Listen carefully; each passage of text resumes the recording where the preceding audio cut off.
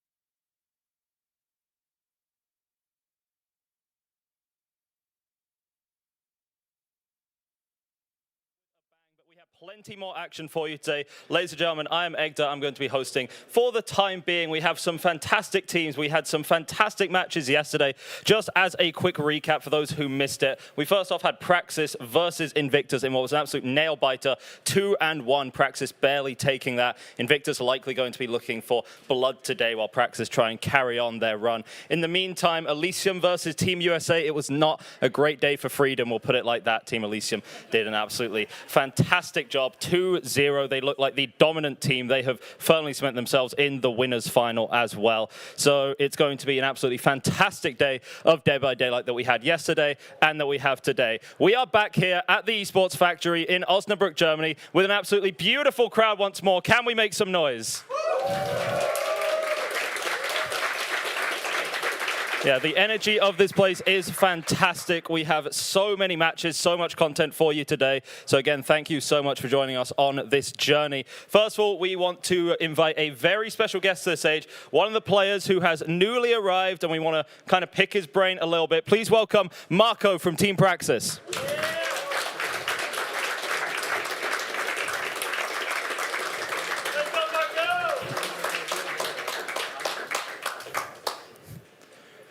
Marco, how are we doing, my friend? Pleasure meeting you.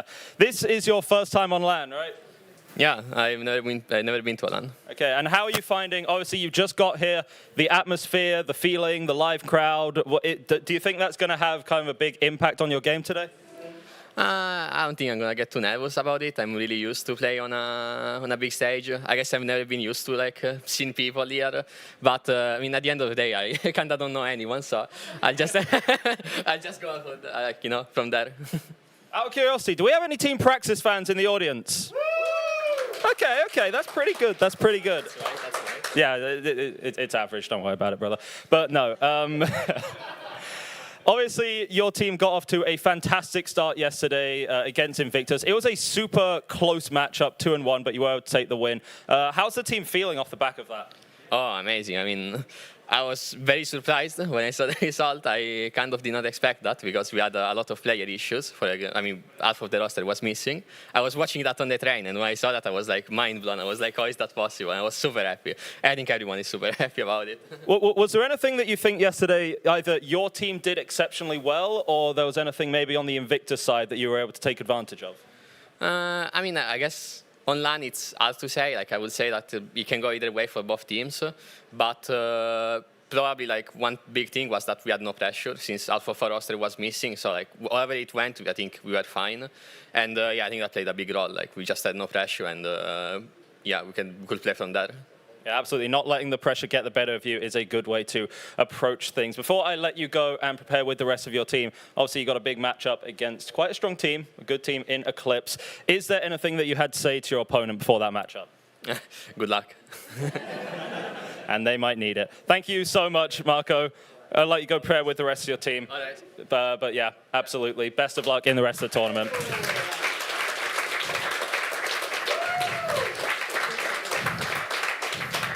Just another quick note about our wonderful crowd that we have here today. Quick question to the crowd. Who here likes giveaways? Who here? Okay, we already have a volunteer if we just want to follow on. Yesterday we did, in case you were around, we did a little bit of trivia. People that were able to get some trivia correct were able to win some Dead by Daylight DLCs. What the hell is this? Now, we need to see that. We need to see this, bro. We need to see this, dude.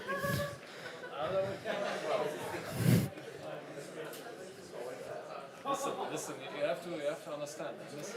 Yeah, okay, first of all, brother, what is your name? My name is Claire. Hi. Sorry? Claire. Claire, pleasure Yeah. to meet you. Pleasure to meet you. How are Hi. you doing? So, okay, first question, what the hell? So, you know, some people are missing on this event, okay? Yes, that's true. And one of them is being Spitz. Yep. Or Hens, for example. And I think we have to make a shout out at least, you know, shout out the people who are missing, and you know. Yeah, no, missing for now, Jesus. Yeah, and I deeply hope that the next time something like this happens, like the next DBD LAN, we're gonna have someone like Spitz here, because Spitz, my pookie. I need to give you that kebab, okay? Do you think if you wanted Hens to be here, it was a good idea to wear terrifying face masks of him? I mean, we are anonymous. Not anymore, brother. No, but yeah, I mean, it's great that you're here. How many of these do you have? How many of these do you have? Oh my God. Okay, dude. Right. All right. This is pure shenanigans at this point. Point is, we have a couple of questions for you. First of all, is this your first time at a LAN event? Yes, it actually is. And how are you finding the environment? I have to say it's pretty amazing. Like the whole like event location, like the organizing, the production value is actually insane. So shout out to the whole team, to the casters, to everyone here. It's actually fucking amazing. Sorry. Yeah, I mean, I don't think anyone really thought the DBD could do something like this. Obviously, it's a budding esport, but it's still developing and doing a great job of things. Who are you traveling with? I'm traveling with these two. This right there is Old, and this is not Saban from yesterday that you interviewed. So, yeah. How could I forget? Yes, no. But no, it's an absolute wonder having you here. There are so many fans. It's a wonderful environment. How would you say your knowledge of DBD is? Pretty decent. Good, maybe trivia, maybe some lore? I'm horrible on lore. Okay, right. Get this question right, and you'll win yourself a nice little prize. So, all right. Obviously, no one help him. No one help him with the answer. So, what is the name in the lore of the mentor of the Doctor and the leader of the cult on the Withered Isle? Could you say it again?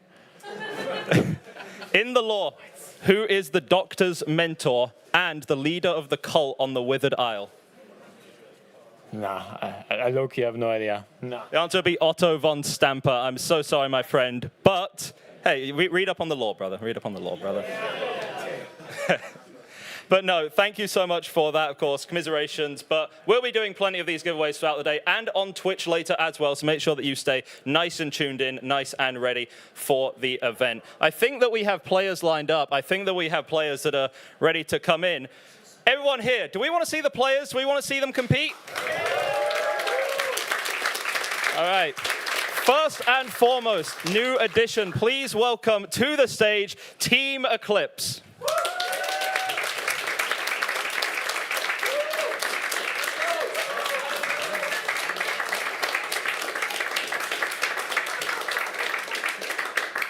Roster consisting of Jer, Sinter, Bure, and Fasti. We're just going to follow over here, ask a quick question or two to Jer. How are we doing, my friend? Doing good, man. Pleasure to meet you. I am wonderful, if not hungover. Happens to the best of us. Point is, right, this is Eclipse's first time on a LAN event, right? How do you think the big stage is going to affect your performance today? Yeah, of course, like, everyone is kind of nervous. It's new. But yeah, everyone thinks we're the underdogs, and we are here to prove them wrong. I was going to say, I think coming into this tournament, there is this sort of expectation. You guys are the underdogs. You are a relatively newer team. Was there anything that you had to say, any fighting words that you had for Praxis? No, first of all, good luck. Second of all, Sil, I'm going to give you the belt. Everyone's been talking about the belt so much, bro. It's crazy. Thank you so much, Jer. We'll let you go set up now. Best of luck with your game. But, of course, there is not just Team Eclipse. There are some championship-winning players on this other roster. They won yesterday. They're looking to repeat the same again. Please welcome to the stage Team Praxis. Overdose, V1, Sile, Obi, and Zynox. And just wanted to come over here and talk to Obi quickly. Pleasure to meet you, my brother. How are we feeling? I'm doing good. I'm doing fine. You're doing good. So obviously, you had that game yesterday. I think I was talking to Marco earlier about it, right? Obviously, a big win against Praxis, but it was a very close win, right? I think anyone here could say, anyone watching say it could have gone either way. Were there any improvements or adjustments that you think need to be made after that match? I mean, I don't think so. I think after year 2 we got like a big, like way more confidence. I think it's like a huge win for us. Yeah. So yeah. Yeah. Yeah, of course. Confidence does mean a lot on this big stage. And were there any words? Eclipse, obviously, opponents just sitting right over there, setting themselves up on their PCs. Did you have a direct message for them? I mean, they just need to know that yesterday I proved that ping doesn't matter on Killer. So just keep that in mind. But either way, good luck to Team Eclipse. Good luck. Everyone's talking about ping all the time, bro. It's getting tiring. No, of course. Obviously, congratulations on your win yesterday. Best of luck to you in this matchup and for the rest of the tournament. We'll let you go set up now. Thank you so much for joining us for those interviews. Crowd, let's give some energy to these teams while we're here.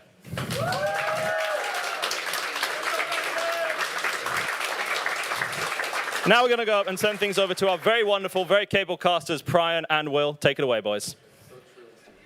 Thank you very much for that lovely introduction, Egder. Yes, we've got a very dapper duo. We're very nicely dressed, and we've got some very nice matches today.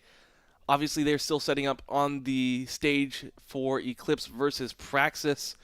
And aside from that, we've got some really good matches today. We've got 4 great matches for you. 2 teams going home at the end of it. And these are some high-stakes matches we got here. Brian, what do we got? Yeah, so, I mean, we're obviously starting out with Eclipse versus Praxis, and Eclipse, team that is just joining here today. And, I mean, like we heard from the players, they know they're the underdogs. They have a lot to prove today, right, Will?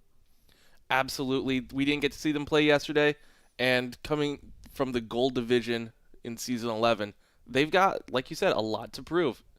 And that could be said for all of these teams, because this is the first DBD League LAN.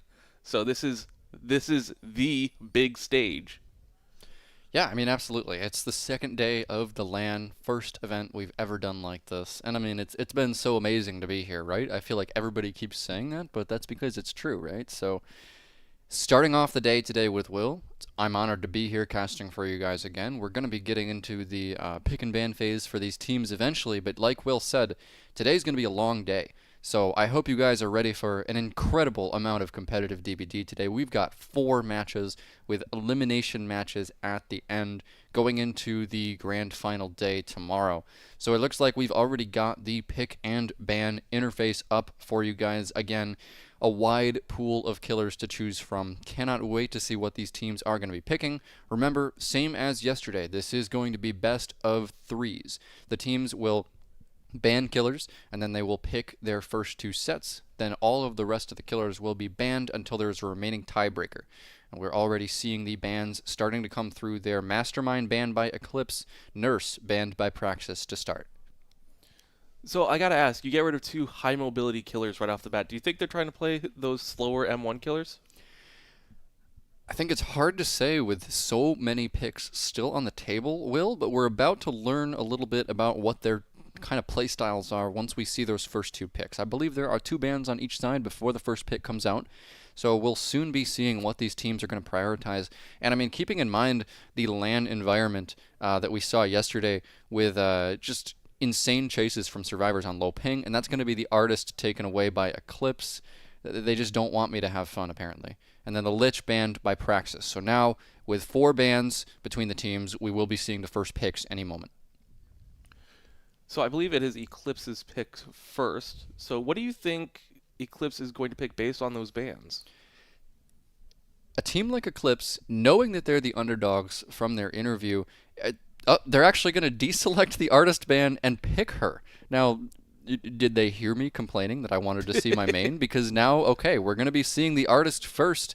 All right, this is the best present that Eclipse could have gotten me as a caster. So, and okay, so it looks like the teams actually thought that their second bans were their picks, because they've now deselected the artist and Lich, and those are going to be our first 2 sets, it looks like.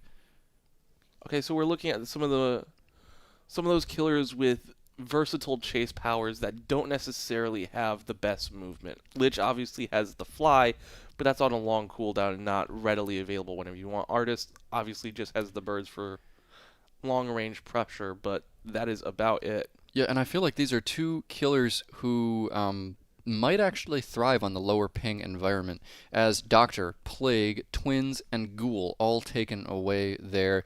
That is some of the slower sets taken away from the pool in Plague and Twins, but This artist and lich picks are so interesting, and I mean, we'll wait to talk about them a little bit more until the bans are finished, as the spirit is taken off of the table as well, getting down towards the last pick now, as the nightmare will be leaving the table, down to the blight, cenobite, hillbilly, oni, shape, unknown, and wraith, as blight going to be banned out. And yeah, I mean, the pool is starting to take shape now, Will, as the shape leaving as well, oni gone, and now we're only down to 3, and it looks like it's going to be the Wraith taken away, and we are going to be seeing the Hillbilly as the tiebreaker set. Very exciting stuff. I like this pool of killers a lot, Will.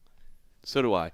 I was wondering if we were going to get one of those slower killers and just have a slower match in general, but Hillbilly is going to be a nice change of pace for the rest of the match if we get there, because this is just a best of 3. You win 2 of these sets, and that's the match. We might not see Hillbilly. Yeah, and I want to talk about the artist set a little bit. Like, shocker, I'm talking about an artist set. But what we saw yesterday, right, was that we saw killers swinging and missing constantly on the low ping environment, right? And I feel like the artist might be a killer that, through her own skill with her M2 power, might be able to play around that a little bit. She doesn't always have to play M1. She can, obviously, if she wants to, but if she's able to use her birds in a skillful way, low ping might actually benefit that. Absolutely. And of course, using the birds to cut off the loops, make sure, basically force your opponents to W key to the next tile, and buy that space. Ping doesn't necessarily matter if you're caught out in the open. Exactly. And I mean, going into the second pick as well, it was Praxis selecting the Lich, which is a killer that we did not see at all yesterday. He's a very complicated spellcaster killer with 4 different abilities, and I have to imagine there aren't going to be very many skeleton hits on this environment.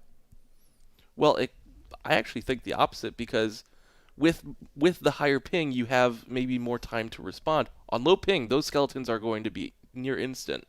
You do still have a reaction time, but it's not as much. It's not as lenient as it could be.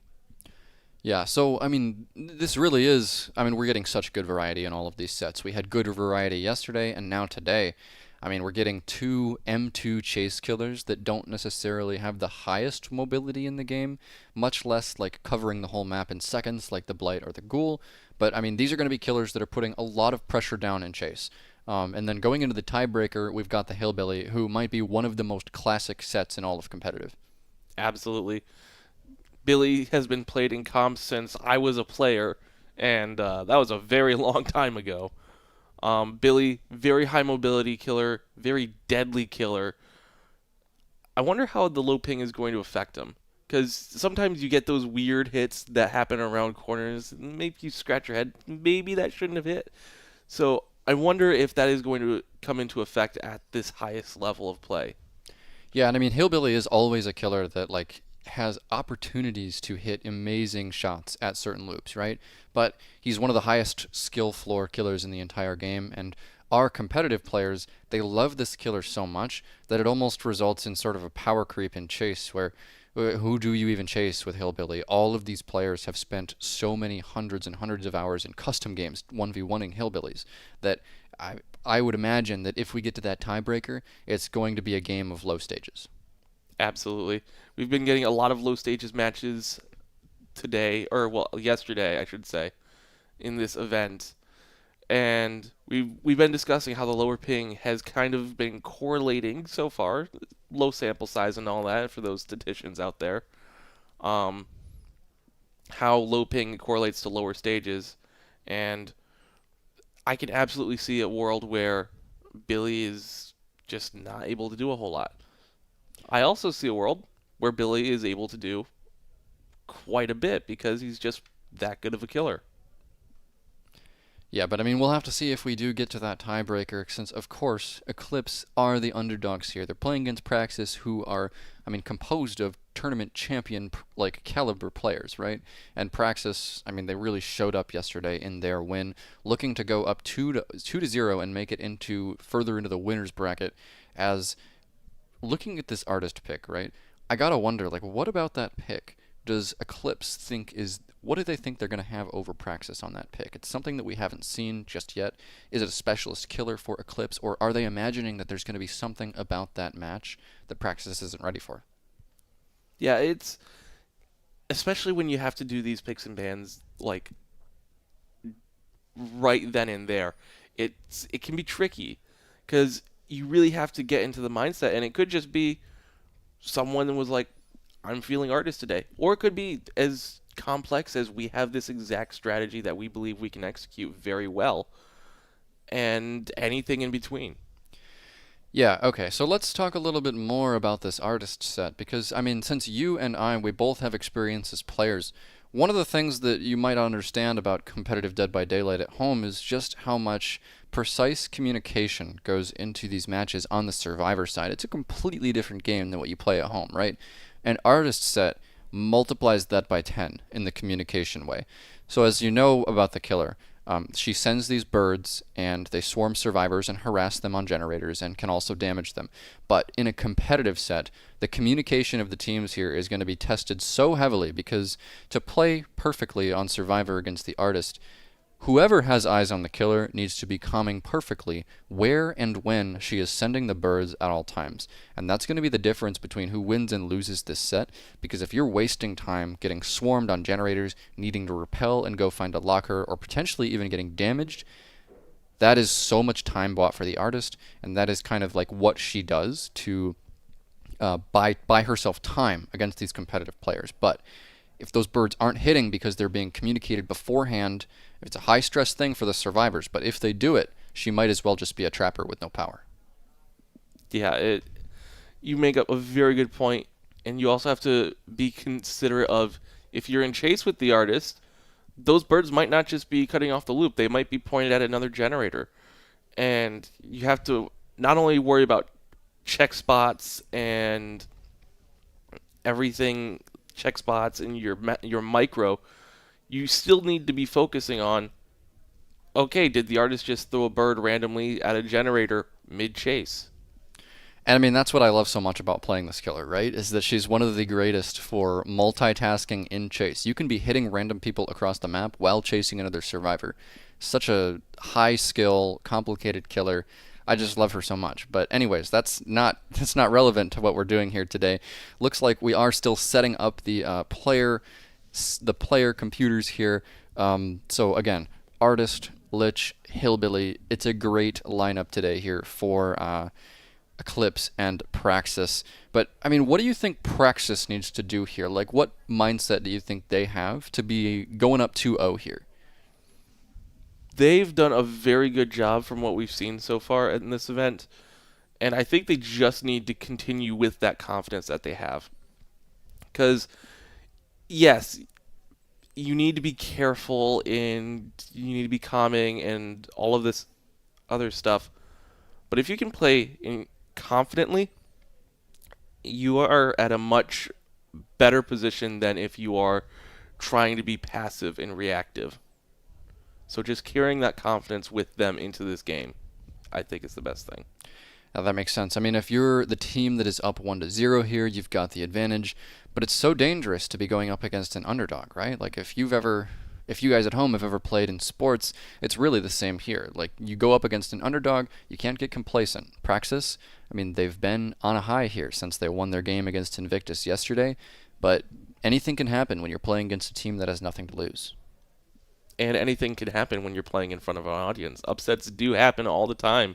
And you never know, that audience could be the fifth survivor or the second killer, that extra person for any of these teams, really. Yeah, of course. And I mean, we're not seeing Spirit today, so it's not going to be like so direct impact on the game with the audience sound, but it definitely could be distracting to the teams, like any cheers or potentially even boos that happen. It'll be very interesting to see. Absolutely. And I will say, just being out there yesterday, I wasn't on the desk yesterday at all, but being out there in the crowd yesterday, it was invigorating. And I was just a spectator for most of it.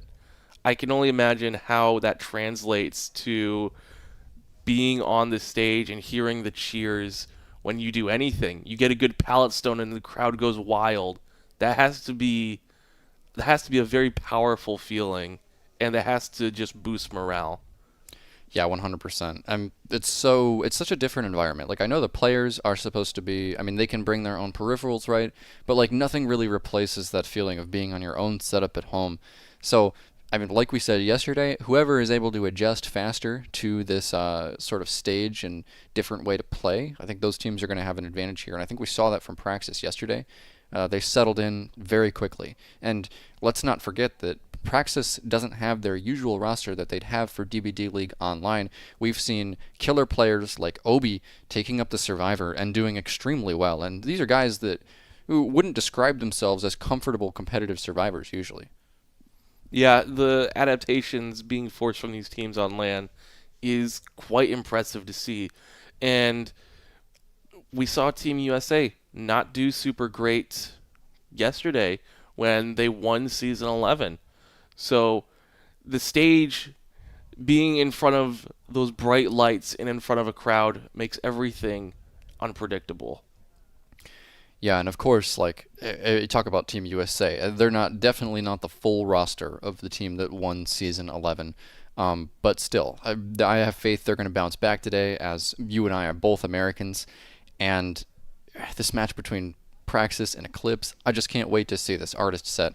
What do you think about the Lich set, though? Like, why do you think Praxis would be picking that? Lich is, honestly, at this point, I feel like Lich is one of the staple killers. It's a very complex power, but a very versatile power nonetheless. And I think that versatility makes him widely attractive to many of our killer players here in the comp community.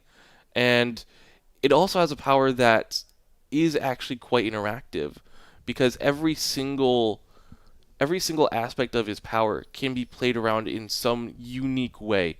You have the skeletons. You dodge it by trying to weave in between them, or you crouch. On the killer side, if you can get the height to be perfect, you can make them so it's very difficult to dodge. You've got the mage hand, which has its own method of playing around. You got to either pre-drop the pallet so that way it forces it back up, or you have to be careful of going for another loop because that denies the pallets. The flight is another thing. You have to be careful of your positioning and where you're standing. And then there's the orb that gives information to the killer. And with all that combined, you have a very unique and versatile playstyle for both sides. Yeah, I think the Lich, like you said, really is an all-arounder, a comfort pick for our competitive teams. But one of my favorite things about that set is just the variance that we get. We've seen 4K 3s on the Lich, and we've seen less than 3 stages. It is absolutely crazy the way that our survivors can chase on that killer. But I think that's one of my favorite things about comp DBD sets in general, is just the variance in the results, depending on how the killers and the survivors play. And again, with competitive DBD in general, like, so much can go wrong. There are so many variables at play in all of these games. Decisions that the survivors make, whether the killer reads those decisions correctly or not. Like, you saw yesterday, remember the Invictus Praxis game? The read that was made on Rocket going for Hatch in the Oni match. Like, absolutely insane. Completely changes the course of the game. And that was something that was just, like, completely done in the background, a hard read, and anything like that can happen in these games. And that's where we get that variance from, and that's why I love competitive DBD. Honestly, couldn't have said it better myself. It's such a great game with so much going on. We talk about a lot of the micro stuff when we do these casts, you know. Oh, so-and-so got a nice pallet stun, they greeted the pallet, the killer got a nice shot off. But there's also a lot of stuff that happens behind the scenes, like the read you mentioned. The communication is also just as important. Those of you here in the audience, you've been able to hear these players like talking loudly, making those call outs, and we have loaded in everyone. Make some noise for our first set of the day on the artist. We've got Fasty playing the killer for Team Eclipse against the survivors of Praxis, Overdose, Zynox, Sile, and V1. And here we go. Already spotting a survivor is Fasty. Very interesting build from him here as Zynox in chase at a filler pallet. Bird coming out on the loop. Zynox going to hold W here. This should result in an M1. Actually, Swarm going to come in onto Zynox there. He's still repelling, though. Fasty might have an opportunity for a follow-up shot. Doesn't look like it, though. Going to wait for the repel as another bird comes out. Not going to swarm Zynox just yet. This bird is set on the dumpster pallet. Zynox forced away towards the bus. This is, you want to stay away from those idle crows as Zynox now forced to play this weak bus pallet. Bird comes through and it's going to be a direct hit there. First down for Fasty in short order, Will. And I just want to mention here the Untitled Agony add-on for the killer there. Going to be 15% hindered every time a survivor is swarmed. That is a lot of hinder. Yeah, those movement speed effects, haste or hindered, makes such a big difference in the chase. And we saw it here. We got the shotgun crows set up just trying to scout something out, maybe get a hit, get lucky, but there's nothing there. And with such an early first down, there hasn't been a whole lot of progress on these generators. Yeah, I mean, this is a great start for Fasty so far. He almost got a snipe on V1 there, but V1 able to dodge it there on the generator. Silhey in chase near the hook, and you got to imagine that Fasty's going to be protecting this. He does have a 3-gen around this hook, and it's going to be V1 potentially hiding for an unhook here. Overdose and Silhey working on generators. V1 able to stealth out so far as he inches closer and closer towards the hook. In the terror radius, Fasty, he finds him with the swarm. This is really bad for Praxis as that was only a 1-bird cooldown. Fasty going to take the M1. V1 realizes that he needs to trade. Going to get the repel off there. And the unhook will come through. Fasty just going to take the trade there. V1 downed, and he's going to go for the pickup. Not looking for the tunnel out just yet. Or perhaps Fasty thinks that he can find Zynox again with the swarm. Yeah, that is a great start for Fasty. 2 hooks before the first gen pops. And we got to talk about these perks. The Ruin's going to be doing a lot of work here on the artist. What a shot there from Fasty. There. Holy. What a blind read there onto Zynox with the Crow direct damage, and that's going to be a potential kill at 4 gens here for Fasty. Second hook onto Zynox. Silhey, 75% on a generator as Crows go down the map. Information gained by Fasty there with the killer instinct, probably finding the generator that Silhey is on. No, that's actually V1. That's a damaged survivor with Crows on him. V1 finds a locker. Fasty able to send Crows once again, but he's not able to hit V1. Ruin leaves the trial as Fasty is in an extremely strong position. Absolutely. But with Ruin gone, that is a lot of that ranged pressure gone as well. The birds force survivors off the gens. You have to repel them. You have to hop in a lock. You have to do something. And that causes the regression that is no longer there. So you are only relying on the pain resonance. We hit birds on V1. The question is, do we commit to the chase or do we commit to the camp? Zynox doesn't have a whole lot of time left on that hook, but a snipe comes through. And V1 goes down. No choice needed. Fasty is able to do both. And now things are looking dire for Praxis. And that's what we like to see from the artist there. The snipe from Fasty. Damage on V1 from across the map. And this is dangerous for Praxis now as the body block is attempted to come in there. Zynox going to be taken off the hook at the last possible second, but that's going to be a trade onto Silhey. V1 able to get up with the help of Overdose, but now Fasty in chase with the death hook survivor. Zynox still has the endurance on him here. Repel almost finished. He needs to choose between repelling and throwing Shack, but he's actually going to hold W through it. Fasty behind him once again. No Bloodlust with the rapid brutality there, but Zynox does have a car pallet to play, forced to hold W away from it from the idle Crow, now towards the dump truck, but this isn't exactly a strong area. Fasty should be able to zone him out with the birds here. Does have more pallets to play. Silhey picked up in the distance as over towards a filler pallet now. He's going to need a hit from a teammate as Silhey in chase as well. Zynox towards the shack, but the direct damage comes in, and that's going to be Fasty getting a kill at 3 gens remaining. That is tragic for Praxis. It was looking so promising. You had people there willing to throw down their lives for you, but V1 wasn't able to body block the direct hit from the Crow, and that is, like you said, the first death.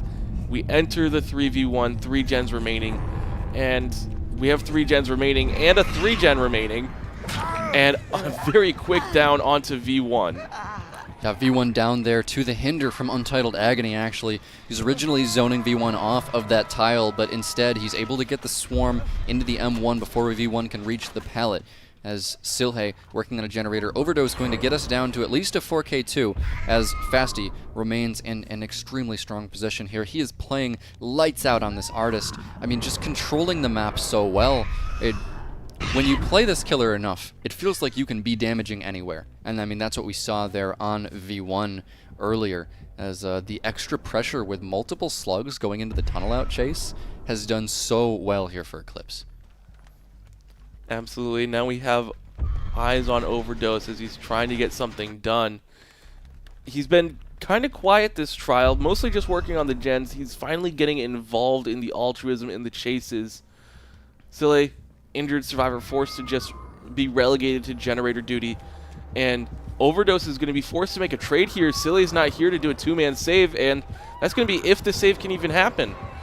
Yeah, it looks like he's locking it off with the Idle Crows, but it's not going to be damaged. So trade comes in from Overdose onto V1. Silhe going to confirm us at least a 4K1, but I don't think they have much progress besides this, Will, as V1 now in chase once again towards the shack. There's an Idle Crow zoning that shack off. Fasty waiting for the swarm, but it's not going to land there, just barely. Not in time for the swarm, as V1 actually going to make distance away from the shack, and it looks like Fasty's going to leave, potentially going back for a pickup onto Overdose, and he's actually going to catch Silhe there with the Idle Crow on the window. More crow damage from Fasty, and that's 2 survivors on the ground. V1 cannot be found here. This is dire straits for Praxis, and V1 has been spotted. Fasty knew where he was, and he's just letting it happen. He knows that there's nowhere to go. And that's going to be it confirmed. A 4K1 on the artist for Fasty. We were wondering why Eclipse might have picked this killer, and I suppose it's because Fasty is just an absolute demon on this killer. Yeah, that is an excellent performance, an excellent first showing here on the big stage. And honestly, kicking this trial off with a bang. You couldn't have asked for anything better if you're Eclipse. Exactly. I mean, when you're the underdog there, starting out with a 4K1 against a championship caliber team like Praxis is so strong for Fasty. And all of the pressure is on you as a killer player as well. So many amazing crow hits coming out in that game. Most of them were with the Idle Crows in the direct damage zone. But Fasty, he had some incredible reads there on survivors out of line of sight that just result in instant downs. Yeah, I mean, excellent performance. I'd argue that's an artist masterclass right there. You know, you got the low ping, you've got the birds. It felt like you did everything you could. Exactly. I mean, when you've got an injured survivor working a gen that doesn't have a locker nearby, that's where the artist can really capitalize and just down people across the map, take over the game completely. Now, despite the dominance from the killer side, Praxis still managed to get 4 generators done. And that is no small feat considering they were down to the 3v1 at 3 gens. Yeah, a 4K1, I mean, Praxis can be happy with the fact that they got down to that 1 generator left, but I think they're still probably a little bit frustrated that a tunnel out happened at all. On the Wrecker's Yard, I mean, pallet density on the Wrecker's Yard is quite high, right? So you'd like to have a much faster first chase, or a much better first chase than that.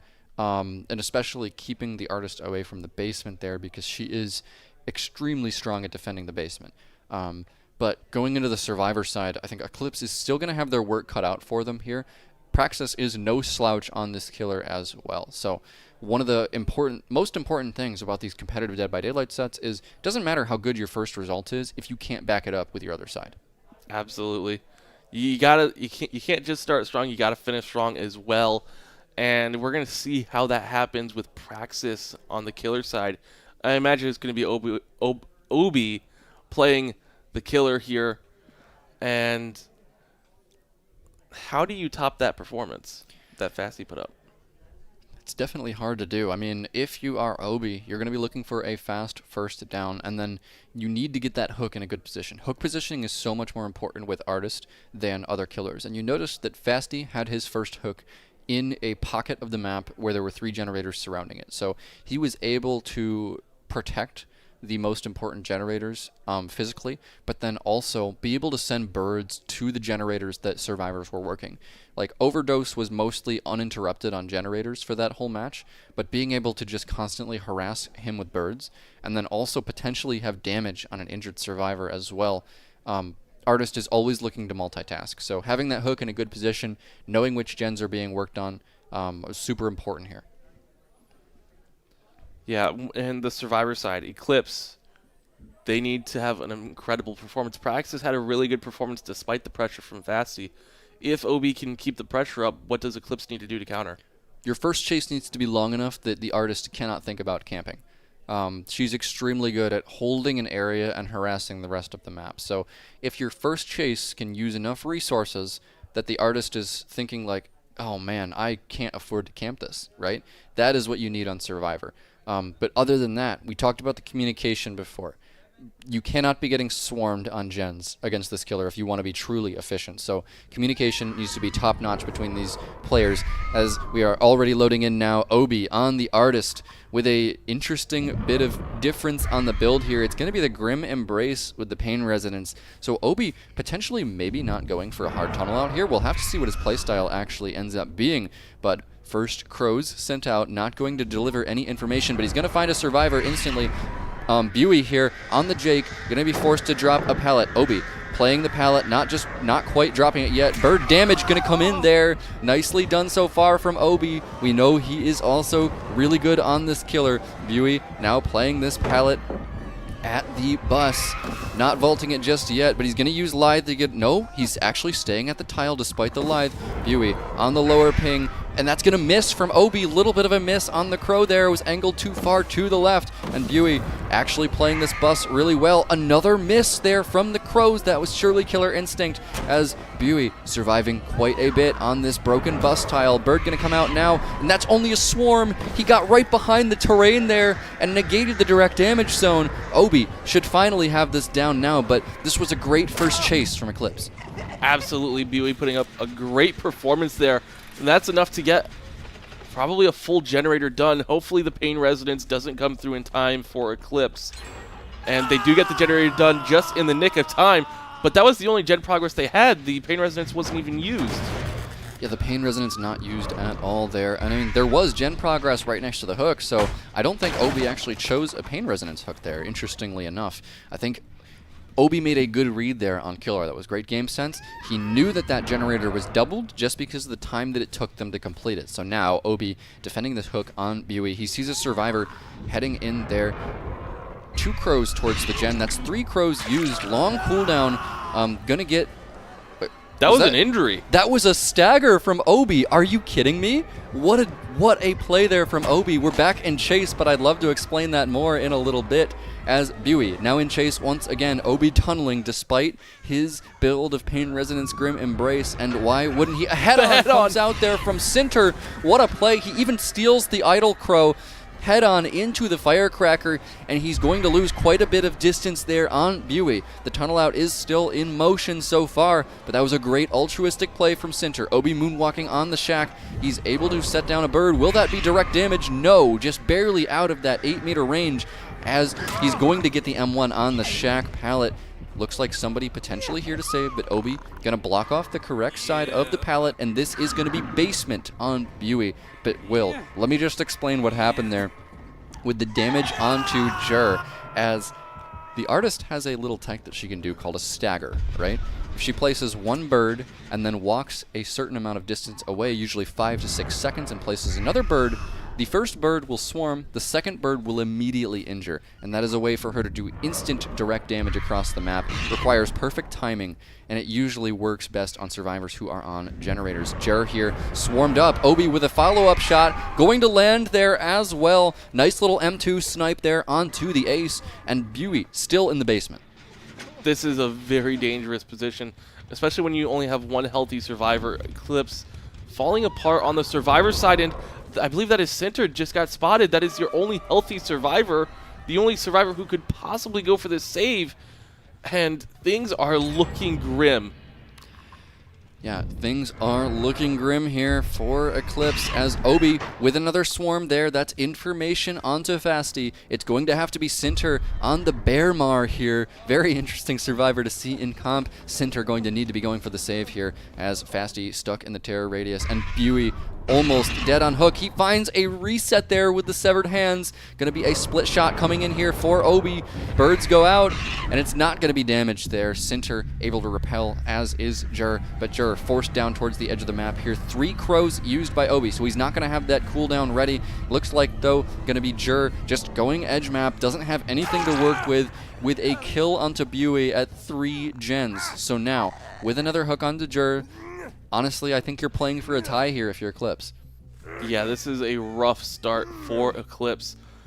And they've got to get a reset onto Fasti. Otherwise, this is going to be very dangerous. Sinter can't do everything on his own. The Grim Embrace coming into effect. So they do have the time. They can't really do anything else. So they should be resetting. And I'm pretty sure Obi knows it. Still wants to play it a little safe. Try and go for those common shots. Just trying to find anything here. Yeah, Obi searching hard for that savior here. Not sure if they are resetting or not. And it looks like they're not going to be resetting. It's going to be Fasti nearly in chase by the shack. And Obi committing to this as well. Balance landing out from Fasti. Needs to avoid that initial swarm here. And he's going to be able to do that at least. Over towards a jungle gym now. Has this pallet. Throws it down, but it's not going to be enough. The idle crow placed there by Obi, able to just block off that entire tile. And I mean, he would have needed to hold W there, continue greeting that tile to survive any longer. Yeah, and that's difficult to kind of read. You have to make against the artist. Can the bird hit me? Is there time? Is there cooldown to manage? And that is going to be Grim Embrace going off yet again. We are 1 stack away from the 40-second block. And we are now in chase with Jur once again. This is not the position you want to be in. Jur getting swarmed. This is dangerous territory for Eclipse. He gets stuck on the bus. And this is where Obi is going to be looking to slug there. Misses the initial swarm on the unhook. That's good for Eclipse so far. But Fasti now in chase once again at the shack. No shack pallet remaining here. And Obi actually going to be going back to harass the pickup and looking across the map to snipe Fasti. Birds come out. Not going to land, though. And that is that multitasking I was telling you about on the artist. Obi, a master of this killer as well, despite it being Eclipse's pick. Yeah, I think Obi is not just a master of this killer, but amazing on so many different killers, and that's what makes Obi in the conversation for one of the best killer players. And right now, Sinter is just trying to get the generators done. There's too much for Sinter to be doing at this moment. Fasti needs to be healed. Jur needs an unhook. Generators need to be completed. And he's really the only one who can do any of those things. Yeah, Obi looking for more survivors there with the crows, but also proxy camping the basement. Super strong position for him. He just needs to hold on to 2 more generators. Stagger set up there for Obi. First crow will swarm, second one will injure if there is somebody on that generator. Actually going to be a triple stagger there. Nobody on the gen, though. Unfortunate for Obi. It's going to be the long cooldown as Fasti gets back on the gen. I think Fasti had an idea that that stagger was coming out and then crouched to prevent the killer instinct. So that's going to be Sinter into the shack, but not actually getting the unhook there, possibly trying to distract Obi from shooting crows towards the generator that Fasti is working. Because, okay, Fasti off of the generator momentarily there, and that's the communication coming in. You know that he was just getting off the generator and crouching to avoid killer instinct. Absolutely. We do see the chase onto Sinter. Fasti is going to finish the gen at the cost of Jur, but Sinter vaults right into Obi's hands, and now we got this filler pallet that isn't very safe. Swing and a miss for Obi, but it's looking dangerous. This pallet's already been dropped, and it's down the corridor. Crows have been applied, and this should be an M1. Yeah, and that play that Obi made there at the tile was just such good artist play, right? Like, he put the direct crow at the pallet and then missed it. But he was still able to bait Sinter into it, get him swarmed, and then get a follow-up shot as he went around the tile once again. And I mean, that's the versatility of this killer, right? She has a toolbox of skills that she can use, and I think that's why we're seeing her with such an amazing result despite the low ping environment. As, I mean, I could talk about this killer all day, but Obi, with an incredible performance, 4K2, putting Praxis up 1-0 in the series and taking Eclipse's pick. Yeah, that was hard to watch, I'll be honest.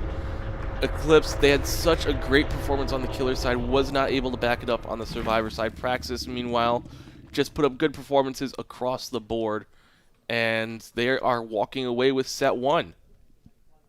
Yep, set 1 taken for Praxis here, and I mean, they are our 1-0 team from yesterday, so had to expect that underdog story a little bit for Eclipse, but going into the Lich set now, it's going to need to be a mental reset from Eclipse, and Praxis is just going to be sitting in a comfortable position because this is their pick. This is what they knew they wanted to play, and it's going to be Eclipse on the back foot for sure.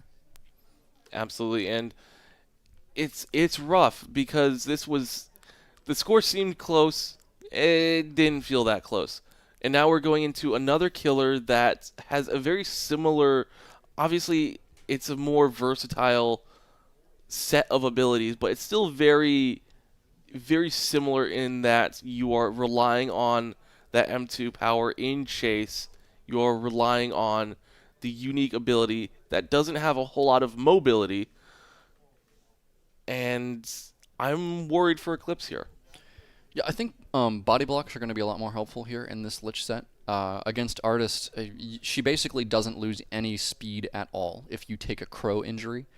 So body blocks, and especially with that rapid brutality that both killers had, we didn't talk much about that, but rapid brutality, yesterday we were talking about, do you really want your Bloodlust to be removed on low ping, right? But with Artist, I feel like it's a completely different case because she can often force M1 hits in a way that just isn't even affected by ping because you have to path away from the idle crows. If you interact with those, you're going to get two-tapped. So the rapid brutality is very good on her because it kind of like softens the blow of survivors holding W away from your power. And I think that's why we saw it on both killers there. Bloodlust is just never a factor on Artist because she's always using her power. But on the Lich, I think it's going to be a little bit different. You can't really counter body blocks as well unless you're able to get a crazy skeleton hit. And those kind of depend on where you are on the map as well as kind of spell canceling, which is the tech that I feel like we might see here on the Lich. Very interesting stuff. Yeah, body blocks, they can be really helpful, especially when countering, say, the Mage Hand ability. You know, you get the pallet blocked, you got nothing else there. You were relying on the pallet, and now a teammate's there to help. And I'm just...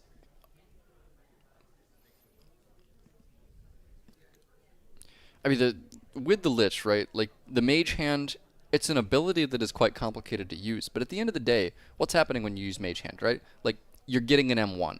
As opposed to the Skeletons, which doesn't slow the Lich down that much and can easily result in two taps. And the cooldowns on the Lich are so punishing, right? Like, I mean, 30 to 40 seconds on these chase skills. And I mean, he can bring add-ons to lower that down. And then the flight, it's great mobility, right? But it's very difficult to actually use in chase because of the slowdown after he lands.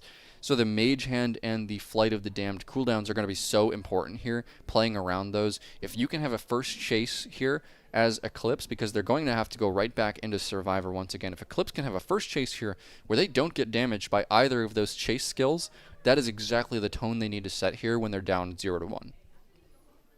You bring up a good point with the cooldowns because Lich doesn't have that great of an uptime. You know, with certain killers, you can use their abilities whenever, wherever. But Lich, you've got those really long cooldowns you need to manage. So every ability you throw out needs to be impactful. You can't just willy-nilly throw out Mage Hand and the Flight of the Damned. This isn't Nightmare. You can't just spam your power with the highest APM possible. You need to be very meticulous with how you use them. And you want to get them alternating so that way you at least always have one. You don't want to be caught in a chase as the killer with neither of your really impactful in-chase abilities. Exactly, and I mean, we're going to see as we get into the game soon here, as, oh, what's that on the screen? Is that a blood point? I can't quite see the white text on the camera. It's actually completely impossible to see for me that white text, so I unfortunately can't see what they were saying, but all I could see was a blood point. I wish I could read the message, but oh well. But the first chase is going to be so important here. What happens with those spells? Do they land? Do they not land? And it's going to be Obi loading in now on the Lich. He's going to be... Okay, looks like we're going to be getting a restart here. Possibly something with the map or maybe a build. But yeah, back to the casting booth again. Let's talk about that first chase once again, right? Because like the Mage Hand, the Flight of the Damned, extremely long cooldowns. I mean, what do you need to be doing on Survivor to make sure that you don't get damaged by those spells? Ideally, you want to try and bait those abilities in some way, shape, or form.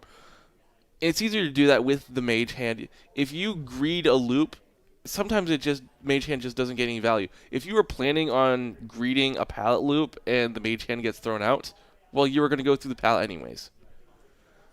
So you really just have to be decisive with what you are doing. You can't try and play. You can't be hesitant with playing the pallets.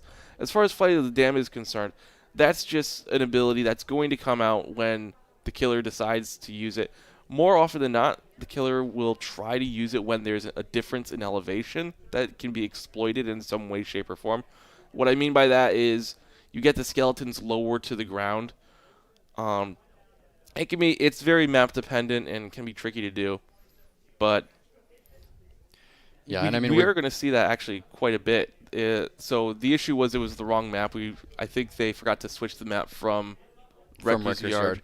Yeah, and it's going to be the Dead Dog Saloon here for the Lich. I mean, one of our most popular maps for the killer, right? And you were just talking about the elevation with the skeletons, because by default, if you guys might be less experienced at home, the skeletons can easily be crouched under on the Survivor side. But on Dead Dog Saloon, there are so many little areas that are higher or lower than this area around them, especially the main building. So it really lends itself to hits with the skeletons, as Obi is in on the Lich here immediately towards the main building, looking to make sure that Praxis wins this series 2-0 on his comfort pick for killer. And it's going to be Jer in chase at the main building to start. Obi closing the distance with the flight. He's going to have the Mage Hand channeled here. Now going for an M1 there. Jer caught in a bad spot. Channeling the Flight of the Damned now, knowing that this ace is going to go to the main building, and the skeletons are going to come out. Missing there, though. Nice dodge from Jer. Now over to the Mage Hand for Obi. Not going to use it just yet. Does want to play this main pal a little bit. And Jer, he's going to lose the M1 mind game. And that's going to be a first down in short order for Obi. Yeah, that is a very fast chase for Obi. That's exactly what you wanted on the killer side. And honestly, it just came down to good fundamentals. The powers didn't get a whole lot done there. And these survivors have not been able to get a whole lot of generated progress, and that is a basement hook. That is very dangerous on any killer, but especially Dead Dog Saloon.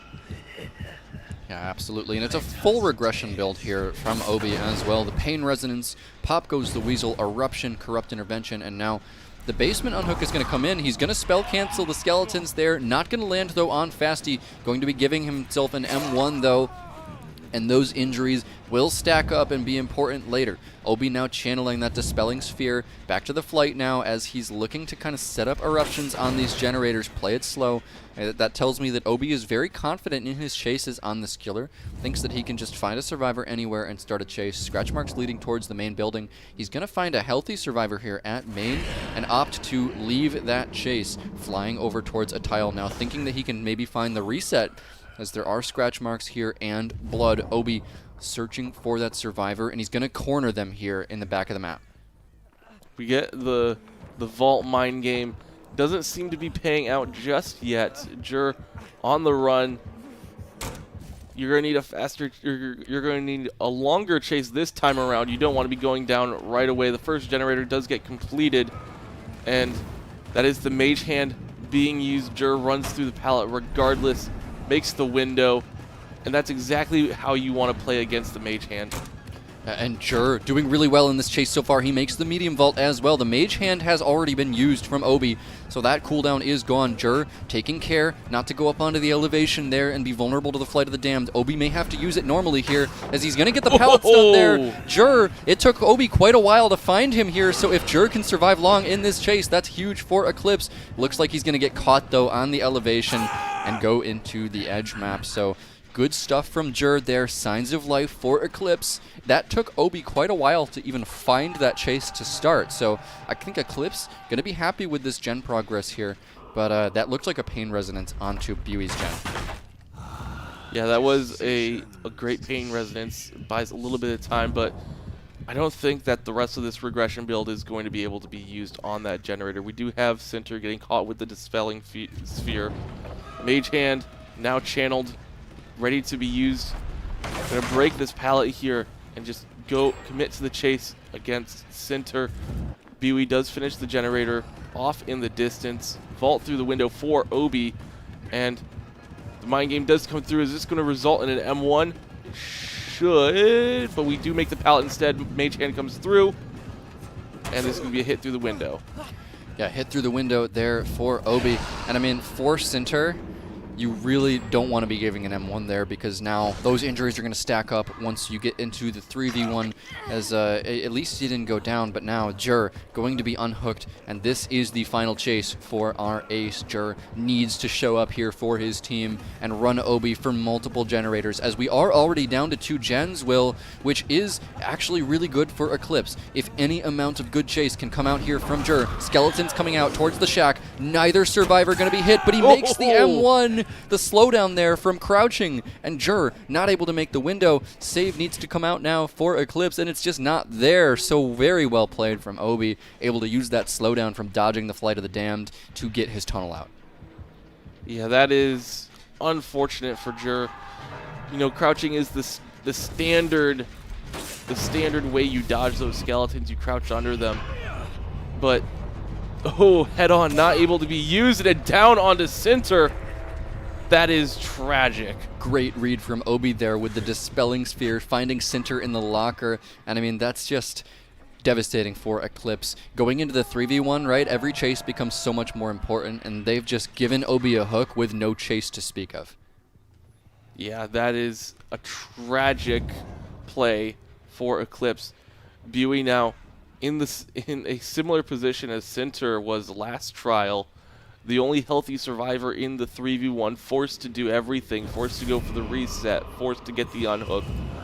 Probably has to be the one on the generators, but we do have Fasty up here in the main building trying to play the chase. We have the Skeletons coming out, not getting anything, and Obi just does not want the chase over here, but Fasty drops down, puts himself in a vulnerable position. The body block does come through.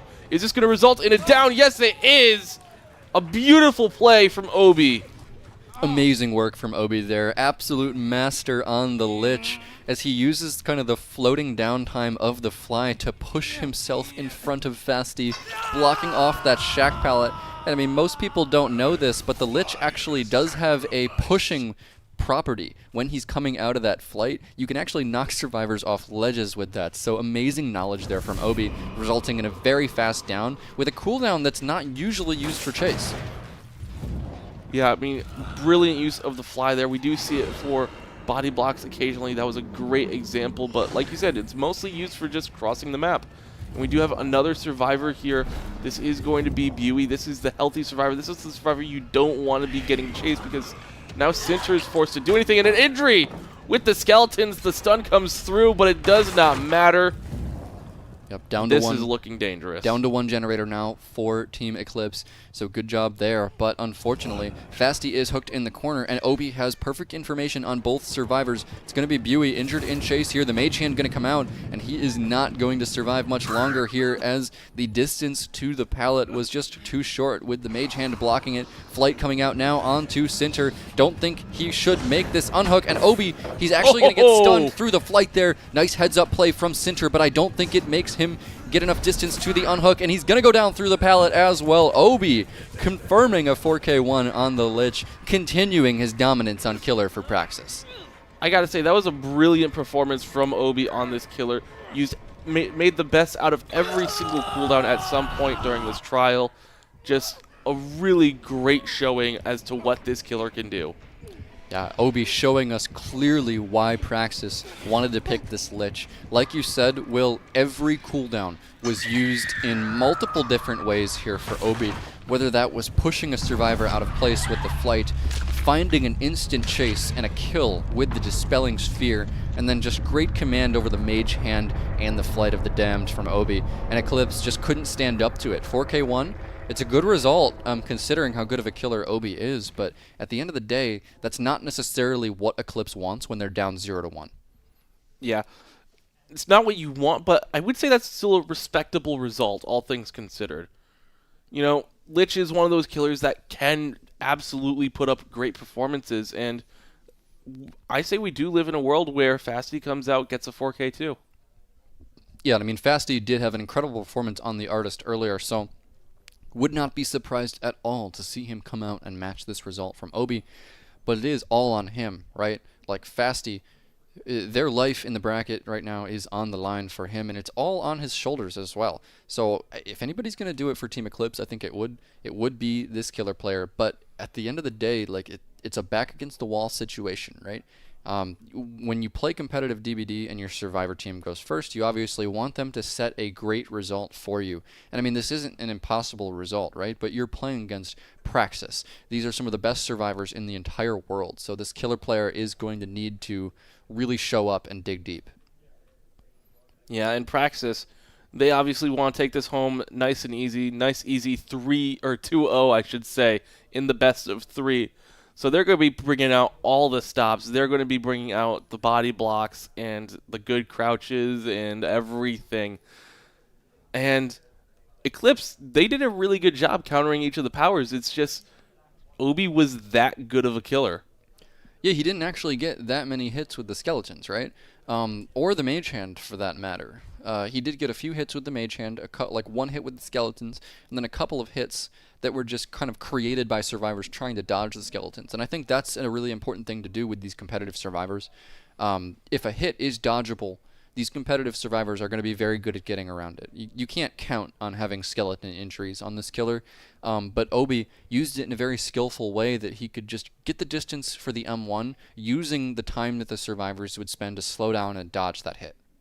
Yeah, it's very similar to actually what we saw with Artis. You use your power to cut off a loop or distract from some of the safety that the survivors have, and then you just get to hit with the M1.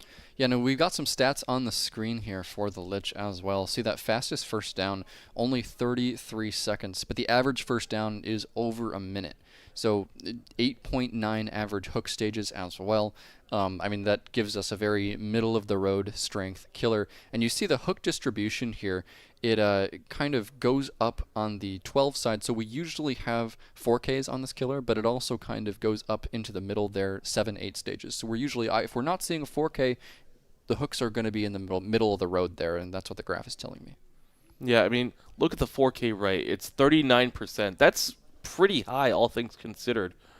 That's 2 out of 5.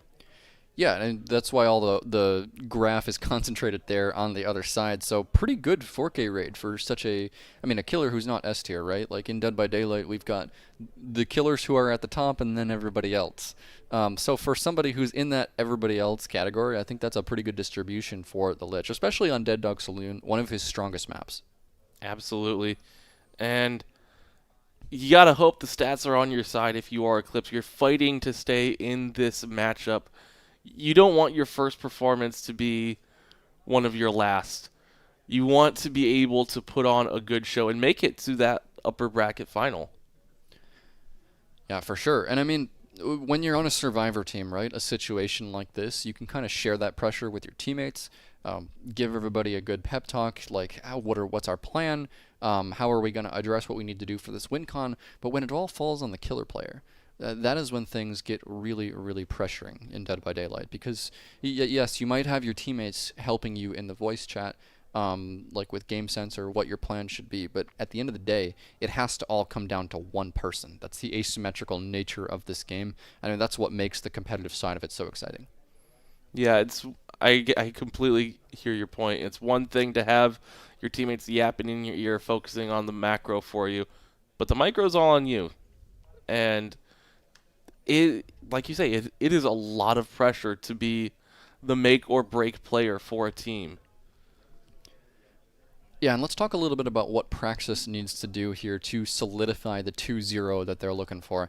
And especially on the Dead Dog Saloon with the Lich, right? We've talked about how this killer really likes this map. When most of the killers that play on Dead Dog Saloon, right, they will often want to take chases to main building on the Survivor side, because the Dead Dog Saloon main building is extremely strong, almost probably one of the strongest main buildings in the entire game. Even among maps that are significantly less balanced than this one. And the Lich kind of tosses that on its head with the skeletons, because we saw most of the chases from Jur taking place in those town tiles that are more like the regular tiles that you would see on an Auto Haven or a Macmillan map, and he did really well on those. Because in those tiles, you can kind of force the Lich away from the elevation. Say, if you really want to hit me, you need to make a read with the spell cancel. But if you go to main, then that's when the Lich can start to high roll those skeleton hits. Yeah, it's playing with that elevation like we talked about before the game. And you've got stairs everywhere. You can negate that crouch every single time, but the thing is, it is instinct for these players to crouch below the skeletons, so they crouch anyways, and that actually got it down at the shack, because it's a little less common, but the same thing applies to the shack on this map. It is slightly elevated.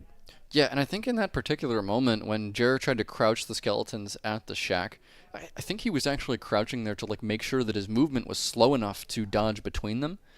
Because if you had stayed sprinting that whole time, then you might have accidentally gone left or right and then immediately got clipped.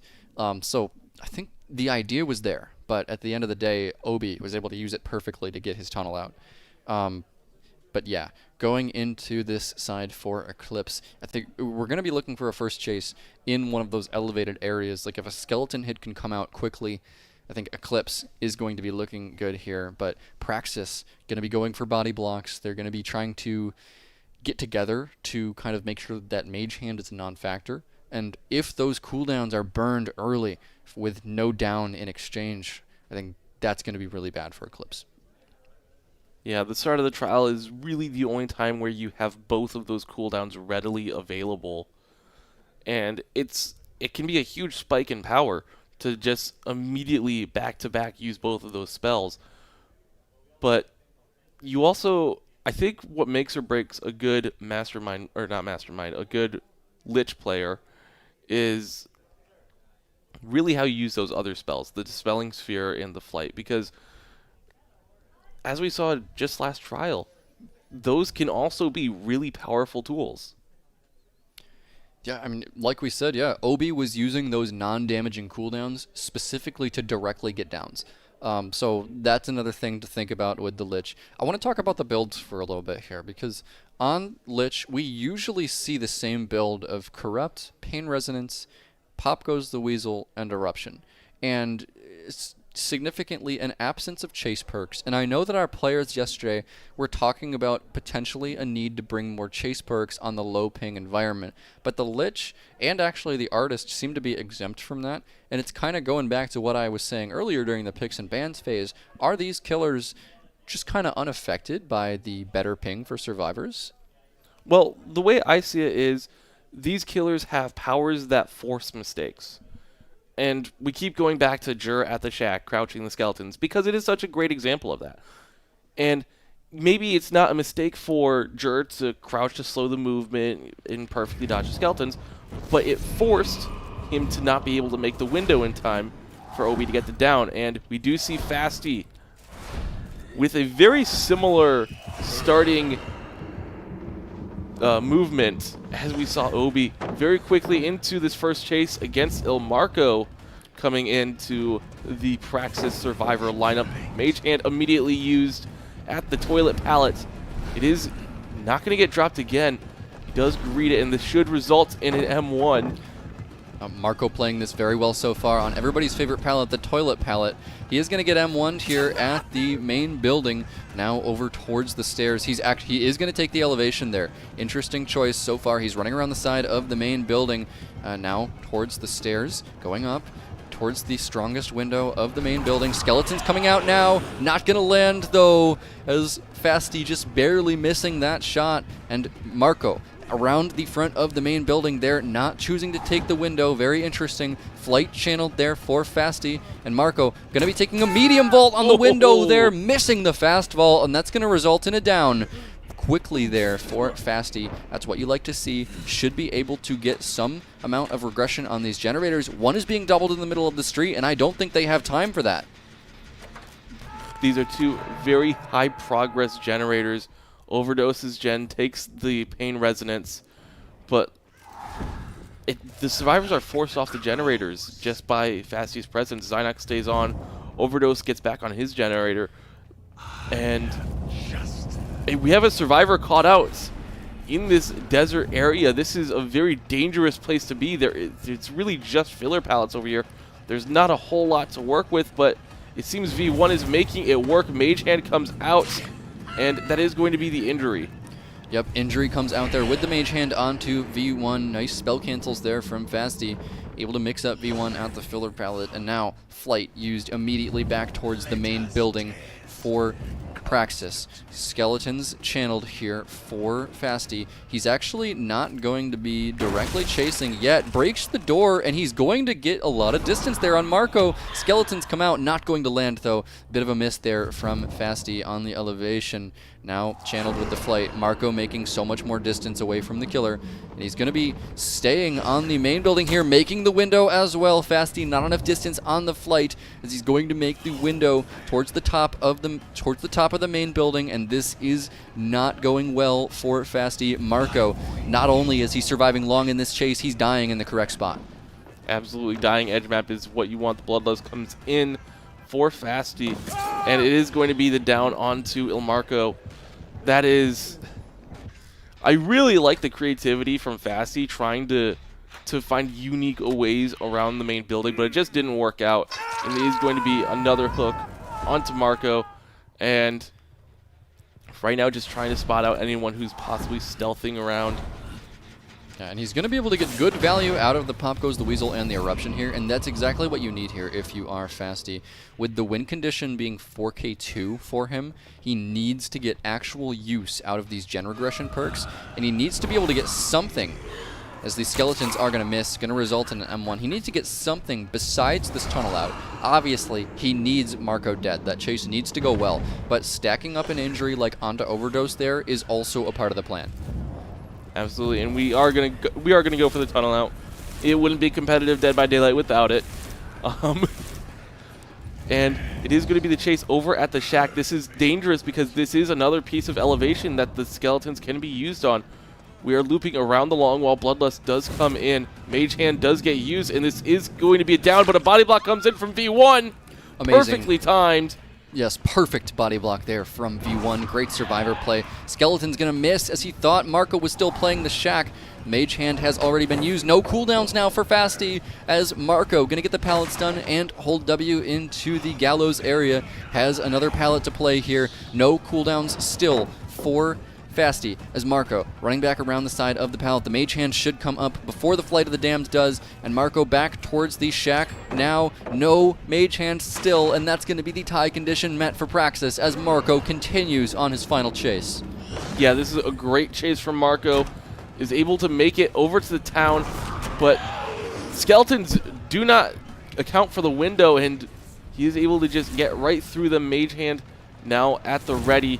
Does get used. Haste coming from the add-on, and look at the play. Look at the pathing there from Marco as he leaves the tile, negating the use of the Mage Hand as well. He's probably going to eventually go down here as he lost a 50, but Marco, what a chase there, allowing his team to get down to the tie condition, and now not a good spot for Fasty as there are survivors doubling a generator here. Praxis only needs to pop one more gen will, and they've got survivors alive to double. Yeah, we are entering the 3v1 at one generator left. It is not over yet, but this is the main building generator. It's going to take him so long to get up there by the time he realizes. Yeah, he should get there in time with the Pop Goes the Weasel, but still, this is not a good generator to have left in the match. Not going to use the Skeletons just yet, but should be a great Pop Goes the Weasel for Fasty. But he needs so much more here, Will. And the pre-running away from Praxis is so good. Such good communication from them. They don't want to give Fasty anything here. They know they're in the driver's seat on Survivor. They want to drag this game out as long as possible with all of them healthy. Yeah, just trying anything. We do have Overdose here on the David. Did earlier get spotted by the Dispelling Sphere, so you immediately flew over here. Skeletons being thrown out. Crouch comes through very quick. Just duck right under the Skeletons. No elevation to play with here. And it is going to be the Mage Hand being channeled here. This is not a great spot to be chasing because you have the window. You've got the pallet to work with, and that is just the M1 coming through.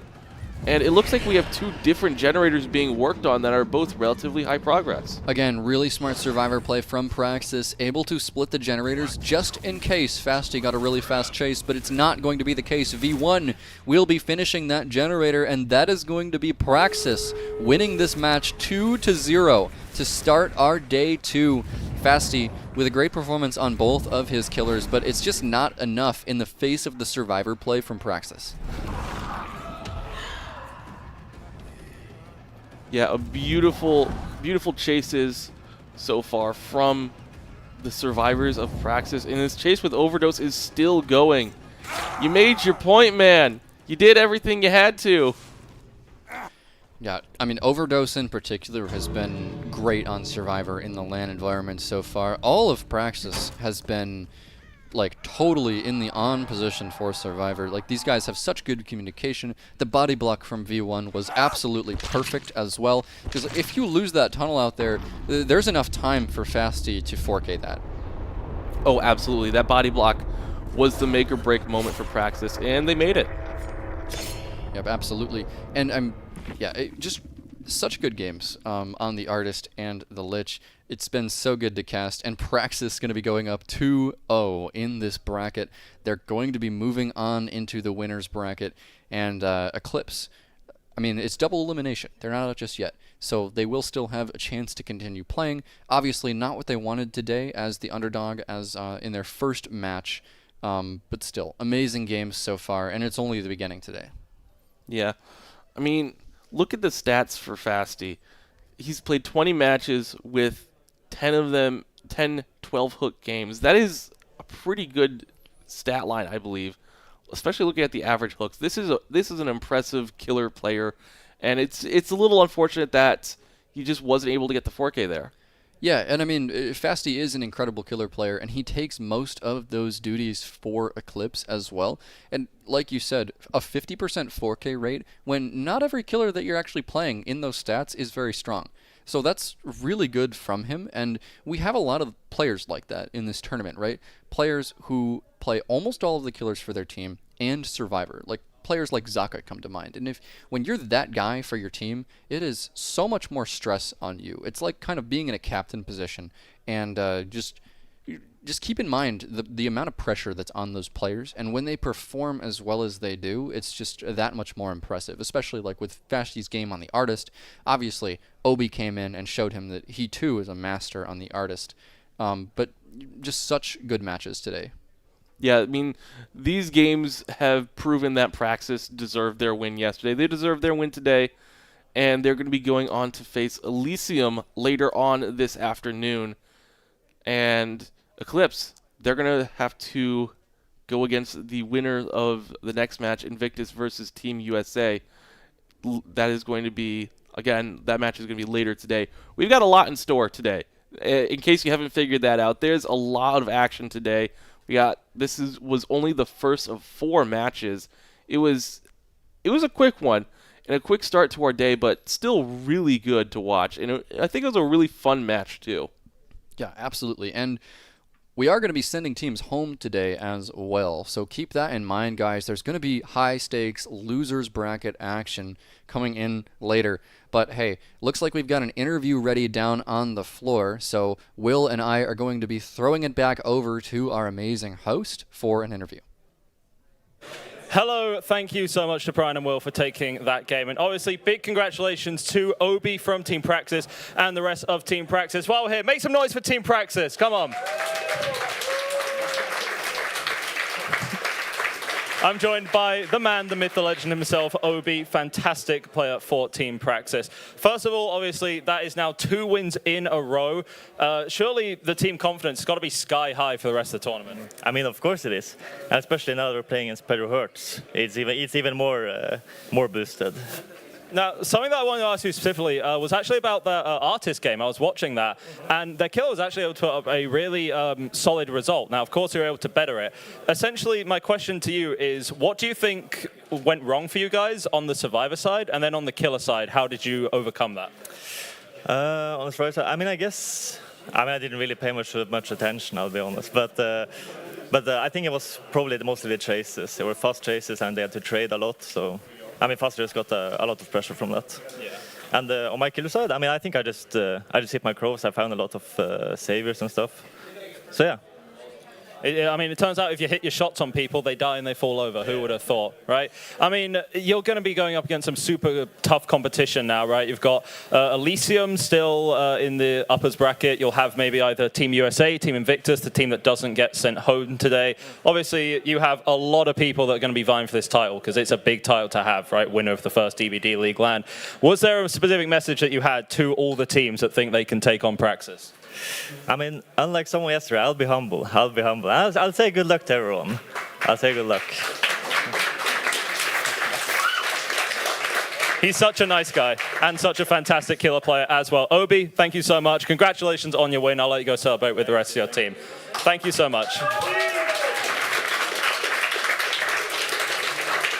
We've had people talking a lot of crap this weekend, but you know what? It's always nice to have someone just be a little humble, a little nice about themselves. But Obi did some fantastic work and will continue to do fantastic work throughout the rest of this tournament. Just a quick message to share to people at the venue. If you're ordering food, make sure to actually give your driver instructions because the staff are all busy upstairs doing their work.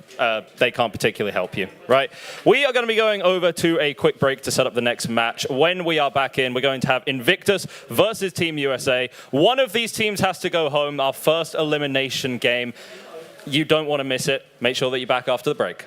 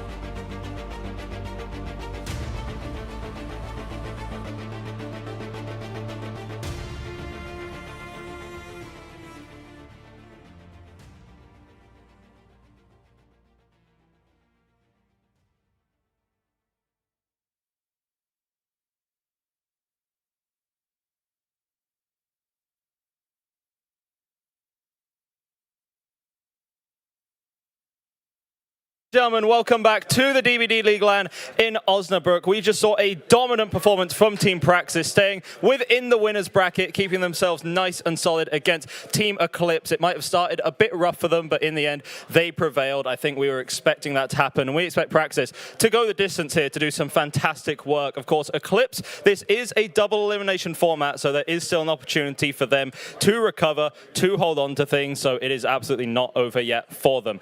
However, two teams today that are going to be playing right now, it is going to be over for one of them. Both teams with some big personalities, lots of fans, but all in all, one of them's got to go home today. And our job right now is to find out who that is going to be. Can we first please give a big warm welcome to Team USA?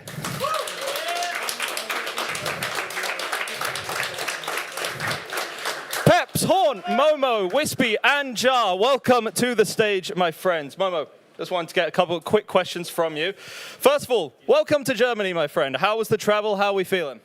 It was really good until I realized there's no AC here. And it's 97 degrees Fahrenheit. Yeah, it's local. Well, yeah, we're not quite advanced enough. The European mind doesn't know what air conditioning is. Sorry, guys.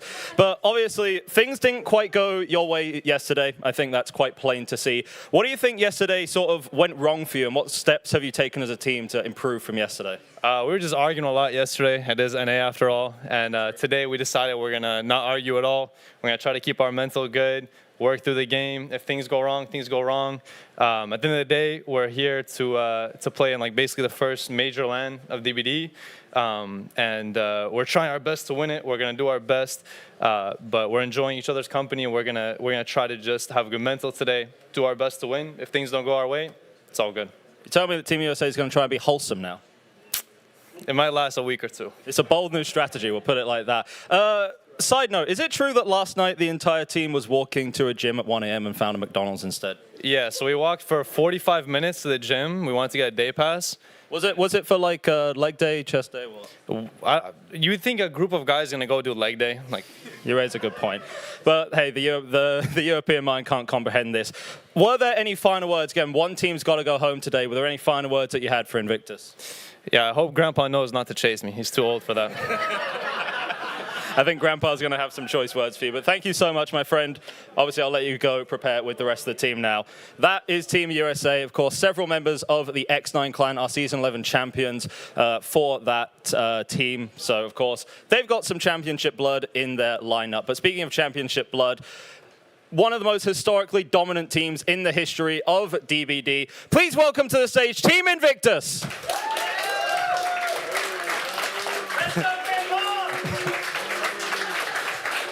Nightlight, Pedro, Dan, and Rocket. Nightlight, my friend.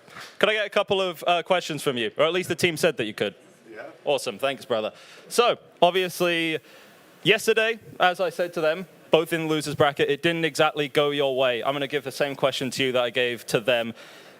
What improvements, because it was a very close game that you had against Praxis, right? What little things do you think you could do today to just push you slightly over the edge? So yesterday's game was like limit testing for us, and we were like just testing the grounds, how the LAN is gonna feel, how it will gonna feel when everyone is on 12 MS. So today we're ready to belt. They are already humble before the game, so they already know what's happening. So I think it's already pre-written.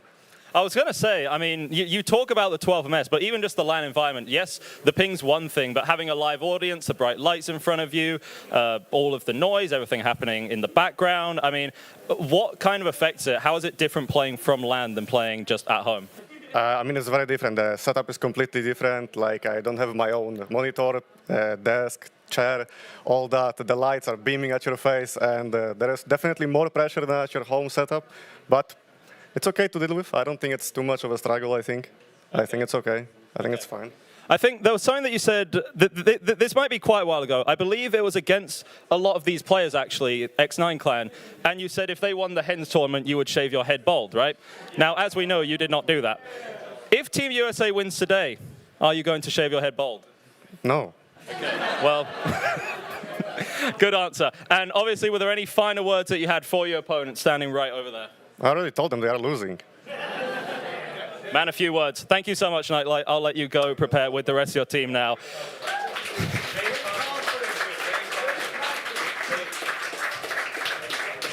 Already a lot of noise and a lot of excitement. These teams are two fan favorites, but we have a little bit of extra time to kill as well. So this is where we get to talk once more to our wonderful audience here at the Esports Factory in Osnabrück, Germany. It's a wonderful place to be, and I think that we had someone who was available for an interview. If we'd like to welcome Iconic to the stage.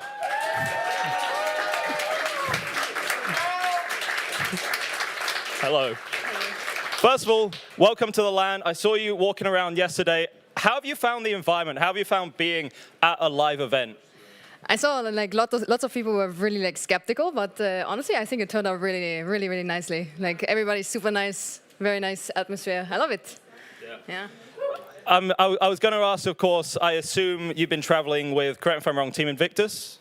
Yes, Nightlight and I went from Poland to Germany for 11 hours because the Polish people don't know how to reroute properly. So they blocked the whole highway, and then we were stuck for 3 hours driving 100 kilometers. So that was very fun. Yeah. But we're here now, that's what matters, right? Obviously, there's a lot of community members here, a lot of people who I'm guessing you've never met before. They've just been like disembodied voices on the internet. How's it been actually being able to put a face to those names, you know, meeting members of the community? Unironically, like surprisingly, lots of comp players were way nicer IRL than they were online. Like some have very bad rap online, but like IRL, there's like super cool people. Yeah, no, genuinely, the atmosphere here has been absolutely amazing. I can't emphasize it enough. It's been a fantastic environment. The players have made it that way. The community has made it that way. Give us a little bit of insight. Of course, you've been traveling with Nightlight, with Team Invictus. How's the dugout? How are the mentals? The mentors are good, honestly. Like everybody's in a really good mood. A little bit sleepy. We saw today, Nightlight had to wake them up when we came to the venue because they were also in bed. So no practice again. But yeah, everybody's in a good mood. I think today's going to be a win. Perfect. And for people that may not know you, is there anywhere on Twitch that we could find you, perhaps? Twitch.tv/iconic. Twitch.tv/iconic. We said that. Thank you so much for joining us. I'll let you go hang out with the rest of your friends. It's an amazing community that we have here, right? With two fan favorite teams, Team USA, Team Invictus. Who in the crowd's ready for this matchup?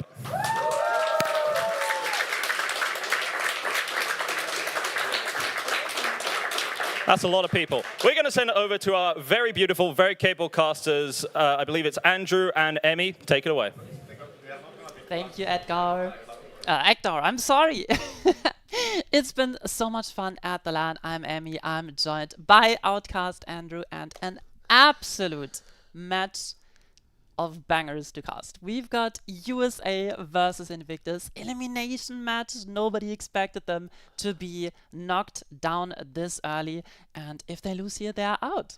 It's crazy. Having such a, we have a 5-team tournament, so obviously there's not a lot of room for mistakes. One loss and suddenly you're facing elimination. Again, two great teams. I was very fortunate yesterday. Well, we're crossing paths yesterday. You handled the Team USA loss and I handled the Invictus loss. Invictus, so very close. While we're yapping here, by the way, we got the picks and bans coming up here. We'll comment on those. So very close. 3 stages to 4 stages on Ghoul. Unbelievable survivor play. Killers had a bit of a rough day yesterday with the very low ping, as we saw, but very well played. And Team USA got the 2-0 against them, unfortunately. But I don't know. Momo sounds pretty ready to rock. Okay, so I've noticed something here. Yesterday we had Coach Peps. He said X9 mental, we're building it up, we're getting all the way there. Versus Zaka, who said it's light work. Today we have Momo saying, good luck, have fun. And we have Nightlight. I know Silhe brought out the belt, but verbally Nightlight did just that as well. So if one thing reigns true is that the better trash talk wins. So unfortunately, my money is on Invictus here, as we're seeing the first bans coming through. A lot of stuff getting removed from the table, and we're ending up with a shape pick by Team USA. I am a massive stealth killer lover. Myers is going to be a very, very fun pick, and it looks like Invictus is going going to go with the unknown. Yeah, Shape should be played on Hawkins. It's a very scary map. You got to link together like hallway pallets mixed in with some of the room pallets and whatnot, but Slaughtering Strike will make quick work of those pallets, so that could be a little scary. Unknown. Unknown, I'm so tossed on Unknown because the joke, of course, is the harmless, but I don't know, like a little bit of buffs here and there. He's been doing a little bit better they've been doing a little bit better. Sorry, didn't mean to. It depends on what skin you're wearing, but the Unknown has been doing a little bit better in competitive. So I think that's a good pick. It's also probably outs though. It's also a bit of a counter pick, right? Team USA usually plays with either Angels or Ultra, depending on what constellation of American team you're facing. And those are the unknown specialists. Meanwhile, Invictus have their very own Nightlight, who is the specialist killer for that pick. Definitely favorable there. And picking Shape against Pedro, I think, is a bit of a gamble as well. We're getting the playing field weeded out here. We see Hillbilly Band, and now it's between Artist and Nightmare. Maybe we can make Prion happy. Back-to-back Artist matches. Is that a ban we saw? That is it's ban. Freddy. Okay, Freddy. Again, I was talking about this yesterday. Freddy has, with the new buffs to Freddy and with our rule set and what we allow and what we don't, Freddy is a 4K killer at this point.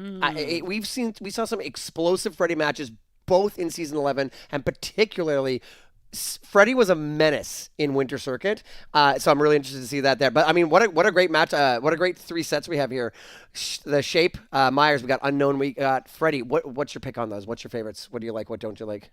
I love Unknown. I think it's a super fun killer, and depending on how well you use UVX, you are actually able to get really fast snowballs.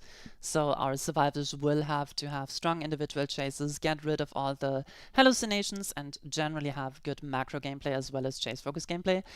I've got to say, I'm never a fan of a killer that gets played on Hawkins, just because it's such an RNG fest, right? You run into a god room, you end up with 0 pallets, and you're like, cool, guys, I'm dead. Yeah, no, I do agree with that. And I will say, I love the stealth killers.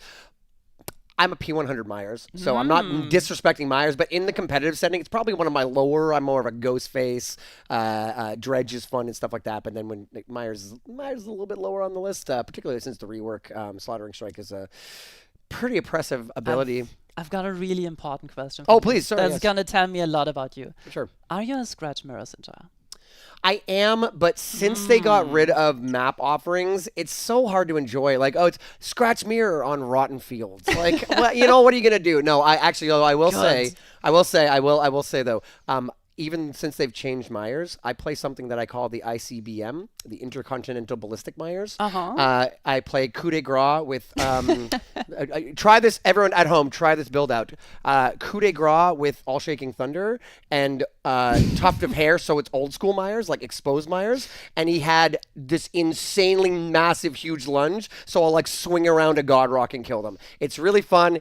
Diminishing returns hurt it a little bit. It's really fun. It's really bad. Bring it to your pubs. You're gonna have a good Bring time. it to your pubs. But yeah, anyways, Scratch Mirror is good. But yeah, Slaughtering Strike kind of changed. I hate the term dash slop. Oh yeah, I hate it too.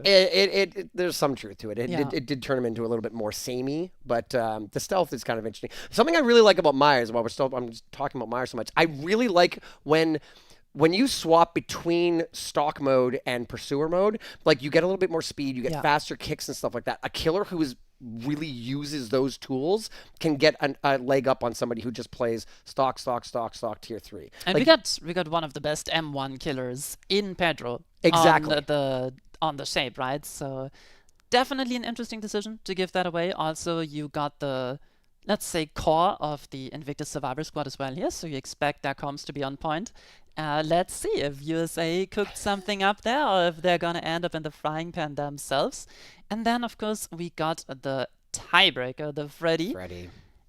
I still think if you play it properly, it should be out, but it's just so hard to combine altruism with strong individual chases. In the regular season of DBD League as well as in the playoffs, we saw teams either prioritizing a very centered playstyle on the survivor side and just egoing the chase, using all the resources, or throwing as many bodies at the Freddy as possible, trying to deny the first down by taking injuries instead.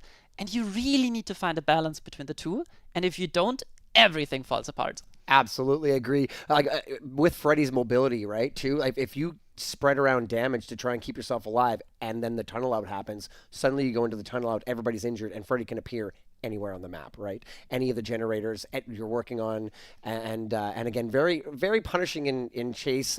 Something I really enjoy is we've seen in past seasons, recent seasons, we've seen some really good use of the pallets too, the explosive pallets. Sometimes getting the damages, but especially used to zone, right? Oh, you want to go down there so you can get to that window? Well, I got a pallet that's going to blow up so you can't go there and use zone, right? Sort of similar to what I believe was Pryon was saying earlier about the Lich using skeletons to get hits, but also using them to zone because, well, now you have to crouch and yes, you didn't get hit, but now you can't make that pallet. You can't make that window. It's kind of the same thing with the fake pallets with Freddy, where, well, you would have enough distance to make to the next loop, but now you have to juke away from a pallet, and now your pathing is not allowed you to get to the next thing. So, I hope we see some good pallet play today. Yeah. Fake pallets.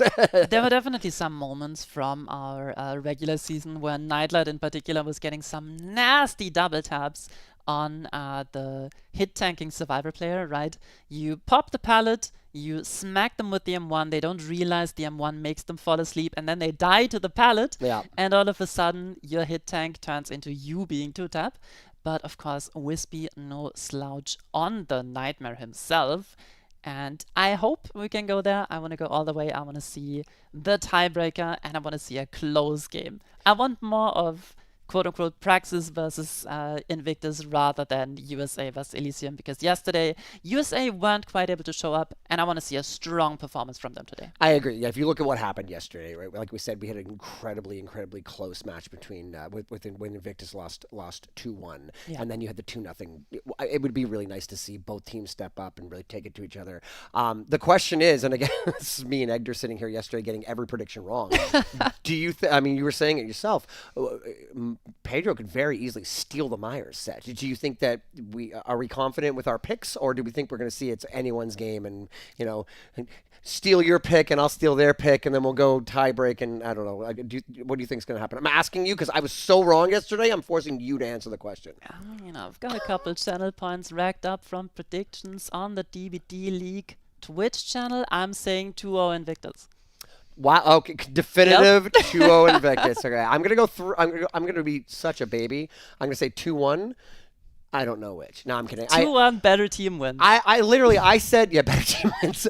I predicted Invictus yesterday and I was wrong. So, but I almost feel bad if I say it again and then they lose. I'm just like the curse. I'm the official Invictus caster curse. But yeah, I think we maybe go to 3. I think that the difference maker is going to be teamwork synergy when it comes to the players, which obviously favors Invictus a little bit more. The players have played with each other a little bit more, like longer. There's some new faces kind of on Team USA, like it's X9 plus, kind of thing, right? Yeah.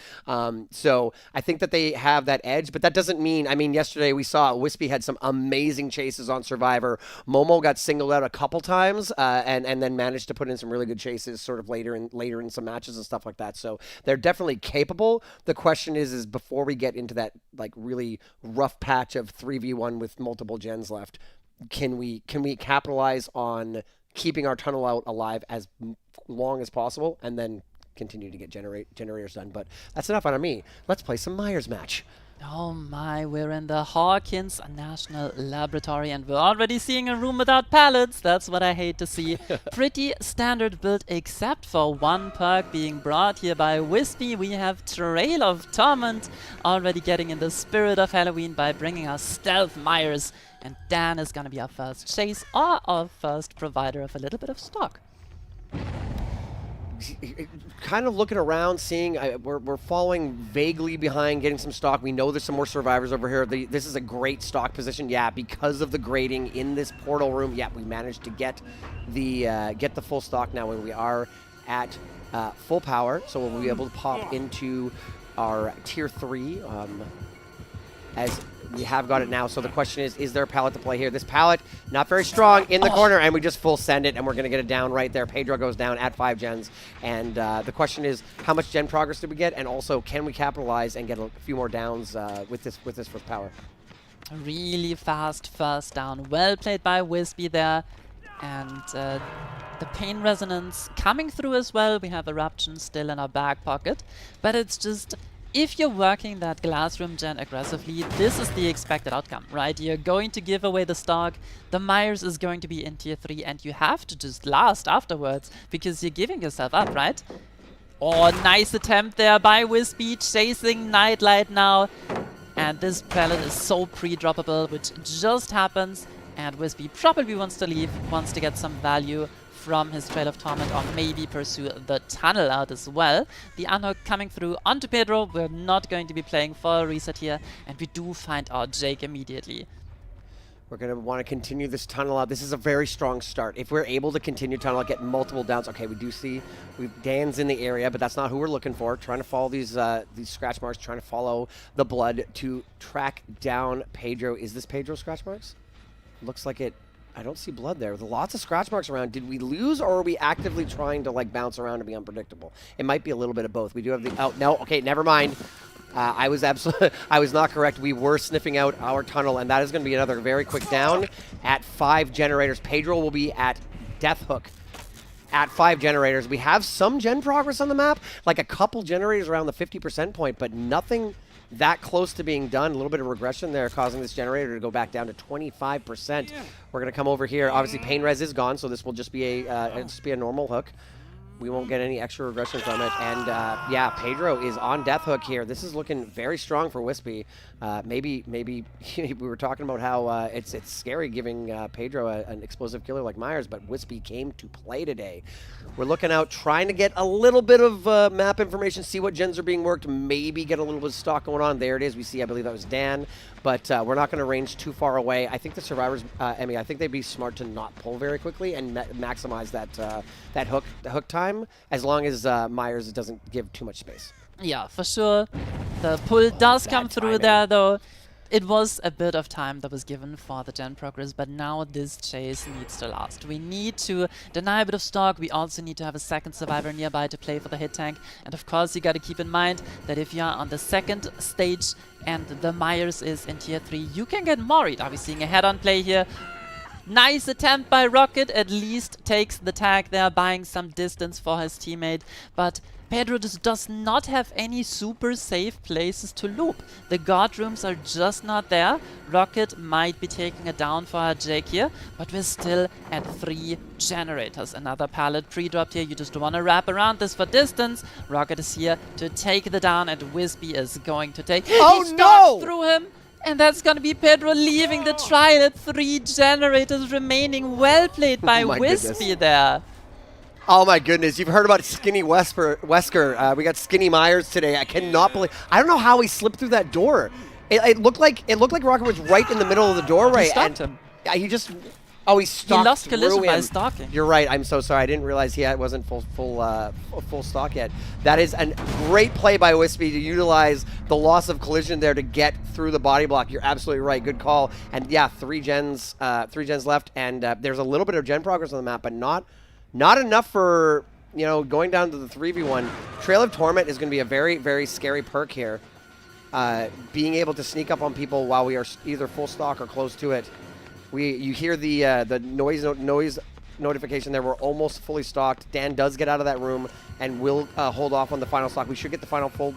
There it is. We get full stock and we pop our power.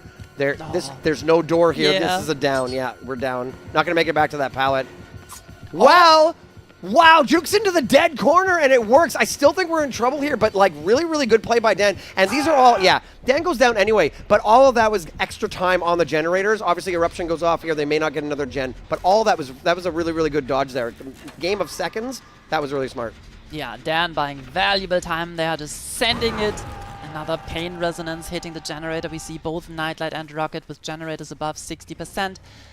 But Wispy is still in such a good position because you have Rocket injured, you have Dan on the hook, and you still have that undetectable from the Trail of Torment. In the 3v1, you have one less person to have eyes on the killer, so it becomes so much harder to keep track of our shape. We hear an injured Claudette. Rocket is aware of Wispy's location, and we'll find ourselves at the scene of the first crime in the portal room yet again. Wispy out of power, but all it takes is an M1 to down our Claudette just before this generator could finish. So another pain resonance coming through, and we're looking at a 4K with high gens remaining. Devastating to both get found there and not be able to get the generator. Like, if Rocket gets the gen done and gets found there, okay, we get a down, we get a hook, fine. But we're able to kick that generator, apply Eruption, apply Trail of Torment, so we're stealthy right now, and that generator is, what, 80, 90%, and now it's going to be regressing. Survivors don't have time to go in, tap the generator to stop the regression, to both save themselves and get Myers out of undetectable. So there's a very scary, very murderous killer out on the loose who has no terror radius, has no red, like I said, has no red stain, has no terror radius. We're going to get some stock here on Nightlight. Nightlight is trying to get out of the way. I believe Rocket stayed and, yeah, did in fact go back upstairs. Very, very aggressive play here by Rocket to go back to that generator and try and stop the regression. We just decide to leave him, though. That means we'll lose Trail of Torment right away. I think Wispy, I actually don't hate this play. I think Wispy is playing for trying to get trying to end the game and not trying to. There's so many times if you go for a 4K3 here, you could end up getting a 4K1. I'm not saying Wispy's giving up on the 4K3, but the fact that he left Rocket in that room, I think he wants to go and do this. Yeah, he's applying Eruption, he's lowering he's applying regression to all these generators so that he doesn't wind up finding himself getting a worse win condition if he had kept on Rocket. Yeah, he knows about all the resources that are left on the map, and he expects every chase to just not last, right? Because the map has been depleted, strong pallets were missing in the first place, and every time he gets it down, he gets a lot of eruption value, and that is just what he's playing for. Rocket found on the portal room again, drops down early, making a lot of distance on the killer, but we know that Pedro already played this part of the map, so we have this resource available, and luckily we have good RNG in this room. You always want the one with the 2 staircases because you can loop the killer somewhat on it. Wispy knows this is the only time where chase might take a little too long and immediately drops it, but only finds the healthy Nightlight. Another gen pops, and it may have been too much greed because we have 2 other generators so close to completion. Slaughtering Strike coming through, but it does not connect. Nightlight gets the stun as well, makes it around the loop one more time. The filler distance holder pallet still dropped, and this is disaster for Wispy. He had everything, and now we're potentially looking at outs. I was saying we don't want to go for a 4K3 and then get a 4K1. Well, we're at that 4K1 point, and the game ain't over. We are not close to getting anyone else out of this game. Nightlight having a fantastic chase, and again, that very low ping here in our in the esports arena, just allowing that hit, I feel, would have come through on any other circumstance. We do get the down on Nightlight. Eruption goes off on that generator, but we have to get out of here and see if we can stop the last generator from popping. Looks like Dan is upstairs in that hallway generator, that solo generator, and Rocket is hiding in a locker in the portal room. Wispy hears the generator being worked.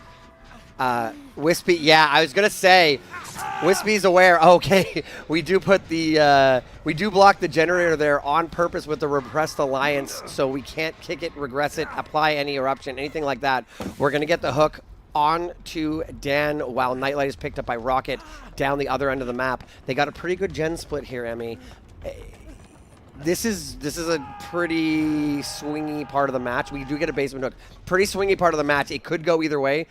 Either generator, there are multiple generators that can put pressure on, but again, Wispy is playing very well and utilizing that stealth.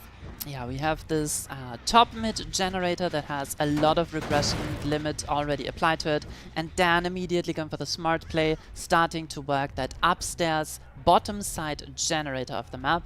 Unfortunately, it's super unsafe against the stealth killer, and he pays for it with another hook stage, but Nightlight again has a good room to play here. The pallet is still up as well, and he can buy so much time for his team here. The power of Myers is so awkward to use on this, so you're playing this as M1, which is awkward as well. And we see the unhook in the basement coming through for free. I guess you're committing for pain res here, but you gotta get the down first. Nightlight on the pallet standoff. We've seen this one before. And once the pallet comes down, the survivor drops dead on the floor. Nightlight downed again. Rocket taking over the upstairs generator and Dan rotating for the pickup here. Can Wispy find this rotation? So I feel like I would have taken the hook, maybe. I say that because we know the unhook came in while we were doing that, and it didn't seem necessarily there was enough time to get much gen progress done. That being said, Nightlight's on the ground. We've got Rocket 60% done the generator. Dan's in chase. I don't know if we're going to make it back to this pallet, barely. I don't know. The slaughtering strike comes through, and Dan's going to go down, and we have one man standing. Rocket is upstairs on that generator. Looks like we're sticking it. Looks like we are committing to the 4K0. Wait, now Rocket has dropped the gen progress. Wispy's on the way up. Rocket is hiding into... Oh, no. We're going to kick the generator, but that blood, the telltale sign... No! Wispy missed it! What? The blood was obviously leading into that room, and we could have gone and got Rocket, but instead leaves. That might have been a huge mistake. Okay, Rocket has the opportunity to put Team Invictus on his back here. Is he able to get a pickup to maybe sneak this generator? He's staying inside the locker. And one thing about Lucky Star, the Alan Ripley perk, as long as you don't leave the locker, it doesn't activate. So as long as you're in the locker, you're completely quiet. Finally, the pickup comes through onto Dan, which means Dan will leave the trial. But maybe Nightlight and Rocket together can make something happen here. Pickup coming through, but in a 2v1 with the map this depleted already, it's looking bad. But still, 4K1 much better than 4K3 in my opinion. This was insanely swingy. Well, we said it was very swingy. Like, it looked like it was looking like a 4K3. And actually then for a while, it looked like they might be getting outs. I think you're right. I think we're getting down to the last of it here. It is really, really impressive that Rocket was able to sort of... It's not over yet, though. I mean, here's the problem, though. We're coming upstairs. Yeah. I mean, good comms. I was going to say, we're coming upstairs, and there's not much to work with up here. There's this really, if we made it to it, that pallet is not great. The window's there, and what are you going to do? Nightlight, last player standing, and we may now see the end of this match. There's not enough gen progress to make anything work. We didn't take the hook. We are going to go track down Nightlight so we don't prolong this. Yeah, it's interesting. It didn't wind up mattering, but the lack of Wispy not noticing that Rocket's blood led to that locker. If that had been a definitive mistake, that would have been wild. Unfortunately for Invictus, and fortunately for Wispy, that slight miss up, that slight old man eyes on the young whippersnapper Wispy didn't end up going, and we're gonna go to 4K1 here. Well played by both sides. Of course, in the end of 4K1 and Myers, very good result for our killer player. It's just, it could have been a little bit more, right? You had a super good early game, you had a great start, really fast tunnel out onto Pedro, who just didn't have the resources to play, and then just one overcommit on a room that is just a little bit too safe, buying Invictus 2 more precious gens. So, really good recovery from Wispy to not make this outs in the end and getting the 4K1. Well played both sides, definitely. Looking forward to seeing Team USA's Survivor performance. And I've got to say, I was expecting a little bit more from the Invictus Survivor side. It's really, I agree, but it's also really, really interesting if you think about, there are teams, I don't want to name any names, there are teams that will have a great match and then things, they'll have a bad start and that's the end of it. It's over, right? Oh, 2 hooks at 5 generators, dead at 3, it's over. We might get a gen if we're lucky. Invictus, too experienced for that, too calm, cool, collected. They managed to get another 2 generators done in the 3v1. Really well done, some really good chases.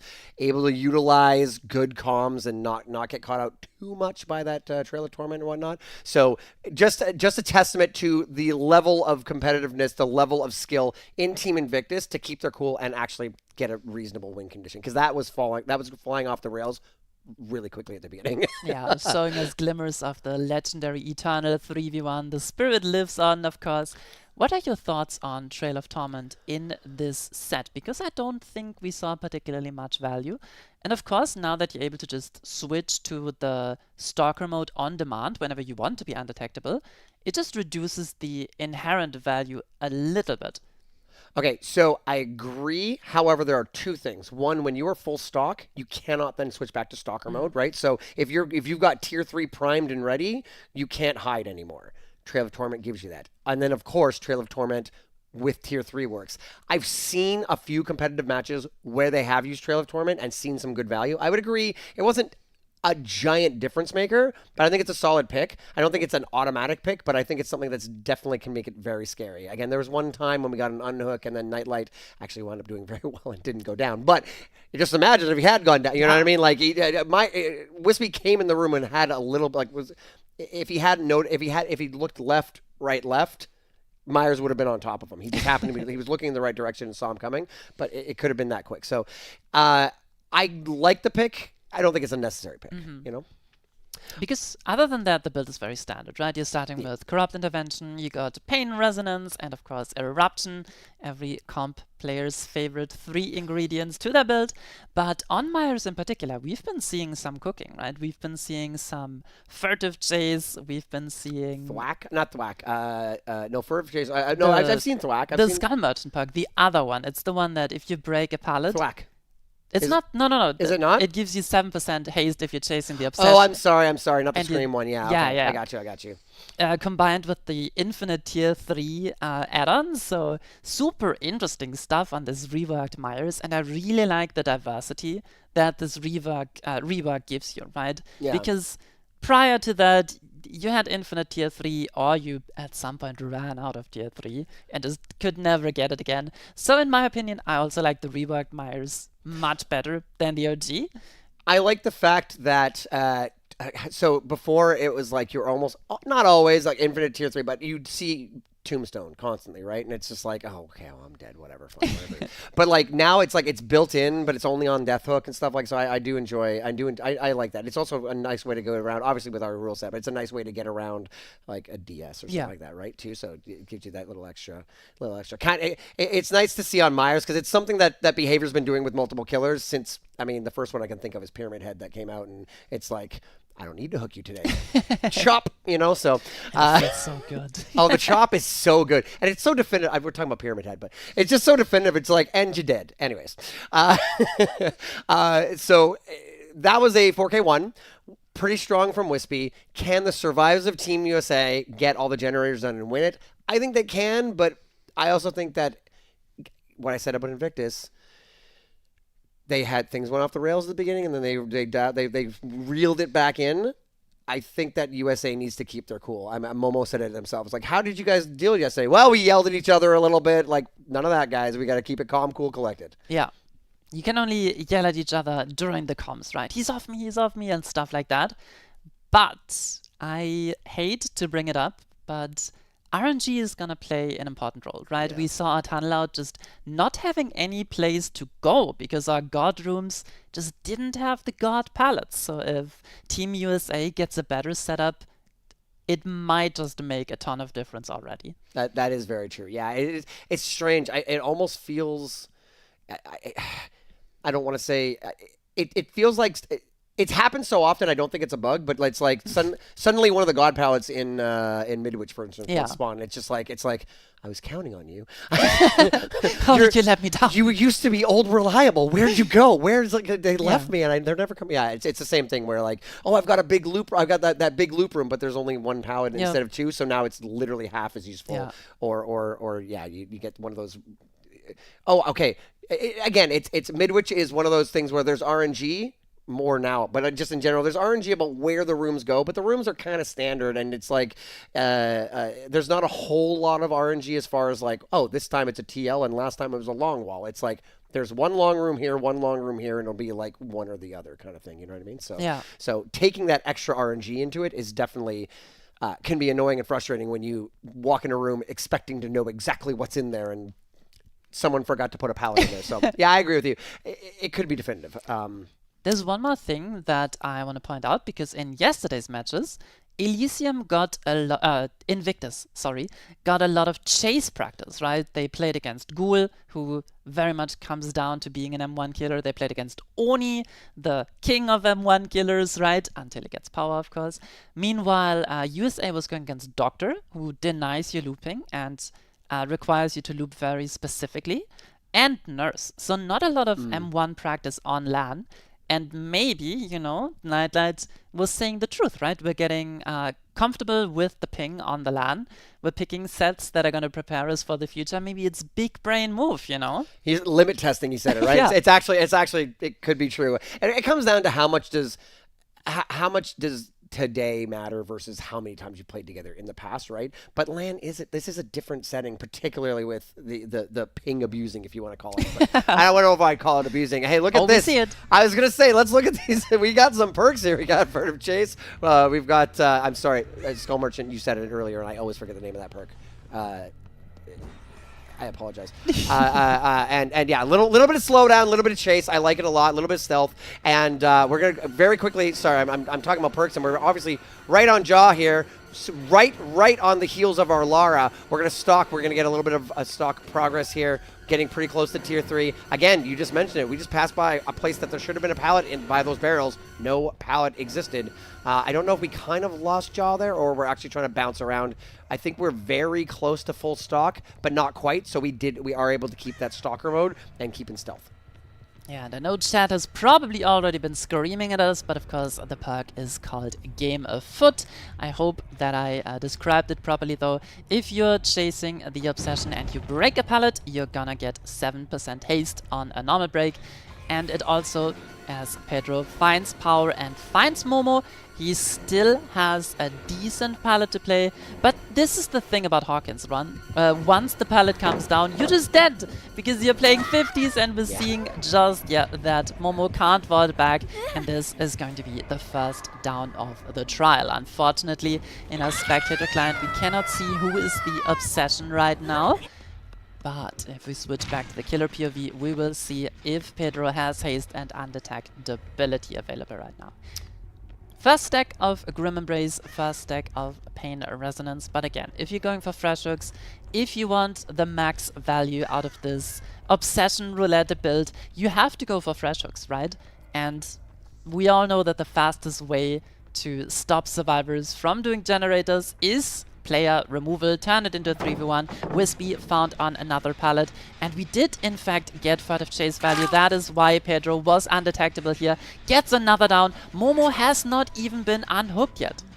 This is getting scary. Again, same thing we saw last game where we had an explosive start, a lot of hooks coming in before the generators are completed. That's going to be our second Pain Res, our second stack of Grim Embrace. Even able, that was fantastic. The generator was close enough to the hook that we were able to kick it before walking far enough away from the hook to proc Grim Embrace. Now you can see they are blocked for a little short time. Again, it will be a 40-second block once we get our 4th fresh hook. But, I mean, you're not wrong. We don't want to be seeing too many fresh hooks. Listen, guys, don't make me do this because I'm going to start harping on people to tunnel, and I'm going to be mean about, why aren't you tunneling? And the people I'm complaining about are in the building with me. It's a little different this time. I love you guys. All right, we're going to continue chase on our 3rd fresh survivor. I mean, maybe this pays off for Pedro. Maybe we do. Again, Pedro's hilarious because Pedro makes decisions to not tunnel sometimes, and I harp on him, and then often it works out. So I you know, like, I'm like, what are you doing? And then at the end, I'm like, that's what he was doing. So hopefully it's working out. We did get a little bit of stock there on job, but we're coming back to where our injured survivors are. Our V, our Momo here, Momo on V here. We're just gonna get a quick M1, and that's gonna be another down. 07, our Momo, down he goes again, second hook stage, but of course he's not the obsession right now. And I want to point out that Pedro's playstyle on the shape is completely different from how he usually plays. He's fully prioritizing stock, he's not playing for M1 at all, which in my opinion is one of his biggest strengths. And he's doing so fantastically with it. He's getting multiple downs per tier 3, and if that is happening on Myers, you know you're cooking. Another death on an active generator, and Wispy still injured. We have Haunt and Jaw working away at the generators, but this hook on the progress generator is just more slowdown. You don't even need Eruption if you can just, you know, cheekily camp this guy who's hooked on the proc, right? One more gen pops in the distance. We saw scratch marks. We know where Wispy is. And Pedro knows he has time right now. He can just find another stock target. He has the tier 3 ready to go. So at best, this can be a trade. And Team USA need to make something happen if they don't want to go into the 3v1. It's getting very dangerous. And with a perk like Grim Embrace, the 3v1 will be very... You're going to have a situation where, like, if the survivors get very close to popping a generator and you are able to down your last fresh hook and get a hook, you can stop them in a way that you can't stop. You know, in a way that, like, oh, if the pain res is gone or whatever, you can't find a... can't find a pain res hook or whatever. Grim Embrace will give him 40 seconds and eyes on the obsession. They decide to Team USA decides to opt for gen progress as opposed to saving Momo. Momo dies on second hook in exchange for a generator. Haunt goes down here in that small catwalk room, and we're gonna get another fresh hook, another pain res. We got about 50% on that generator. It's gonna go down about 20% there. And these survivors are in a rough spot. They're in a better spot somewhat than we saw last game where Pedro was dead at 3 gens, but Wispy's injured. If Jaw gets found and hooked, the generators are not touchable for 40 seconds. And it's going to be, and yeah, here we go, it's Jaw. Yep, Haunt was also the obsession, so we're getting full furtive chase value here, undetectability and 10% haste. Very good pre-drop coming through by Jaw, but we saw this room earlier, it only has 1 pallet, and that makes it so much less safe. What can Alara do? This pallet has been played already, and we're playing 50s again. Jaw usually very good at that, just sending it away from the pallet. Tier 3 runs out, no stun here, forcing the break by Pedro. But Pedro seems to be not in a mood to commit this at all, wants to interrupt the gen, because you don't have Eruption. You need your downs, you need to keep snowballing with this build, and he finds Wispy. Wispy has 2 pallets dropped, decides to just leave again. Does he have more in this room? Another pallet. This one is not super unsafe. Wispy taking his time, not dropping it. Pedro swinging through it, but with Bloodlust, this should be the down onto our Steve. Another pickup, but this does not represent any regression. We used the Pain Res, we used the Grim Embrace, we really need Jaw. We do get another hook on the Obsession, which is very good for furtive chase, but Pedro needs to down Jaw. We have found not Jaw, but Haunt again injured. It's interesting, you mentioned earlier, Emmy, how Pedro is playing for stock and not M1s. Well, we just saw we got some injured survivors! We've got some injured survivors, and an M1 is all we need. We are going to pop that generator. Jaw shows where their position is to pop the generator and secure at least a tie. I do agree with that, but that may have been putting all of our eggs in one basket, and we may end up having no more progress after this. Jaw has not been spotted yet, but Jaw needs to get the team off the ground, off the hook, and back in the game if we want to see anything happen. No eyes. We do have Terror Radius. We're going to get the unhook. We're going to get a swing on Jaw. And again, like you said, like we have someone on the ground. We're going to get the pickup here. If we choose to target Jaw, we have 40 full seconds. Yeah. If we take this hook, we have 40 seconds to chase the rest. We're not going to take it immediately. We are going to go down. We're going to chase after Haunt.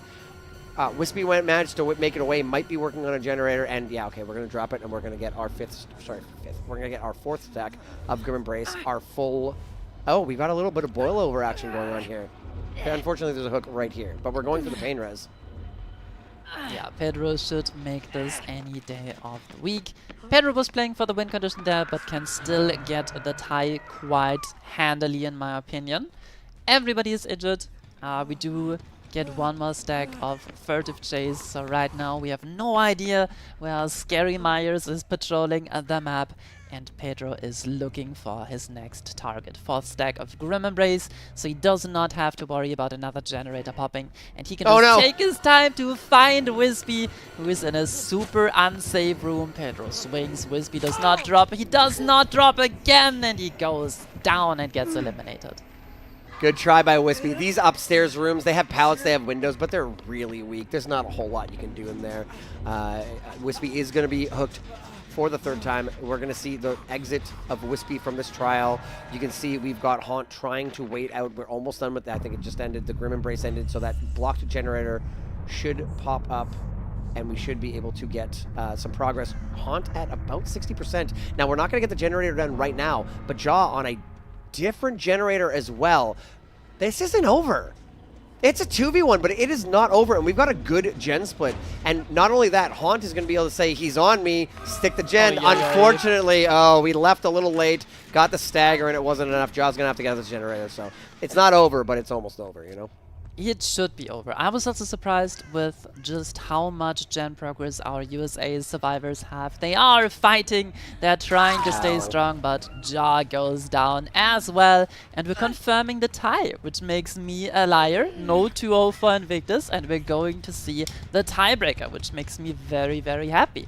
But yeah, Invictus tying the pick of Team USA here.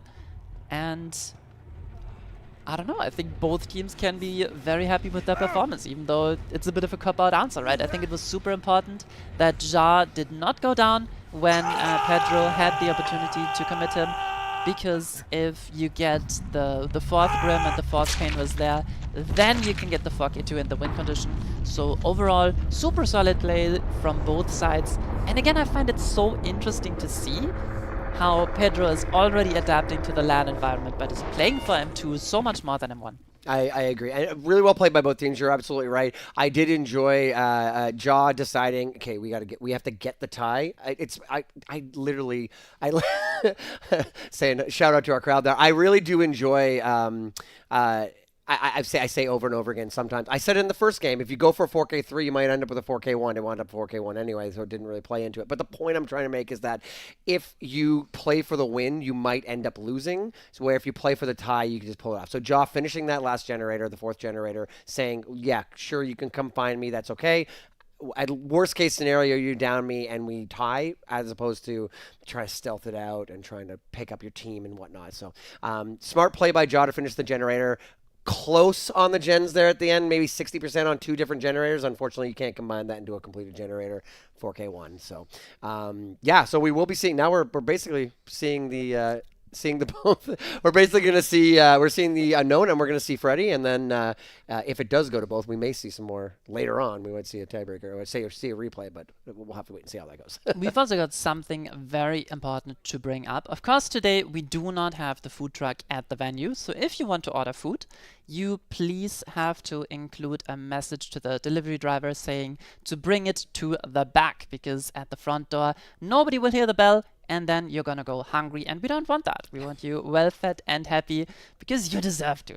Let's be real. But yeah, we're going into the unknown set. It's been a set that has been, it's gone all the way, right? I like to talk about it every single time. It went from 4K every match to 4 stages every match to now having found a solid ground anywhere in between, right? We sometimes see 4Ks, especially if the early game is super explosive. But if the teams just do well in chase, if the altruism is on point, we do see those low stages still. So anything can happen with Unknown. And it's such a fun and unique killer, just because the bounces are, let's call them inconsistent. Unpredictable, I was going to say. I would say inconsistent is a synonym. Yeah, I would agree. Yep. Yeah, it's a Unknown is one of those killers who we've literally see like, oh my god, it was another thing almost like yesterday with Ghoul, where I saw we had a match in season 11 where it was like, oh, they only got 4 hooks, I can't believe it, and then the other team came back 3 seconds later and got 3 hooks. I'm terrible at remembering which teams was which, so I like thinking back to season 11, so I apologize. I can't be like it was Invictus and Elysium, whatever. But we've seen some crazy things like that, and then again you see a really solid tunnel out, followed by good use of the hallucination teleports, and you dominate the map and you get a 4K1 and stuff like that. So really could go either way. I gotta say, just as a killer main, as a Dead by Daylight enjoyer, I love killers like the Unknown. I love killers that are able to, the best killers in the game are the best usually because of mobility, right? Like Blight, Ghoul, Billy. Nurse is a little bit like in her own class kind of thing, right? Because she's mobile in short distances, but not like I got to cross the whole map. But like we were talking about Freddy teleporting across the map. Even you can say Sadako has some of her strength is that she can teleport. If you can cross the map pretty quickly, you can be explosive and come at it from multiple different directions. And that's what you see really good Unknown players doing with the hallucinations. So. And the Unknown also has some super interesting counterplay, right? If you have more weakened survivors on the map, it means that the hallucinations are gonna spawn faster, so you're always incentivized to keep line of sight with the killer. And one of the design genius inside the unknown. It makes you look back at the killer. So it's teaching. I like, know. It's Tutorial teaching, killer. Yeah, it's so brilliant to me. Just, hey, you are not looking behind yourself in chase enough. We make this killer that forces you to look behind yourself in chase. So you improve. You can thank us later. Also, though, while you're looking back, don't run into that tree or that true. tire, or now you're running into a wall and you're dead. Yeah, no, it's actually really funny how they're teaching. I mean, we've got the judgment coming out, and it's like, stop teabagging at the gates. All right, we made a killer specifically to get you stop teabagging at the gates. No. Behavior's hilarious. Like they're just like, all right. What's the biggest complaint lately? Let's make a mechanic to do that. So that's a really interesting point. I hadn't thought about that in a long time, but you're absolutely right that it's the tutorial killer. So Yeah. The unpredictability of the UVX though. Yeah, it's I true. wanted to talk about that. I feel like every time I play a match of Unknown, I'm like, oh, so this is how this surface works, huh? I don't bounce off this, I immediately explode. Well, thank you. I know that for the next time.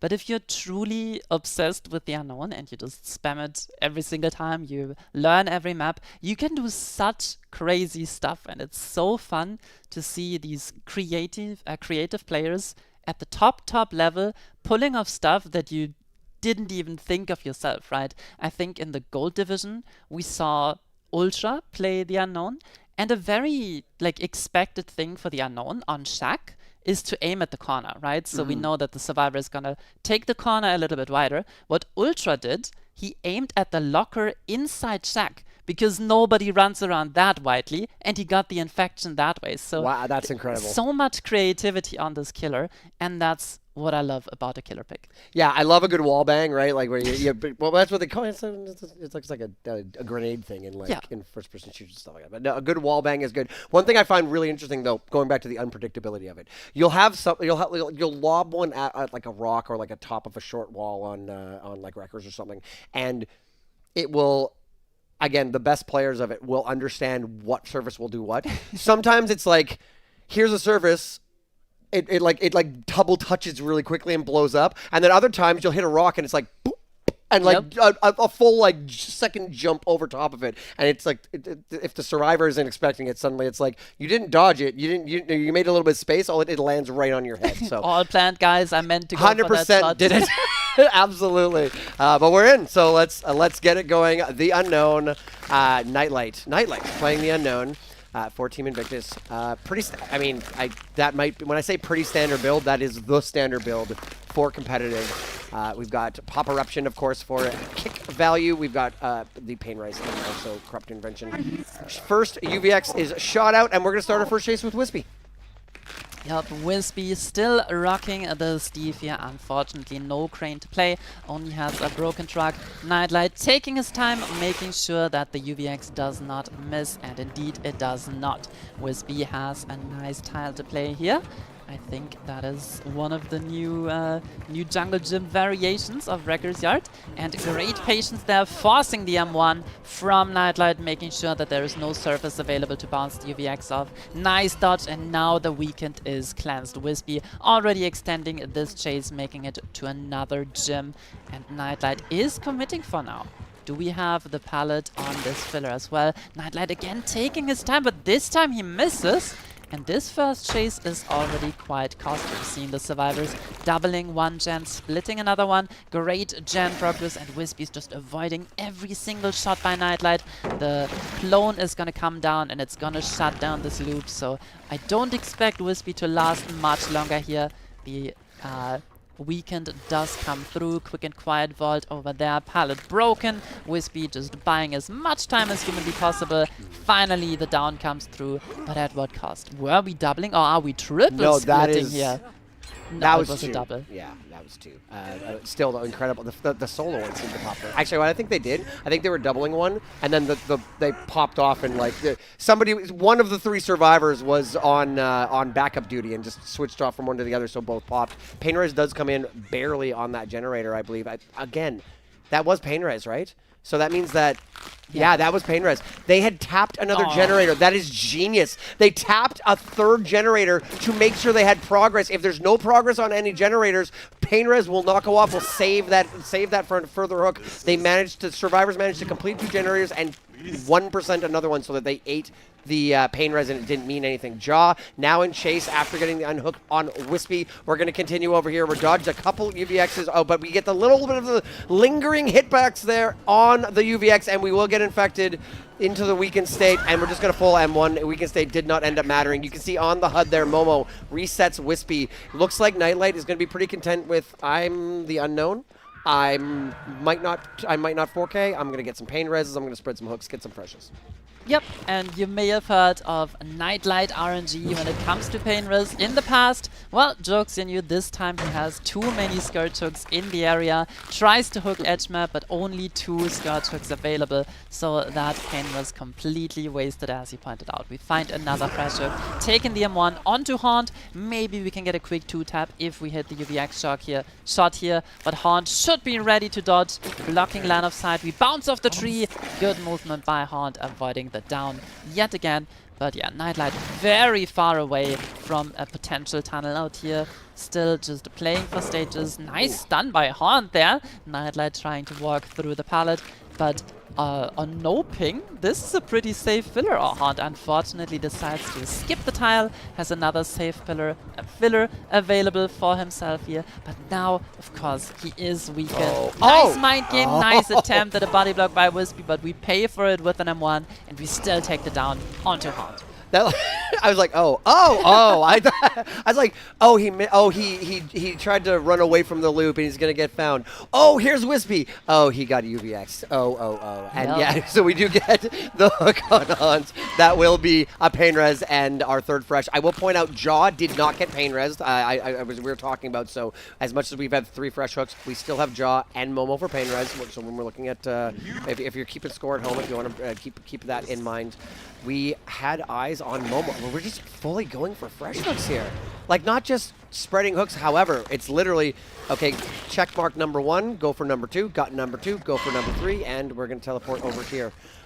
We are looking at this TL wall, making me a liar. Wait, no. I think we interrupted the potential reset here. We have decided to stop doing what I was just talking about, and we are going for Haunt again. Haunt at the same sort of filler area. We tried.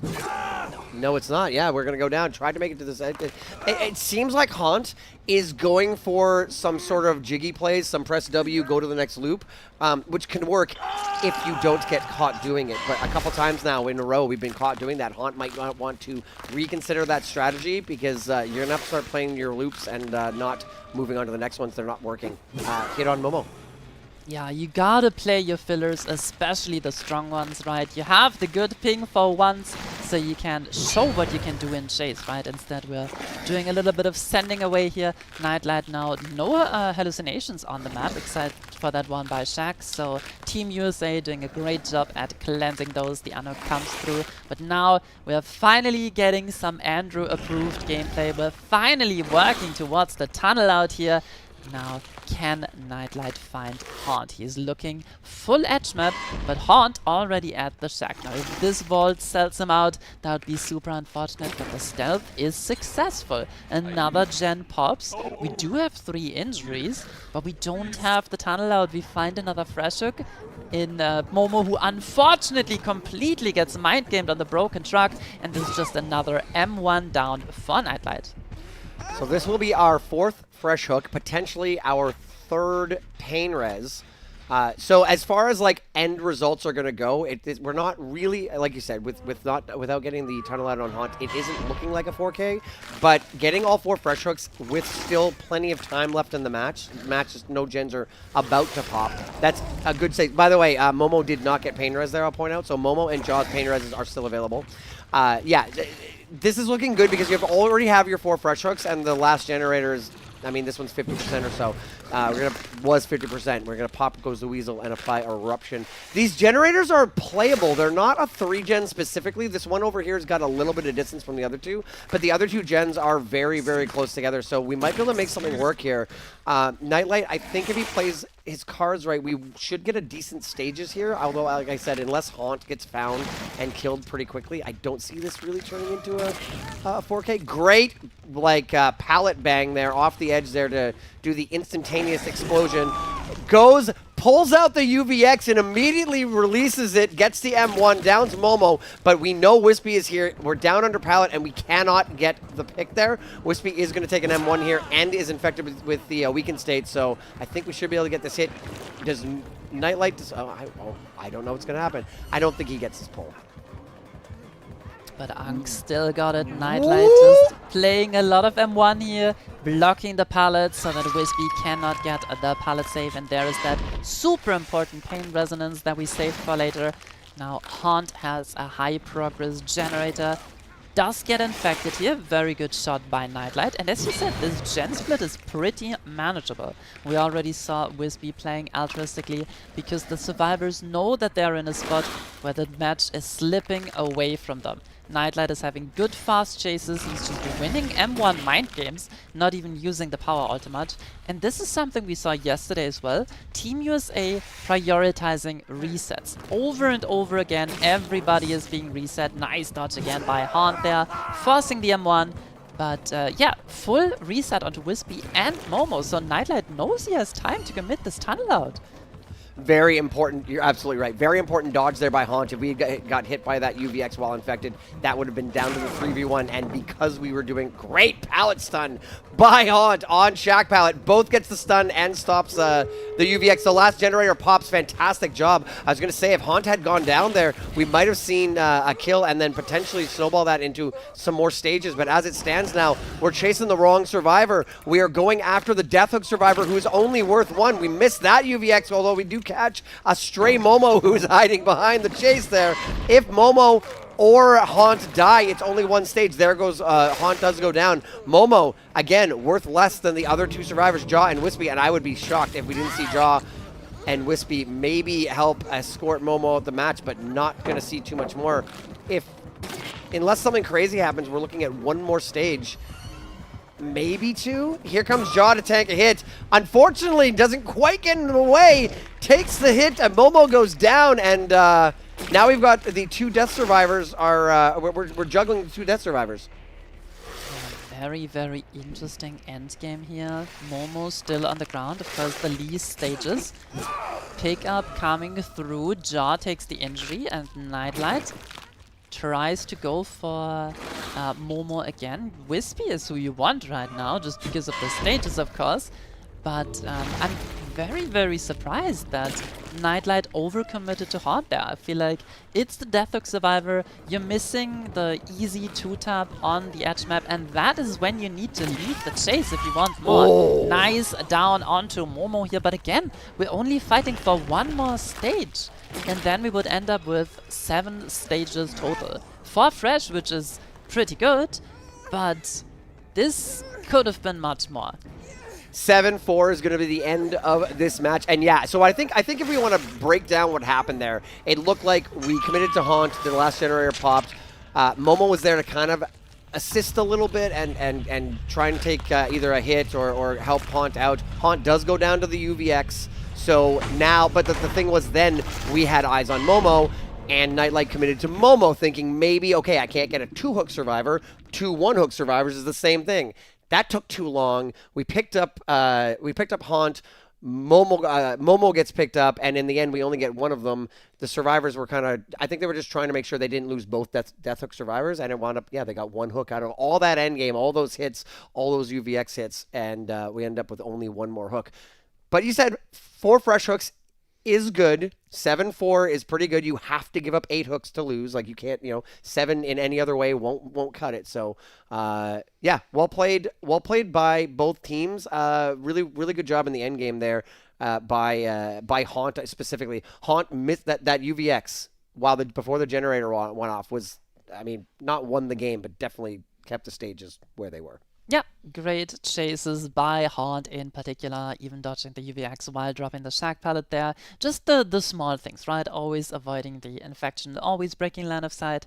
And even though the pallets could have been played a little bit better, because I'm being a nitpicker here, great survivor performance, don't get me wrong. I agree. Anyways. And in the end... She said it, not me. Exactly, I take the blame. No, in the end... there are 2 times when you want to commit a survivor, right? in the endgame when you accept that the last generator is going to pop and you want the most stages, which is not Haunt, or if you're not expecting the generator to pop and you can get a tunnel out, which would be Haunt. So I assume Nightlight saw the double reset, thought that he had a little bit more time available than he ended up having, then overcommitted a little bit, realized, okay, now I gotta commit this because I cannot get anything else now, and ended up with one more stage onto Momo in the end game. Yeah, and this is why DBD is such a game of inches, right? Seconds matter so much, and every little dodge, every fast M1 adds up in the end. Well, and again, like if you're Nightlight, you're like, okay, I have to get, they reset, I have time to get Haunt down.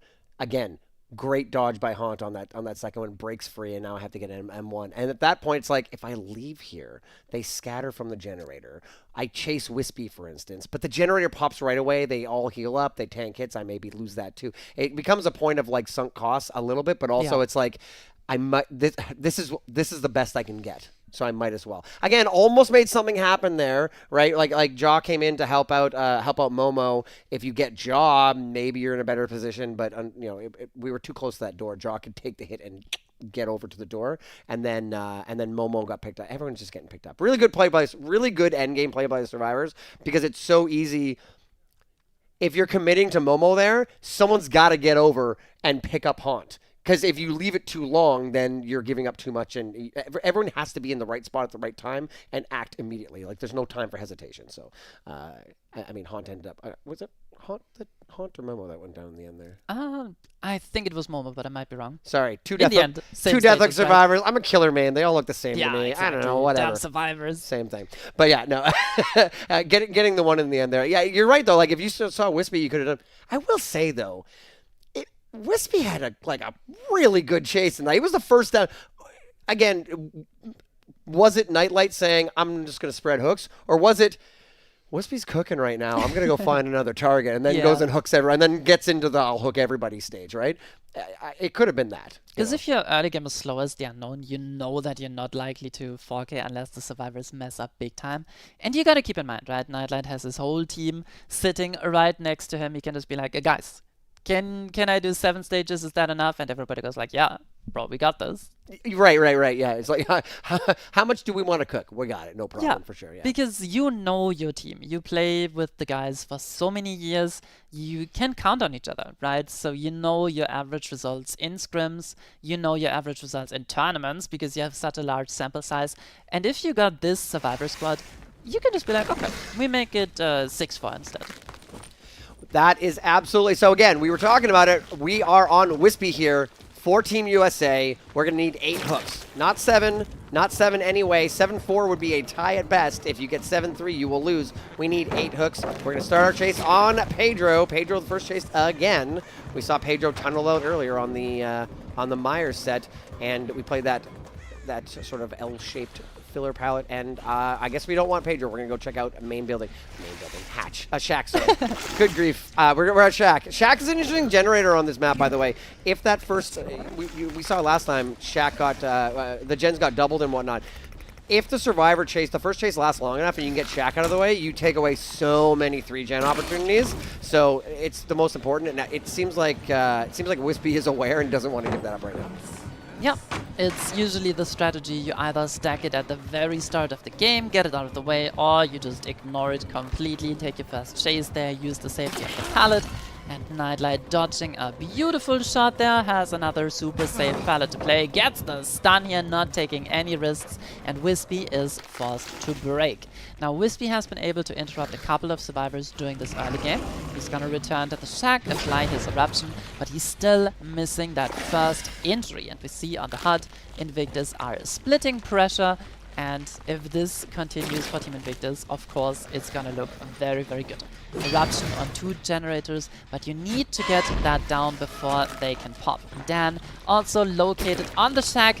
Nice dodge, nice attempt by Wispy, but Dan on top right now. Is this the chase we're going to commit? Dan dodges another UVX, beautiful movement there, pallet on the 4-lane drop, Wispy breaking again, and this is already taking so long. The infection does come through first generator pops, and Dan can just go wherever he wants right now. He has the whole map still available, very few resources have been dropped.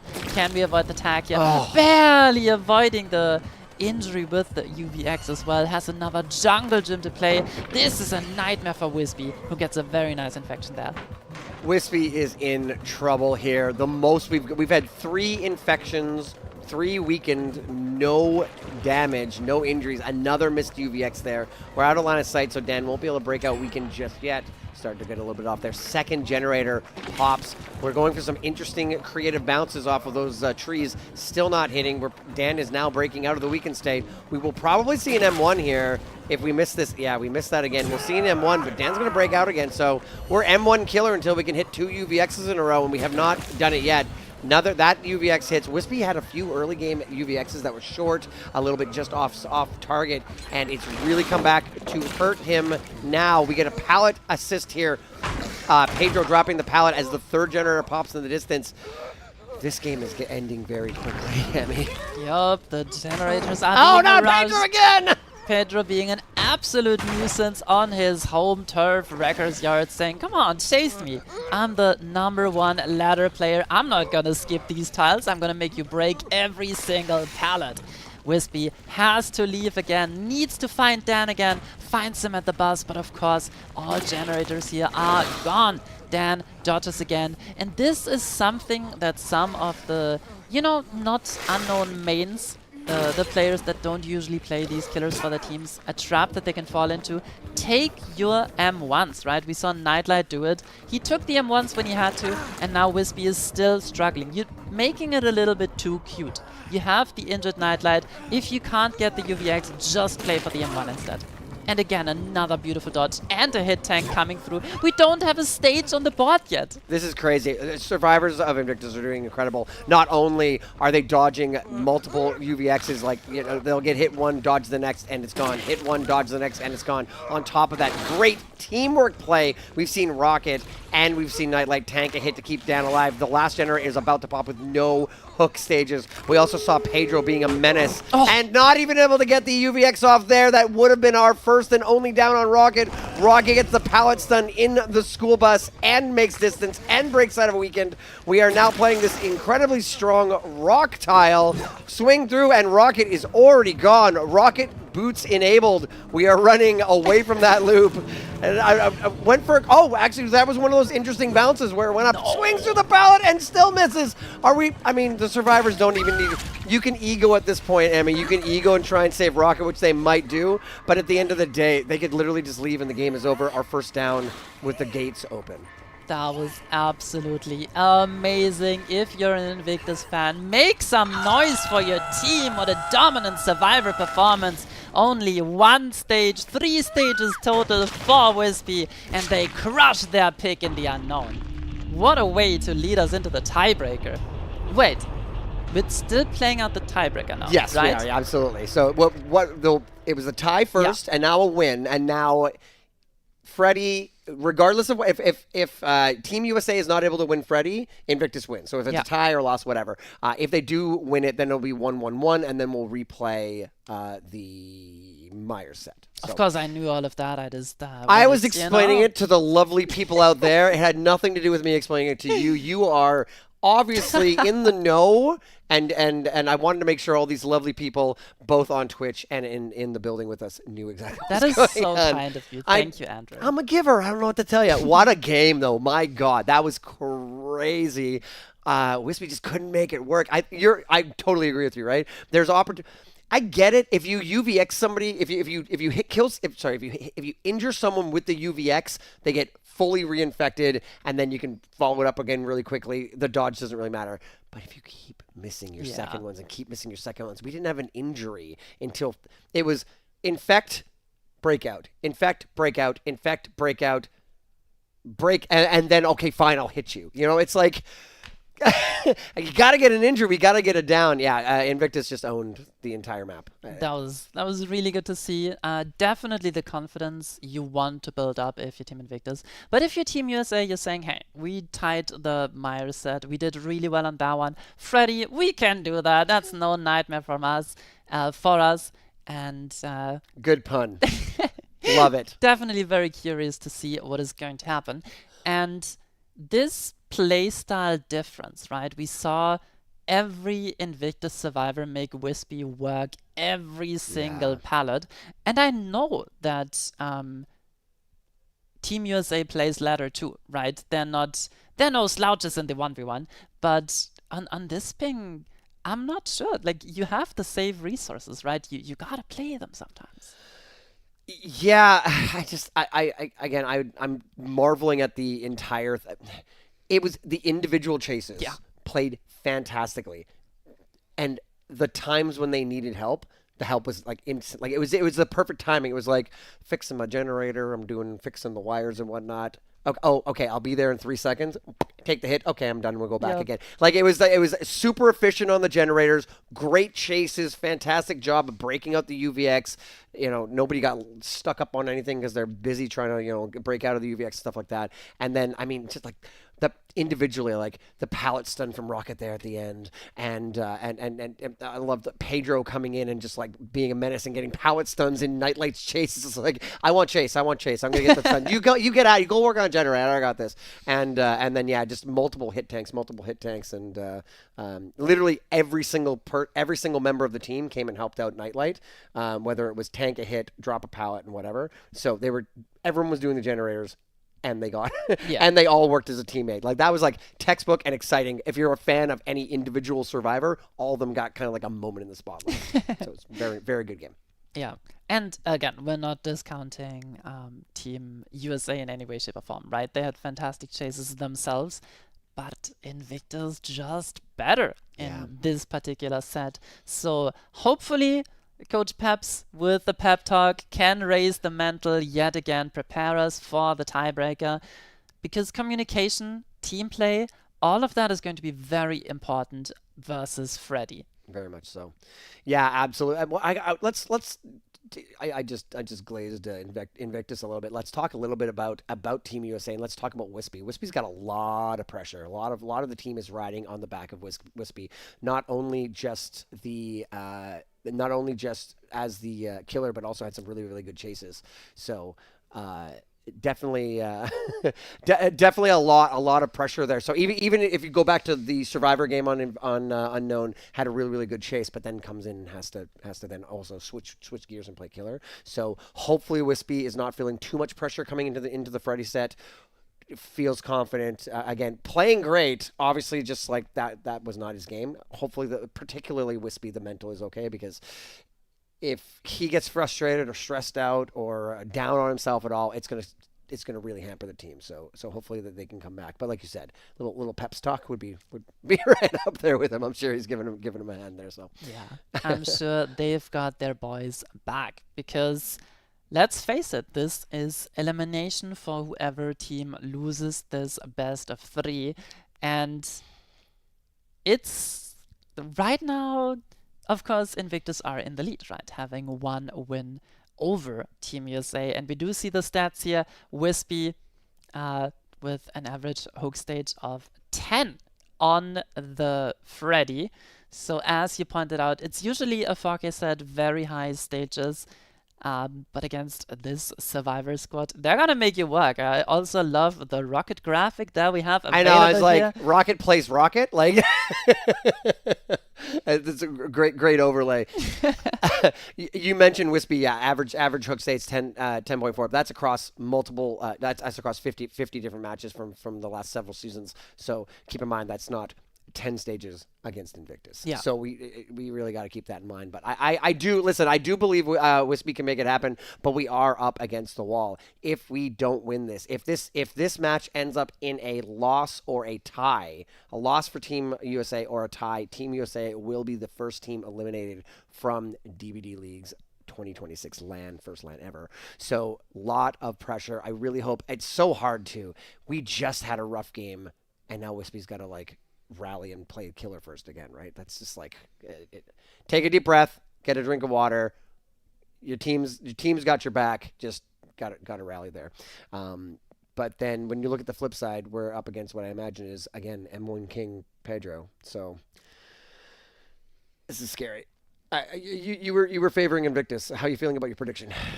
I'm still feeling pretty good. So far, what I've seen from this LAN is that Ankh still got it. Nightlight has been super impressive to me so far, both on Killer and Survivor side.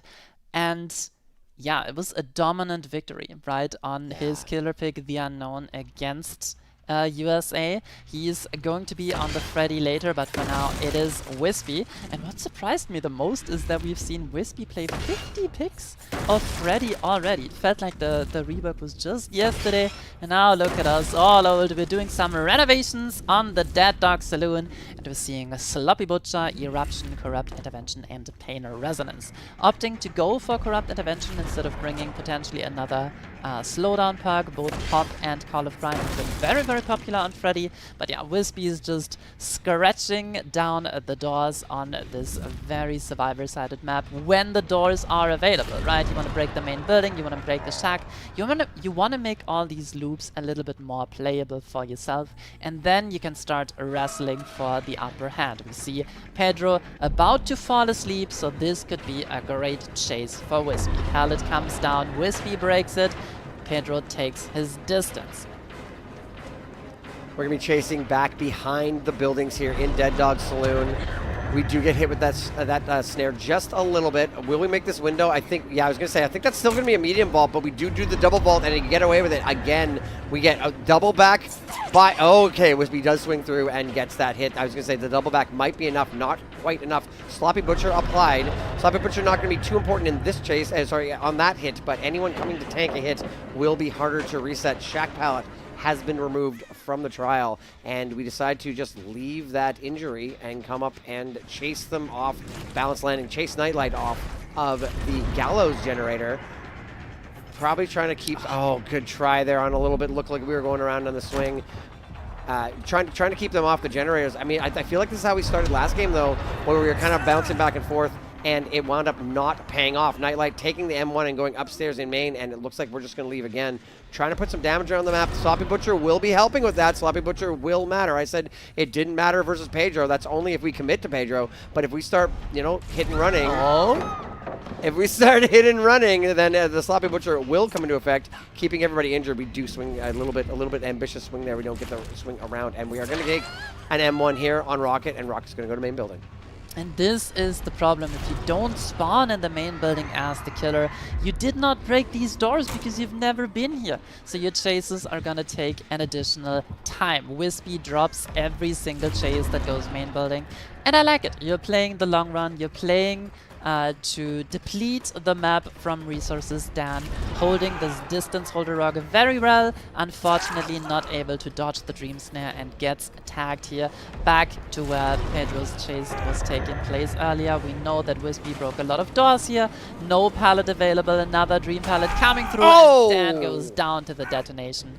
This is going to be a hook inside the active generators. Meanwhile, all of our Invictus survivors are busy resetting, so no more progress on the map being achieved. Like you mentioned previously, we've been doing a lot of resetting as Team Invictus, and we see that again, even through the Sloppy Butcher, we managed to get everybody healed up, back, and ready to go. We'll apply Eruption to that street generator, teleport up to the Gallows, give a little kick on that one too. We did end up using Dan's Pain Res, so that is one Pain Res off the board. We have some scratch marks here at Shack. We're going to see who is looking over here. We do have a very, very tight... Whenever we're on Dead Dog Saloon, you got to look at the gens, particularly back by Gallows in that desert area. We do have a very tight 3-gen over there, and that is something probably why earlier when we got that hit on Pedro and we dropped it, we wanted to chase them off the Gallows. We do get the unhook on Dan, and we hit with the snare, got a little bit closer to falling asleep. We're going to vault through the window, get the live, go upstairs, hit the fastball. Great fastball there. Again, like you said, Emmy, didn't have a chance until now to kick out that door. That would have been a down, probably a second down here, but unfortunately, we had not had a chance to break the door out, and now we're going to see Dan running back upstairs. It looks like we get hit with a snare. That I think this is head-on. Might be enough. We're baiting the head-on. Are they in there? Oh, great patience there. We did see a second It survivor, did and the come stun in. just wore off. What a great altruistic play there. Wispy knew it, but Pedro just so patient on pulling the trigger, buying so much time by doing nothing, being in a locker. So extending the chase. Yes, this main generator has progress, but we just broke the 3-gen, and Invictus are doing great. Dan makes another vault, but Pedro caught out right now, woke himself up and does not make it back to the pallet. Goes down, second fresh hook for Wispy. Yeah, that was so important. We were able to break the 3 generator. We were able to get that head on. Again, that took so long. I almost was not believing it was coming in. I thought maybe we were baiting an empty locker, and no, we were baiting, and it did come off. We're gonna get the quick unhook here on Pedro by Rocket, body blocking, using that endurance to stop an M1 on Pedro. And we're going to go, hey, you want to get involved? I'll get a swing. Just kidding. Rocket gets a little overzealous there and runs by the active killer. Takes an M1. Rocket will have Sloppy Butcher applied. So it will be a little bit harder to reset. We're doing a little bit more renovations here of the main building, and we're a little bit, seems Wispy might be a little bit unsure which chase we want to take, because we didn't take any of the chases. We're coming back over here trying to see, maybe find a reset, see if we can maybe find a survivor working, maybe this generator here. I didn't hear any progress there. There is some scratch marks here, maybe a little bit of progress there. And we are at this water tower. This is Nightlight? Was that Nightlight? It's Dan, who just fell asleep, so Freddy does have a power now. Unfortunately, Dan immediately loses the vault. Very well played by Wispy, winning the 50. And another hook onto Dan, who goes to second stage now, which means Wispy is going to do everything to tunnel out this ace as soon as possible. TPs to the main generator, which has a lot of progress, about 80% here, but the resets have slowed down. Only Nightlight is healthy right now and potentially able to play altruistically. We see Rocket rotating for the pull early. That is out of range to interrupt the pull, but now Rocket, of course, can't tank for his teammate, and Dan is going to be stuck here. Shaq has already been dropped. So much of this game has been taking place on this pallet, and if you vault, you die, because the killer can just swing over it or grab you out of endurance. He's just stuck. He's just dead. Nobody here for the flashlight either, so Dan gets himself stuck between a rock and a hard place, and unfortunately leaves the trial with one more generator remaining. How much progress do we have on the map? I don't think there is a lot. Gallows are roughly 40%, and 2 survivors are still injured. And once you fall behind against Freddy, that is where the survivor side really starts to struggle. That was just such a rough position to be in when Dan got to that pallet. If you wait too long, endurance wears out. If you don't wait if you vault the pallet, you get grabbed, and that's what we saw. Dan knew he'd made a bit of an error there, getting trapped. We did have some scratch marks here at main building, but we didn't quite track down the survivor that they belonged to. We're going to drop over, and we see the healthy Nightlight here working on the Gallows. Nightlight, I believe, with the balance landing from before. Looking around. Did he drop? He did drop, made it all the way to main building. Such an impossible. Gallows is such a rough generator to work on if you are not the balance landing survivor. If you are, it is pretty much freebie. The killer is never going to catch you before you get to that really strong main building. Following scratch marks now, coming over to that street generator, and look at this. We found the reset. Rocket has been reset already, but Pedro has not. We do opt to chase Rocket here on this back of main pallet. We are asleep, so our snares are going to work. Miss that snare. We'll come back to this. Of the back pallets in this sort of desert area, this is the worst one. This is the one with the shortest sides. Very easy for the killer to back and forth until they get a hit. And we're going to get that hit on Rocket. Does get that snare. As we go up the stairs, we are starting to teleport across, and we're gonna go ping pong around. We get a hit on Rocket, and we're gonna leave.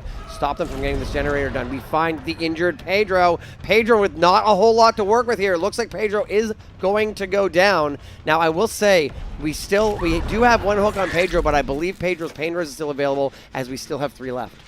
Oh, very interesting here. Nightlight not working the Gallows, instead working this generator with the highest progress. Great call by Wispy to teleport away and interrupt the gen before its completion, because he may have expected Nightlight to just commit the gallows, because he is that balanced landing survivor who has so much power and agency on this set, right? You just park the balanced landing survivor on that gallows gen. Meanwhile, your two other survivors continuously just play for resets, pick up onto Pedro. Rocket was nearby to potentially pick up his survivor friend as soon as Wispy commits the chase. Do we still have a Pain Res available? Yes, we do. Nightlight decides to use Repressed Alliance to block the generator so it does not regress. And Wispy needs to find Rocket here. Rocket is playing for the pull, and if he gets caught, that might be the end for the survivor side. But if he can stealth it, if we can get some more progress on these very split generators, we might be in a good spot. Nightlight on the gallows yet again. Balanced landing available as always. You just send it to main and you have to drop the chase. It's so frustrating for the killer, but Wispy has been showing us great patience here. Leaves at the perfect timing, finds Rocket, and Rocket is going to be another Pain Res. And if Pedro overplays for the altruism here, he's just dead. So can't really greet either.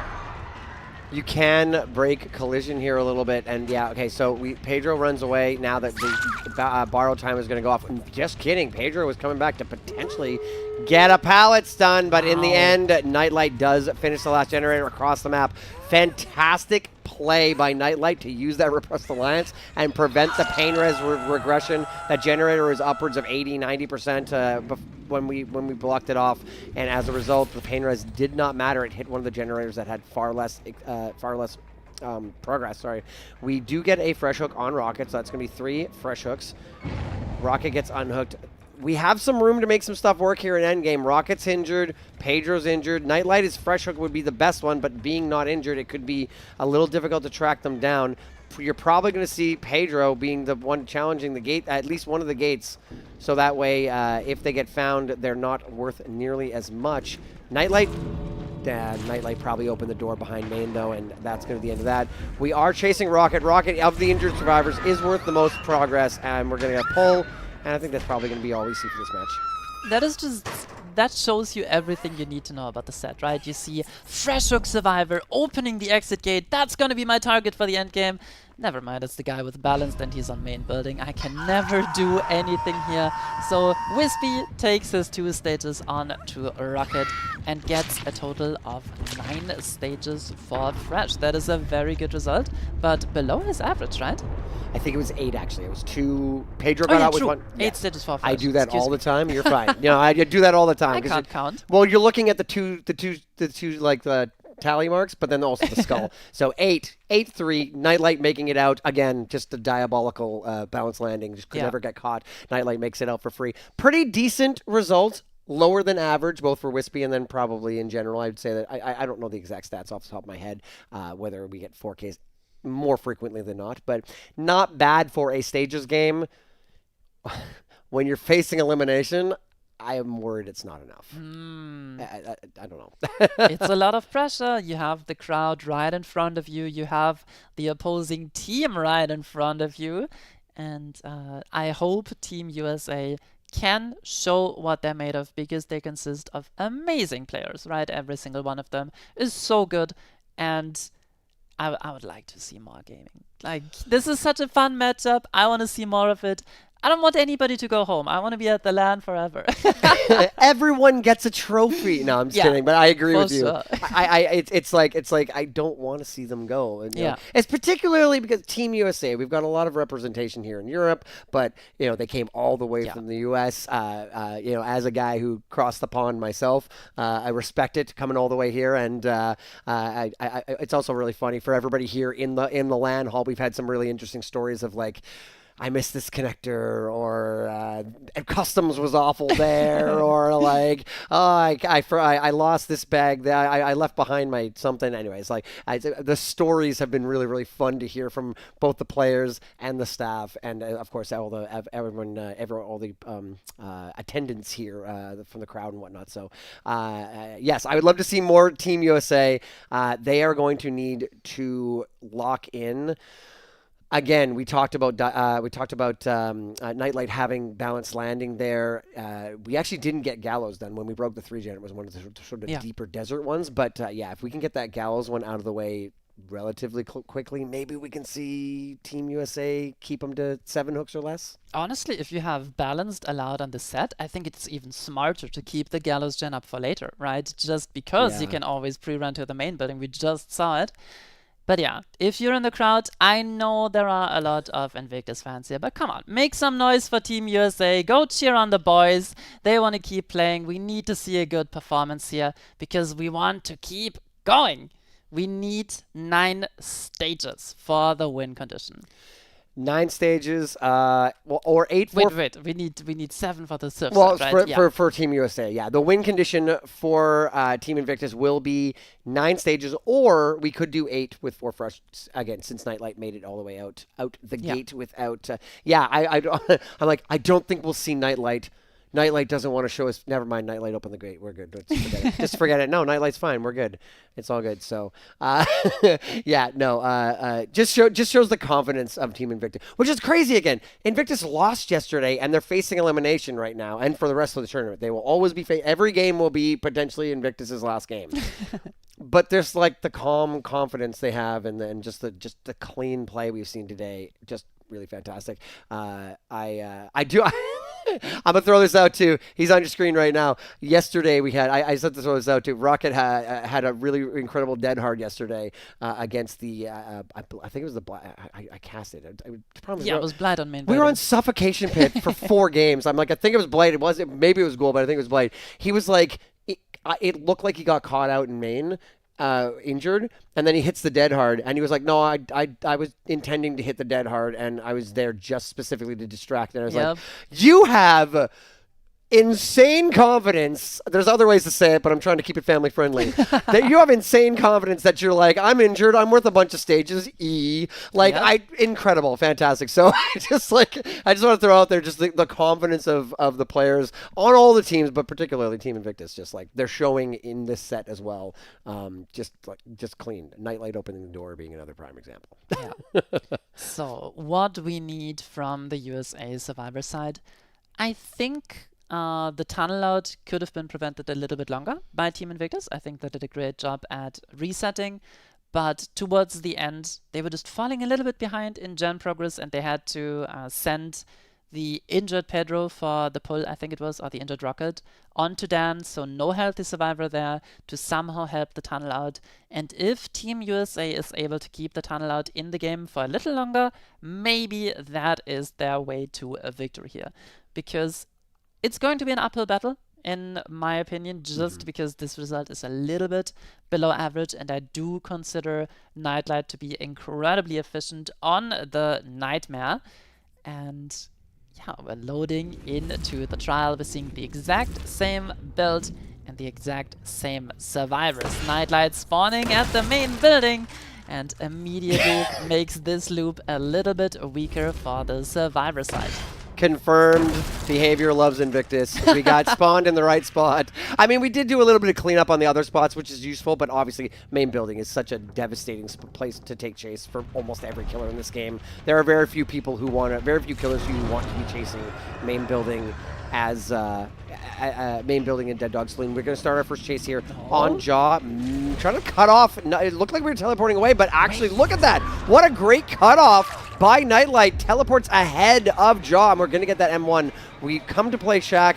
Very patient by Jaw. We are going to get hit, but very, very good double vault there by Jaw. We got hit by the snare, but patience there watching this Shaq spot. Looks like we're going to get hit by a snare, and we get the vault again. We will not, unfortunately, make it to Shaq Pallet. The hindrance was too much. Could not make it to Shaq Pallet, and Jaw goes down pretty quickly.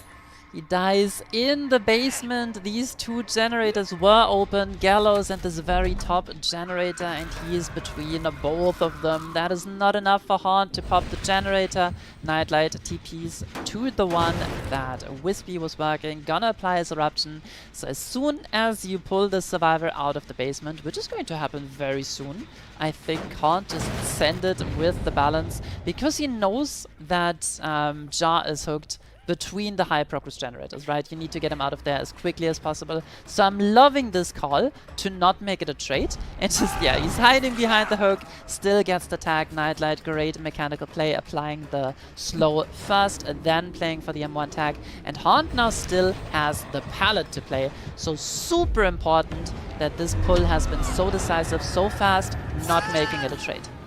Wispy takes an M1 and heads over to Shaq. Remember, Shaq Pallet did not go down in that first chase. Dodges a snare, kind of veers off towards the building. Great pathing there, keeping an eye and able to make distance over to the water tower. We will get the snare. It looks like Wispy, instead of going for the water tower, just assumes that we weren't going to make it to the pallet and instead presses W towards the edge of the map, towards the comp corner. We are going to get that second fresh hook, but this generator should... No, the generator does not pop before it comes in, and that was a pain res. So that generator that was very high progress is going to be a little bit lower now. We are now following, this is the just recently healed Jaw, but Jaw runs off into the desert, and we are going to turn around and go back to main building potentially. This is the generator that had the progress, I believe. And we see Momo, yes, this generator still high progress. Not able to pop it. We're going to put Eruption down. That is actually really rough for Team USA. We needed to see that generator get done. We got to get some gen progress on the board, and that's really the only one we've got very high progress on, and now it's going to be regressing for a little while. Unhook comes in. We did have good progress, of course, on the Gallows and that one in the desert closest to main, but with Haunt going down there, I would have expected them to drop these generators a little bit. We find Haunt on the main building again, has the balanced landing, though super important, makes it to the passport as well. Now probably dying towards that toilet pallet, which is not very safe. We do pre-drop it. But with the Dream Snares in play, this should be an easy chase for Nightlight. How long can Haunt last? Already won the first 50, Cracker used, wins another 50, does not panic vault here. Really impressive play by Haunt, wins another 50. These are so important for his team. And finally our ace goes down. What a beautiful chase. Let's see if we have a Pain Residence nearby, because we do need that regression. Yes, we do. Very good RNG for Nightlight so far. And the 3-gen is still up, I'm pretty sure. Fantastic chase by Haunt there, able to dying in that back corner. We did get the pain res, but the one nice thing about dying back there is it's not a defensible hook. You have to abandon it pretty much if you want to get anything done. So yeah, you can see here, Nightlight's not even, the unhook comes in, Nightlight doesn't even care, goes around, kicks generators, not going to worry too much about getting either the unhooked or the unhooker. Take that back though, we actually do come over here now and we're going to chase on Momo. Momo being another fresh hook here, our last fresh hook in fact. Momo's saving the life there, has the main pallet still to work with, drops it immediately, and the chase gets left. We do find another survivor a little bit out of position, but so far our survivors have not used a lot of resources, right? They still have Shaq, they chase around main building, and we see it at this jungle gym. It is still up and available for Wispy to play.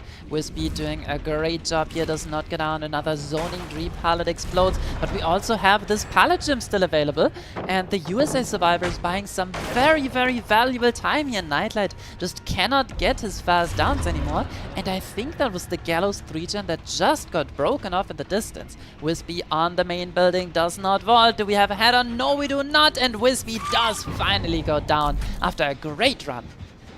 Great chase, and exactly what Team USA needed. We needed to get some gen progress then. We needed to last longer in chase. We managed to pop a gen during that chase, and we will pop another one right now.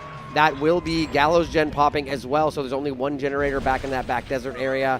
Although, unfortunately, we teleport to the generator. Momo, with the balanced landing, is going to make a little bit of distance here, but not quite enough, and is going to go down. Now we're going to see our last fresh hook, potentially a pain res. I don't know what the gen progress is looking like since we did pop 2 recently, but we are, in fact, going to take this pain res back behind the main building. Wispy is still on hook, although I believe, yes, I saw the hook was coming. The unhook was coming as I was speaking, but yeah, unfortunately, the timing allows Nightlight to come over and continue chase on 2 injured survivors. We are chasing after Haunt and gets the pallet explosion, and the crowd is approving of that play by Nightlight. Another very quick down. Nightlight always gets so many downs with these dream pallets. Incredible. We do see Jar having a high progress generator, but Nightlight chooses correctly, teleports right on top of it, and is able to find a healthy Jar. Does not get the swing through the pallet here. Good drop by Jar, makes it to another one safely. Oh! Even the longest claws are not connecting today. Very low ping and very good chase by Jar. We do finally have some individual survival performances from Team USA. They're doing great in these chases, and Jar, if he can keep lasting, he's gonna buy so much time for his team. We have to drop the chase yet again. Shaq pallet is still up. Momo on the main building makes it downstairs to the window, has light available. Does he make distance? Yes, he does. He makes it back to the front pallet, but this one is not super safe, especially once the snares come through. We have another pallet. Great greed. Will he drop it? Yes, he will. Can Nightlight get the down? Momo can just chain these two into each other. The snare barely connecting there. Is it going to be enough? Nightlight wins the 50, but Wispy is there for the body block. Refusing to go down is Momo. Still hindered, still running, dropping Shaq pallet, and an absolute hero chase from Team USA. What a I could not help myself. What a great body block we had there by the Death Hook Wispy. Again, Momo still surviving, still back and forth. We're back and forth. We're getting into a bit of a back and forth. Hunt was there, and we got another hit tag, and Hunt is going to run away. We are so close. We are at 6 hooks right now. We need 8. We need 9 for the win, or 8. Actually, we have 4 fresh hooks, so we need 8 hooks actually to win this for Nightlight. This is so very, very close. So much is happening in such a short time. These generator split is really, really strong for the survivors. We got the main building, which is such a nightmare, pun intended, to have to deal with, as well as 2 generators down the street near the water tower. Momo continuing this demon chase we've been having. Vaults. This is not super safe, but somewhat safe, safer, but we do get into a spam vault situation. Shaw gets spotted. Good eye, though.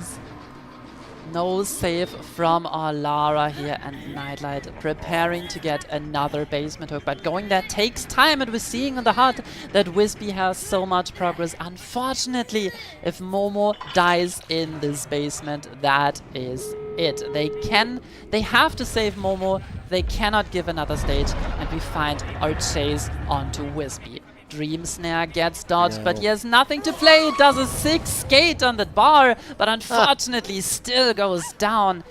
And I think this is the win for Team Invictus. That's the win condition. That was a funny way to end it with the little, the bar dive float, whatever you want to call that. That will be our 9th hook. Sorry, our 8th hook. 2, 4, 6, 8. And that will be enough with the 4 fresh hooks. We will be saying goodbye. Big nodders from our killer. Nightlight and Team Invictus will be eliminating Team USA. Congratulations to Invictus staying alive to fight another day. I actually believe that day is today. They will be playing, I believe, against Eclipse later on, who did lose the first match of the day. Team USA, a valiant effort, great chases, some of them not quite great enough, and we're going to see Momo go down here. Jaw gets to leave, and the rest of the teammates are unfortunately going to go see the entity in a different way. What a fantastic matchup. You could definitely tell that they made a Nightlight sweat. The balance was starting to shift a little bit. But in the end, Nightlight confirming the win for his team, for Team Invictus. And this means Team USL will be leaving us. Give it up for Team USA. They've done so amazingly. And I'm so happy about the sportsmanship that we've been seeing throughout this entire event, right? All the players hanging out with each other. Not even the trash talk coming through, keeping it respectful, everybody showing their best behavior. So yeah, what a great experience having them here. I absolutely agree. It's so funny because it is, I kind of mentioned earlier, it's like we're all keyboard warriors. every one of us has been a keyboard warrior at some point. It's like, oh my god, you're playing that build on Ghoul? Zero skill. Yeah, come 1v1. Come 1v1 cowshed. No, everyone's had those moments, but seeing everyone come together and giving each other, the polite but funny ribbing and stuff like that, it's been great. It's been really good. It's unfortunate to see Team USA go, but I'm sure they're going to stick around and see the rest of the tournament. Invictus staying alive. We'll be moving on to the lower bracket, the losers bracket. We'll be continuing on. Next up, I believe we're going to be having Elysium versus, my brain is distracted, Praxis. Sorry, it took me a second there. Absolute I was like, wait, there's only 5 teams. How are you forgetting, Andrew? I got it. Yeah, we're good. No, I wouldn't know either.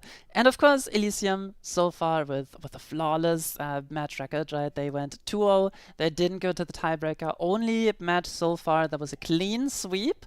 So they're riding the wave right now. Zaka has something to prove, right? With Team Spain, he didn't quite make it on the last LAN in the World Cup. And of course, we do have 3 Portuguese players on Team Invictus, so maybe a bit of a LAN rivalry on there. And I'm excited to see how this event is gonna keep progressing. We're gonna kick it downstairs. Egder is gonna be talking with the winning team, Invictus. Invictus staying alive, maybe looking for that rematch against Praxis in the final if they can get by Elysium. Take it away, Egder.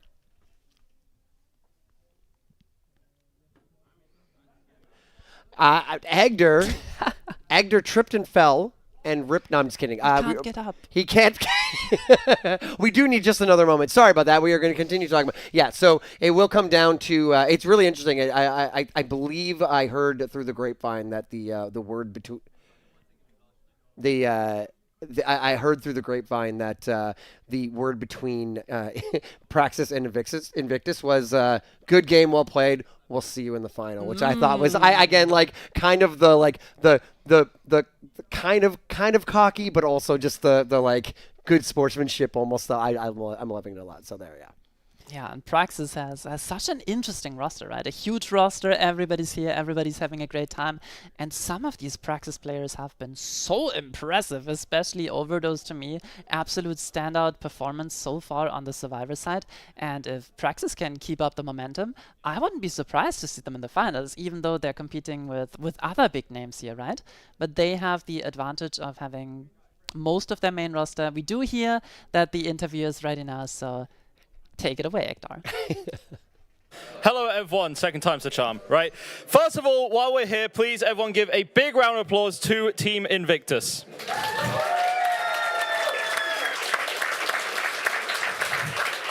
Very well fought win. Team seems very happy with their performance, and they absolutely should be. It was a fantastic, fantastic matchup. I'm joined once more by Nightlight from the winning team. First win on the board. We feeling good? We feeling confident? We feeling happy for the future?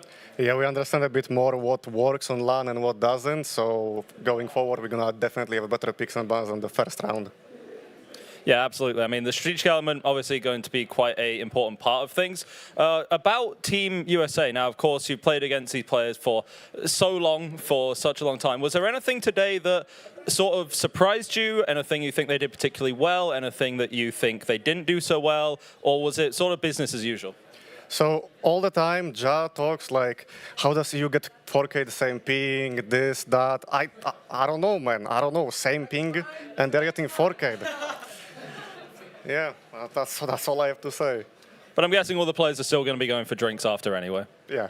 Exactly. Everyone secretly they're all friends. They just pretend to hate each other. Don't even worry about it.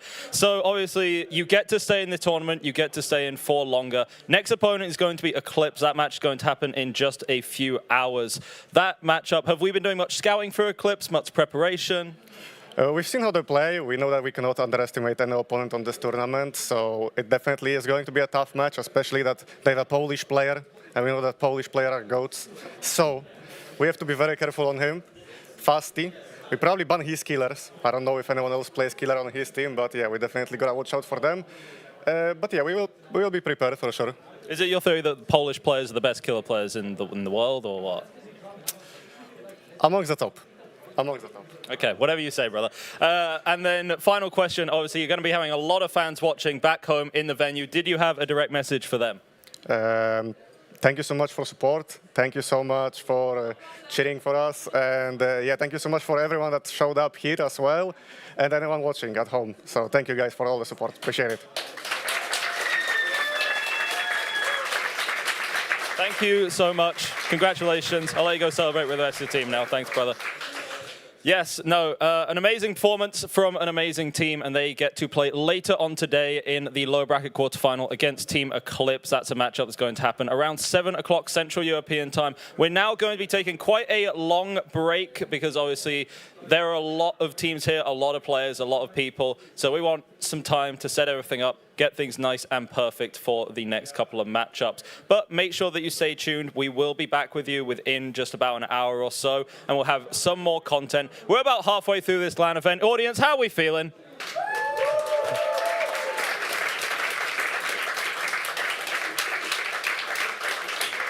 I'd say we're feeling pretty good. Go take a break, have a drink of water, have some food, whatever you want. I don't know, I don't control it. And have a lovely rest of your time.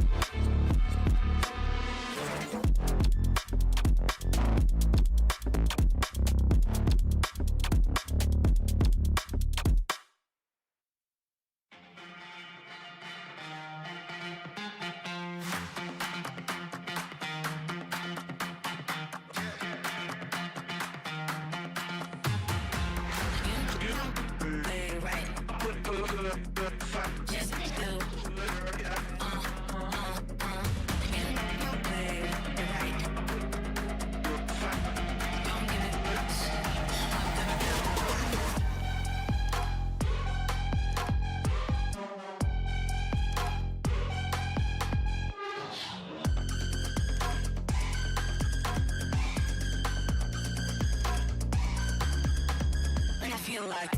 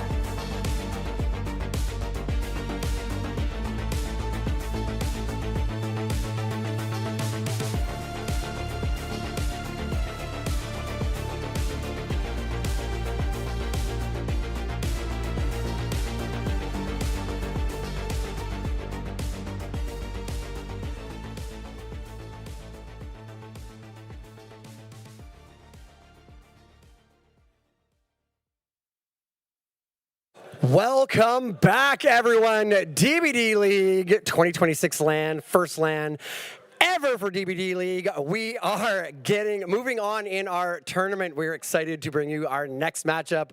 We're going to be having teams come out right now. How's everybody doing? You guys ready for some more amazing Dead by Daylight action? Let's do it, guys. All right.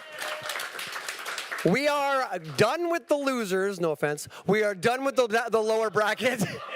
The lower bracket. We're done with the lower bracket. We're going back up to the winners bracket. This is a double elimination tournament, so keep in mind we will this next matchup is not an elimination match, but it will determine who goes to the top of the winners bracket. We're going to call out our teams right now. First up, let's invite to the stage Team Praxis. Team Praxis, we got Marco, V1, Obi, Overdose, Silhe, and Zynox. Welcome in, everybody. Zynox, you guys have had to fight more than most of the teams. You're still in the winners bracket. Do you think that playing more is a benefit, or is it make you tired and you guys are worn out? Are you guys ready to rock? I mean, we're ready for anything, to be fair. Like, yeah. Obi's locked, we're locked. Yeah, we're doing good. Doing good. Pretty confident going in. I mean, you guys have already knocked Invictus out in that first knocked down to the lower bracket. So now you're coming up against Elysium, though. It's a pretty tough team. Yeah. Are you guys gonna take it? 1-2, like you guys 2-1, 2-0? I think we win 2-0, to be fair. Xenoblade will be hard if we get there, but I think Obi's gonna take good care of him, to be fair. I mean, Obi's been on fire tonight. We've been discussing like the fire chases and the fire killer moves and stuff like that. We were going kind of wild about the you got a hook and then 1, 2, 3 dashes on Ghoul yesterday, and we're like, oh my god, I can't believe that. It was great. Well, good luck, guys. We'll let you take your spots. We're looking forward to seeing a 2-0. Next up, let's invite their opponents, Team Elysium, to the stage.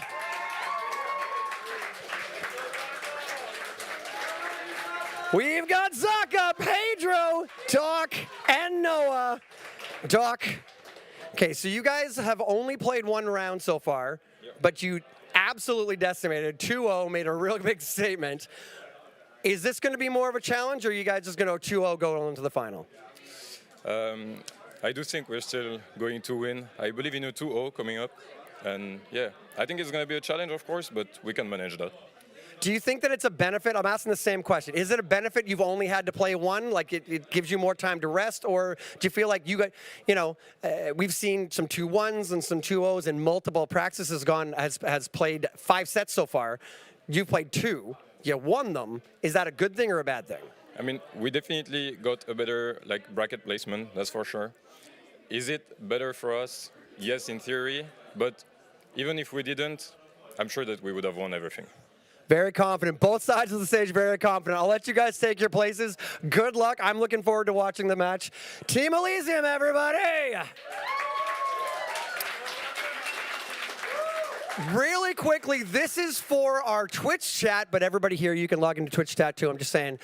Twitch chat, we are going to be doing a giveaway during this round for the next several minutes. So if you're logged into Twitch chat, make sure all you have to do is type !join to be entered in the giveaway. I believe it's a free DLC. I'm going to have to be corrected on that, but !join in Twitch chat. Again, everybody here, you can log into Twitch chat too. I'm going to do it. No, I'm not. Anyways, while the teams are getting set up and we're getting this all going, I want to call one of our lovely audience members to the stage. Hunter! Come on up, Hunter. Welcome to the stage. Now, okay, I got a question for you. I got a trivia for you, but first I want to give a big shout out because Hunter was very, very kind and lovely and decided to make, what did you bring for everybody? Yeah, I made a whole bunch of bracelets for literally anyone who wants them. Do I have to speak closer? No, I was shaking the bracelet on my I see, yeah, bring a little attention to it, the blood orbs. No, I made bracelets for everyone that I could. Came here with 75, gave them away to players, everybody like that. I love DBD, I love the community that we built here. I really never thought that we would ever get to be in a LAN setting, so just wanted everyone to have this community experience and something to take home at the end of the day. Yeah. Absolutely amazing. If you haven't got one yet, I think we've got a lot left. We're good to go. All right, so I have some questions and stuff like that, but I think I'm just gonna hit up. Okay, I'll give this away a little bit. I've been thinking about trivia and stuff like that, and I gotta finish the story real quick. Hunter introduced himself to me and says, "Can I give you a bracelet?" And without prompting, not do you want to pick from them, gives me an Oni bracelet with blood orbs because I'm an Oni main. Incredibly lovely. Fantastic. Okay. I came up with a trivia question for you. It's not too hard, but it is Oni related. What? So we're on TV. God, sorry. You're good. You're good. Nothing happened. Shoot, we said. What is the number matters. What is the specific relationship between the Oni and the spirit? Oh, Christ. Can you rephrase that for me? The Oni and the spirit are related. Yes. What is their relations? No, they are great-grandfather and granddaughter. I'm going to need you to be specific. How many greats? Great. That is... 3 greats. That is incorrect. Great-grandfather. No, it was during... It was 6 generations. Good try. No booze. We're all doing our best here. I was told that question was too hard. I will say, as an Oni main, I was like, it was 4. Wait, it's 5. So even I wasn't 100%. Never give me a number. I wasn't. Is there any particular killer that you've seen on this weekend that you are hoping to see more of, or is there someone we haven't seen that you're looking forward to these guys maybe playing? Is Dredge on the roster? Dredge is not on the roster. On the roster. I thought that was said earlier. I would love to see more Oni. Always. I'm not just gassing you up. Let's go. No, unknown as well. I love a good gambling killer. Very fun to watch. Valid. Well, thank you very much. And again, so happy to have you and everyone else here. I hope you enjoy this banger of a matchup. And thank you so much, everybody. Give it up for Hunter. It's stressful to come up here, so thank you so much. And I think we're gonna go kick it back to the caster booth, and I believe we have Will and Egder. We're gonna kick it up to the booth, and I'm gonna do better research next time.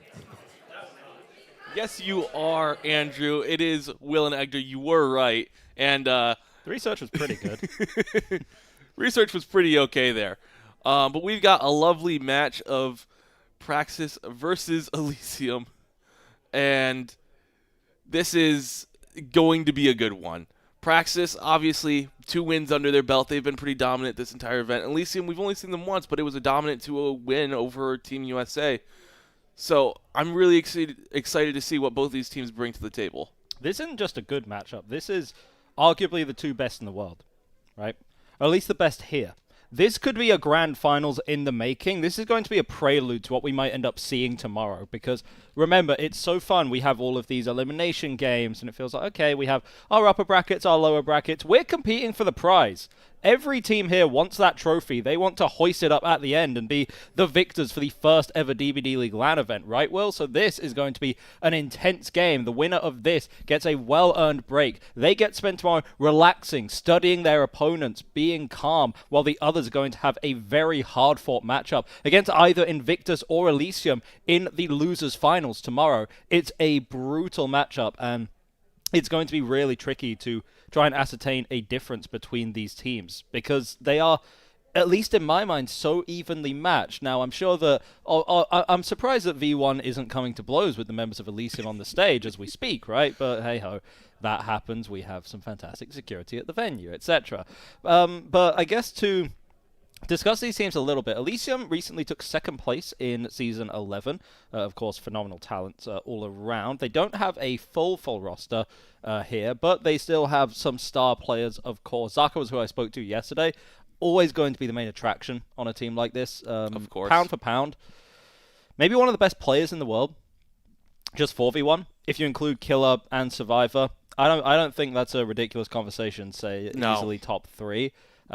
And what I really like as well is that they make adjustments to their rosters and they aren't afraid to bring in some new pieces to the scene. I know recently they signed some players, Doc and Tech. Of course, today it's going to be a smaller roster than that, but still an absolutely fantastic one. Of course, you saw the damage that they did to Team USA yesterday. Right? Team USA absolutely no slouches either. Are they going to be able to do the same to a team like Praxis, Will? I think so. I mean, if you think about it, Team USA is basically the team that beat them in the Season 11 Grand Finals, and they handily dealt with them. And Praxis, again, comparing it to Season 11, they didn't even make the playoffs. That said, Not wrong. These are two very good teams, as we have established. Both of them are here for a good reason. This is the upper bracket we are talking about here, and there's a lot to vie for here. This is the upper bracket final. The winner here, like you mentioned, goes directly into the grand final. Doesn't have to fight their way through the losers bracket. They get that advantage going into the grand final of, I believe we're doing the Joker set still. We're not sure. We'll have to fact check on that. But of course, I think a lot of the advantage is a mental one as well, right? We'll see, of course, where there's a joke set. We'll definitely fact check ourselves on that one. But no, talk about Team Praxis in a lot more detail. Some stuff that I was discussing yesterday. They are really gelling together as a team quite well, which has always been the concern with Praxis, because Praxis are made up of lots of separate pieces from lots of separate teams, right? And they have historically had some fantastic results, aka winning the Winter Circuit, and then some disappointing results, not even qualifying for the playoffs in Season 11, right? They are the best in the world, but only when they're firing on all cylinders. And the question that you have here, are they going to fire on all cylinders? Well, you'd have to think the LAN event is a scary environment. You'd have to think that could cause some issues with consistency, with some communication, with some things in the heat of the moment. And we've seen our fair share of questionable plays so far on the LAN. Let's not pretend that the LAN nerves are completely non-existent, right? But the adaptation to it has been fantastic. And right now, Praxis, well, they had their matchup against Invictus, of course. That was a very, very hard-fought match, right? Really could have gone either way. I wouldn't have been surprised if we saw Invictus actually playing off against Elysium today. That would be an absolute rivalry for the ages, right? You compare that to Elysium, who of course they had their wonderful little outing against Team USA, took it in clean fashion. It looks like they're gonna try and make a speed run to the grand finals. Absolutely, and a speed run to the grand finals in this format is actually not that difficult. You just got to win 2 games. And then you're there. There we are. Yeah. When you have fewer teams, the route to victory is that much easier. But when the competition is this close, who can really say? It is incredibly close competition. I think that's a big thing that we need to discuss here. The gap between a lot of these teams is very slim, especially now that we're whittling teams down, right? Eclipse are going to have a very tough time against Invictus later on. I'm not going to question that in the slightest. What we do know is that in terms of kind of the big 3, so to speak, Praxis, Elysium, Invictus, who wins? Flip a coin. It's a toss-up. Flip a 3-sided coin, because that's exactly what we need to do, right? They are all so good. They have all mastered. They all, at individual times, have been the best team in the world. Elysium, Season 10, regular season winners. Invictus, God, if I tried to name every single trophy they won, dude, I'd miss my flight out of here on Monday, brother. Praxis, of course, Winter Circuit champions. All of these players are capable of being the best. Now they have to prove it not just to themselves, but to each other and to a wider audience and a live audience as well. Pick and bans now going to be available for the teams. We'll see exactly what styles they like to go for. Elysium and Praxis, they strike me as similar enough teams with some of the things that they want to pick. Of course, Praxis has Obi on their side, which means that any killer that they can specialize in, such as a Billy or a Blight, are going to, of course, benefit them greatly, which is why they're gone immediately. There is still a Mastermind available, which always scares me. I cannot talk enough about Obi's Mastermind, and God, I want to see Obi's Mastermind. Also, hi, Overdose, how you doing? I'm looking at these bands right now, and I'm seeing 2 very different play styles. Elysium, they want to play the slower killers, so they ban the high mobility ones. And we see, I believe that is going to be the pick from Elysium, picking Oni. And Praxis bans the slower killers. Oh, we're going to see Obi Mastermind. Wanting to play the higher speed killers like Mastermind. So this is a clash of playstyles that we're seeing play out right here in the picks and bans. Okay, and emphasis on the bans as well. We're going to be getting through this very, very quickly, of course. Oni and Mastermind, 2 incredibly entertaining killers. There's a wild Outcast Andrew and Hunter at this point in the audience, who are both foaming at the mouth, just absolutely salivating to see some of this Oni gameplay. What are we going to be left with? That is my big question. We have gotten rid of quite a lot of high mobility killers, also a couple of the slower pace ones as well. Of course, it's a slightly interesting system, something that I quite like when I talked about yesterday, because there's an inherent advantage in, of course, being able to just pick your killer straight up.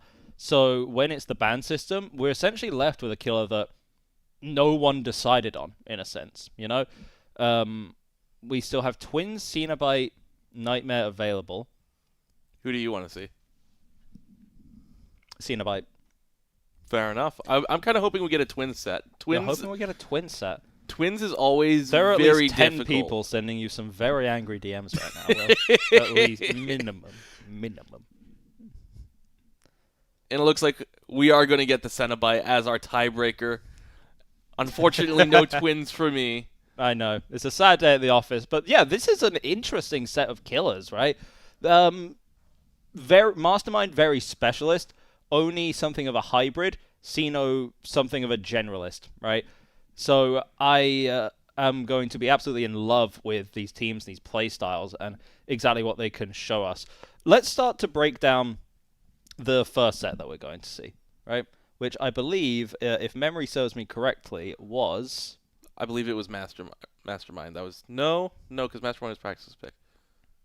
Oni. I'm doing mental gymnastics to remember which one it was. It was Oni. Oni, yeah. We're kicking it off with Oni. Yeah, we saw Andrew some Oni is so yesterday. happy. Yeah, we saw some Oni yesterday. We were able to ascertain that everyone knows the first chase is important. Why would we just sound like a broken clock by repeating that over and over again?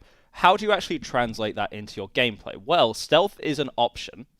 It's not necessarily the most popular option because Coal Tower isn't the stealthiest map, especially say you spawn around the shack side. Speaking of spawns, that's actually quite a big deal as to exactly where you spawn in. We're and already there we in. go. And okay, ladies and gentlemen, was fast. Elysium versus Praxis, upper bracket finals. Why don't we make a little bit of noise? I'm just going to assume that they did. We can't hear much in this booth. All right. So we've got Zaka playing the Oni for Elysium against the survivors of Praxis, Zynox, V1, Sile, and Overdose, and already into our first chase, Bamboozle on the window. And we didn't really get to talk about it too much, but those chase perks that you see on Oni are oh so important. They're so critical in getting that first hit. And we've got the chase onto Zynox going to the main building. Has not gotten renovations yet, so Zynox is going to make the window. Flashlight coming through already. Could be a champion of light sort of play. No hinder going to come out, so just a distraction technique instead. I wonder at this point if it's maybe better to just have allowed the chase to continue onto Zynox, but regardless, Overdose has utilized the sprint burst. The M1 mind games are good. That's going to be such an early first hit, the 60-second mark. Now, remember, yesterday on the Oni, we were seeing these first hits coming in like 4 minutes, 5 minutes into the game. Zaka has now massively shifted the momentum of things. This is not a hopeless situation for Praxis, though. One early hit is bad against Oni, but you can wait out the power. You can do your damnedest to heal up quickly, deny the amount of blood on the map. There is some counterplay. V1 and Sile just going to keep cranking gens as Overdose continues at this shack. How are we going to play this mind game? We're going to try it. It's a very risky one. Bamboozle's going to help us a little bit. Chase is in the corrupt area of the map, which always helps Overdose. Survivors spawn on the main side, which is really where they want to be. A killer would love to spawn by main, make that main building worse, whereas that's kind of a place of refuge for some of the survivors. Overdose playing this perfectly, but Zaka, where did you come from, my guy? Just the 1v1 ability is so fundamental on Oni, at least at the start, and we're seeing it right there. Now we have to do a recoup. How is our gen situation? It looks like we got 3 different gens on the works here. So we could see 3 gens very quickly. Obviously, there's going to be the usual, the pain res, and any other gen regression there is. That is a basement hook. Oh, against an insta-down killer. I don't feel good about that. I don't feel good about that on the Praxis side. I'll be honest. We got the power. We see the generator damn near completed, and we're just gonna force the pick from the locker. and that barely wasted any time with the power, is going to get the pain res on that generator that the hook is going to be right next to.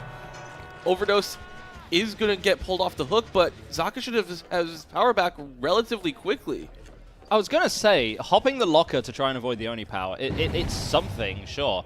But realistically, look at the blood. We already have it. Oh no, we're going to trap him in the basement. This is going to become a prison of the survivor's own making, surely. But no, Sile able to force an M1 and escape. How quickly are we going to be hot on their heels, though? Zaka's ready to pop the Blood Fury at any moment and then just come onto these survivors like a bat out of hell. We can keep moving. We can try and make it to some kind of safety.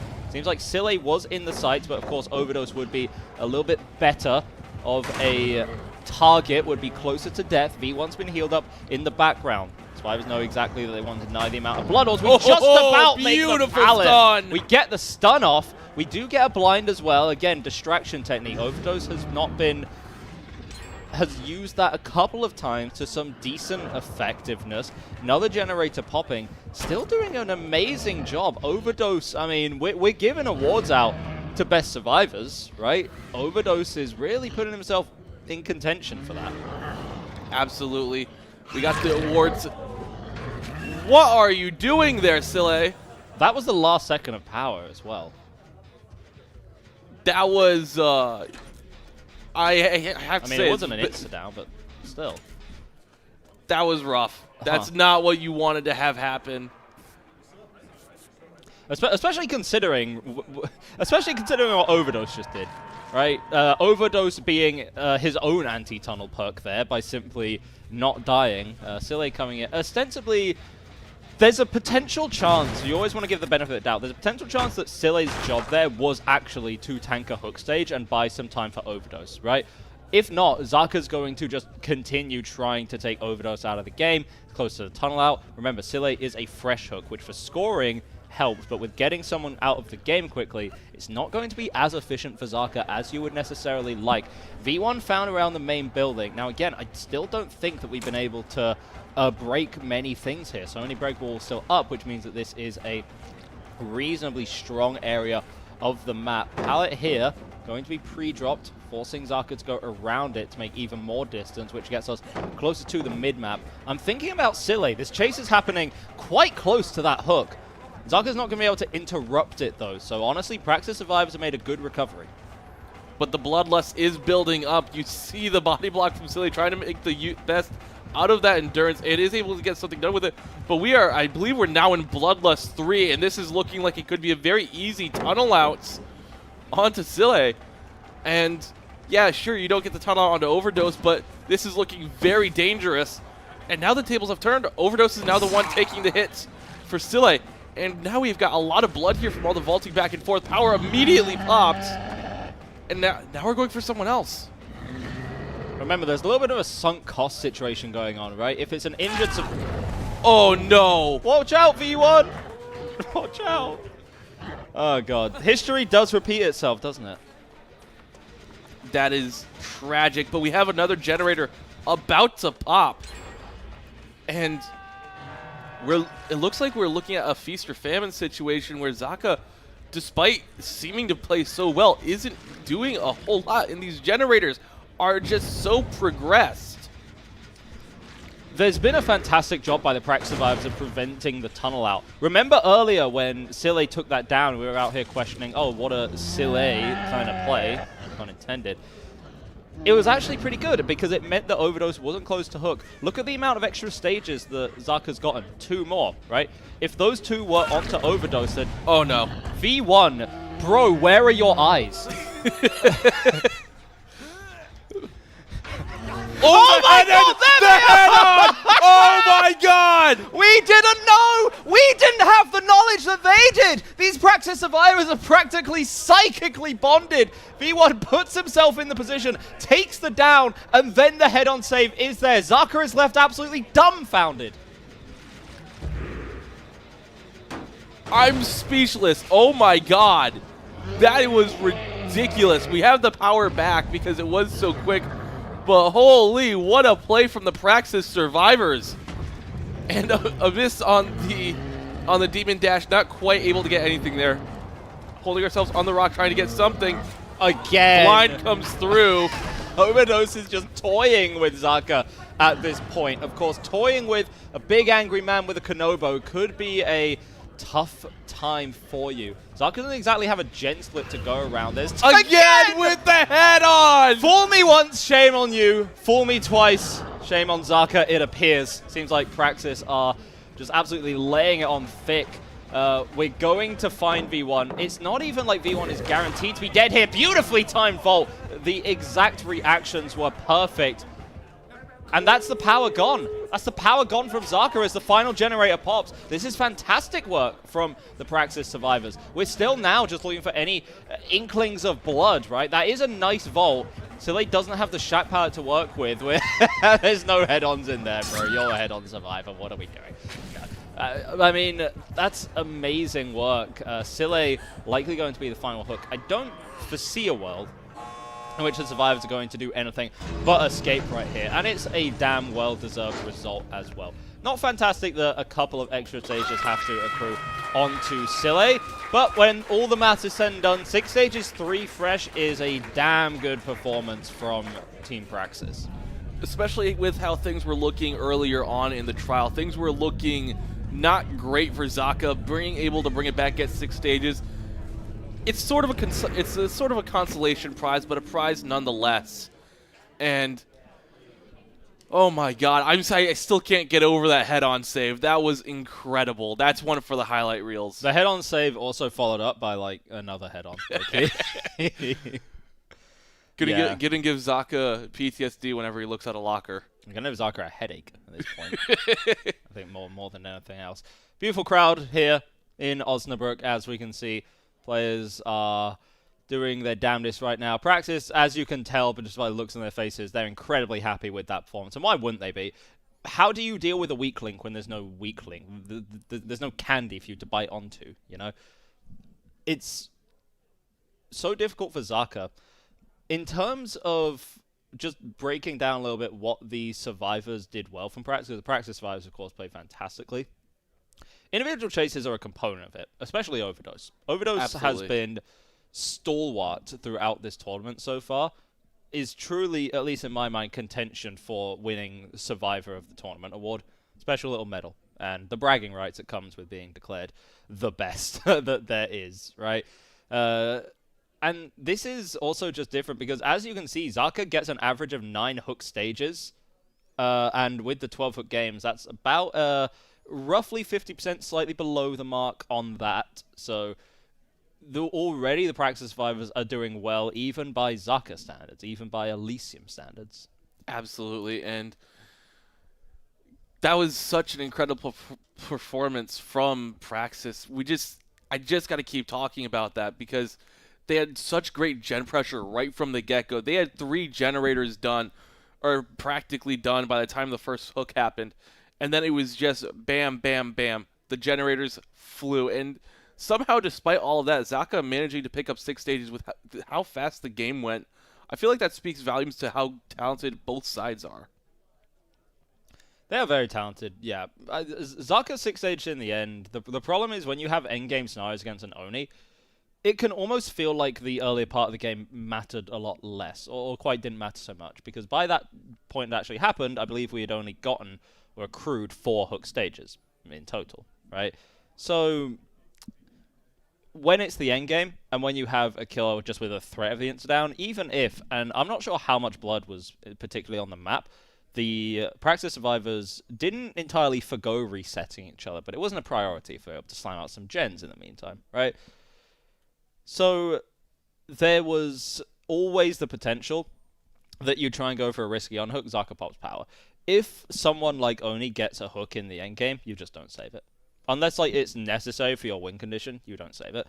And you know going out of there, like, okay, look, what's the difference between like 4 stages and 6 stages? You would think, oh, well, that's 2 stages, that's quite a lot. The problem is it's sort of like a reverse exponential kind of situation. The more hook stages you get, the tighter the margins become, right? Because, you know, your 1 to 4 stage games are so exceptionally rare, right? similar to results, how obviously even though going from a 4K1 to a 4K0 is essentially just one more gen, it's absolutely not the same as going from a 4K5 to a 4K4, right? Right. All the yapping here is just to mask the fact that Praxis are playing like freaks.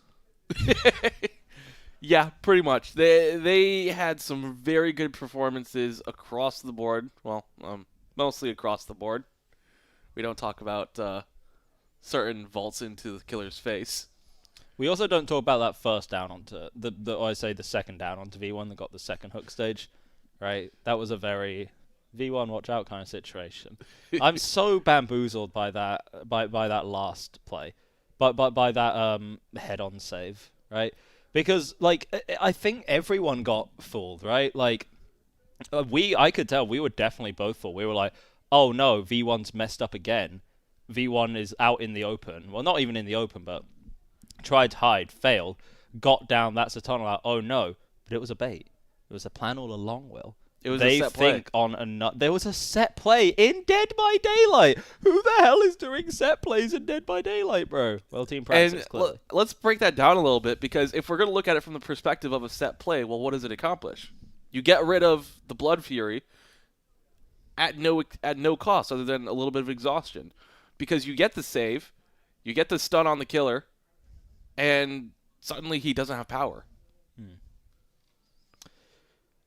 And also, I mean, obviously, aside from the obvious, it stops V1 from dying, right? Which means that you don't have your tunnel out of the game, which means you can continue to progress the gens, you have four survivors up. It's also a distraction tool, because essentially the other two survivors, well, they're just cranking gens over on the top side of the map.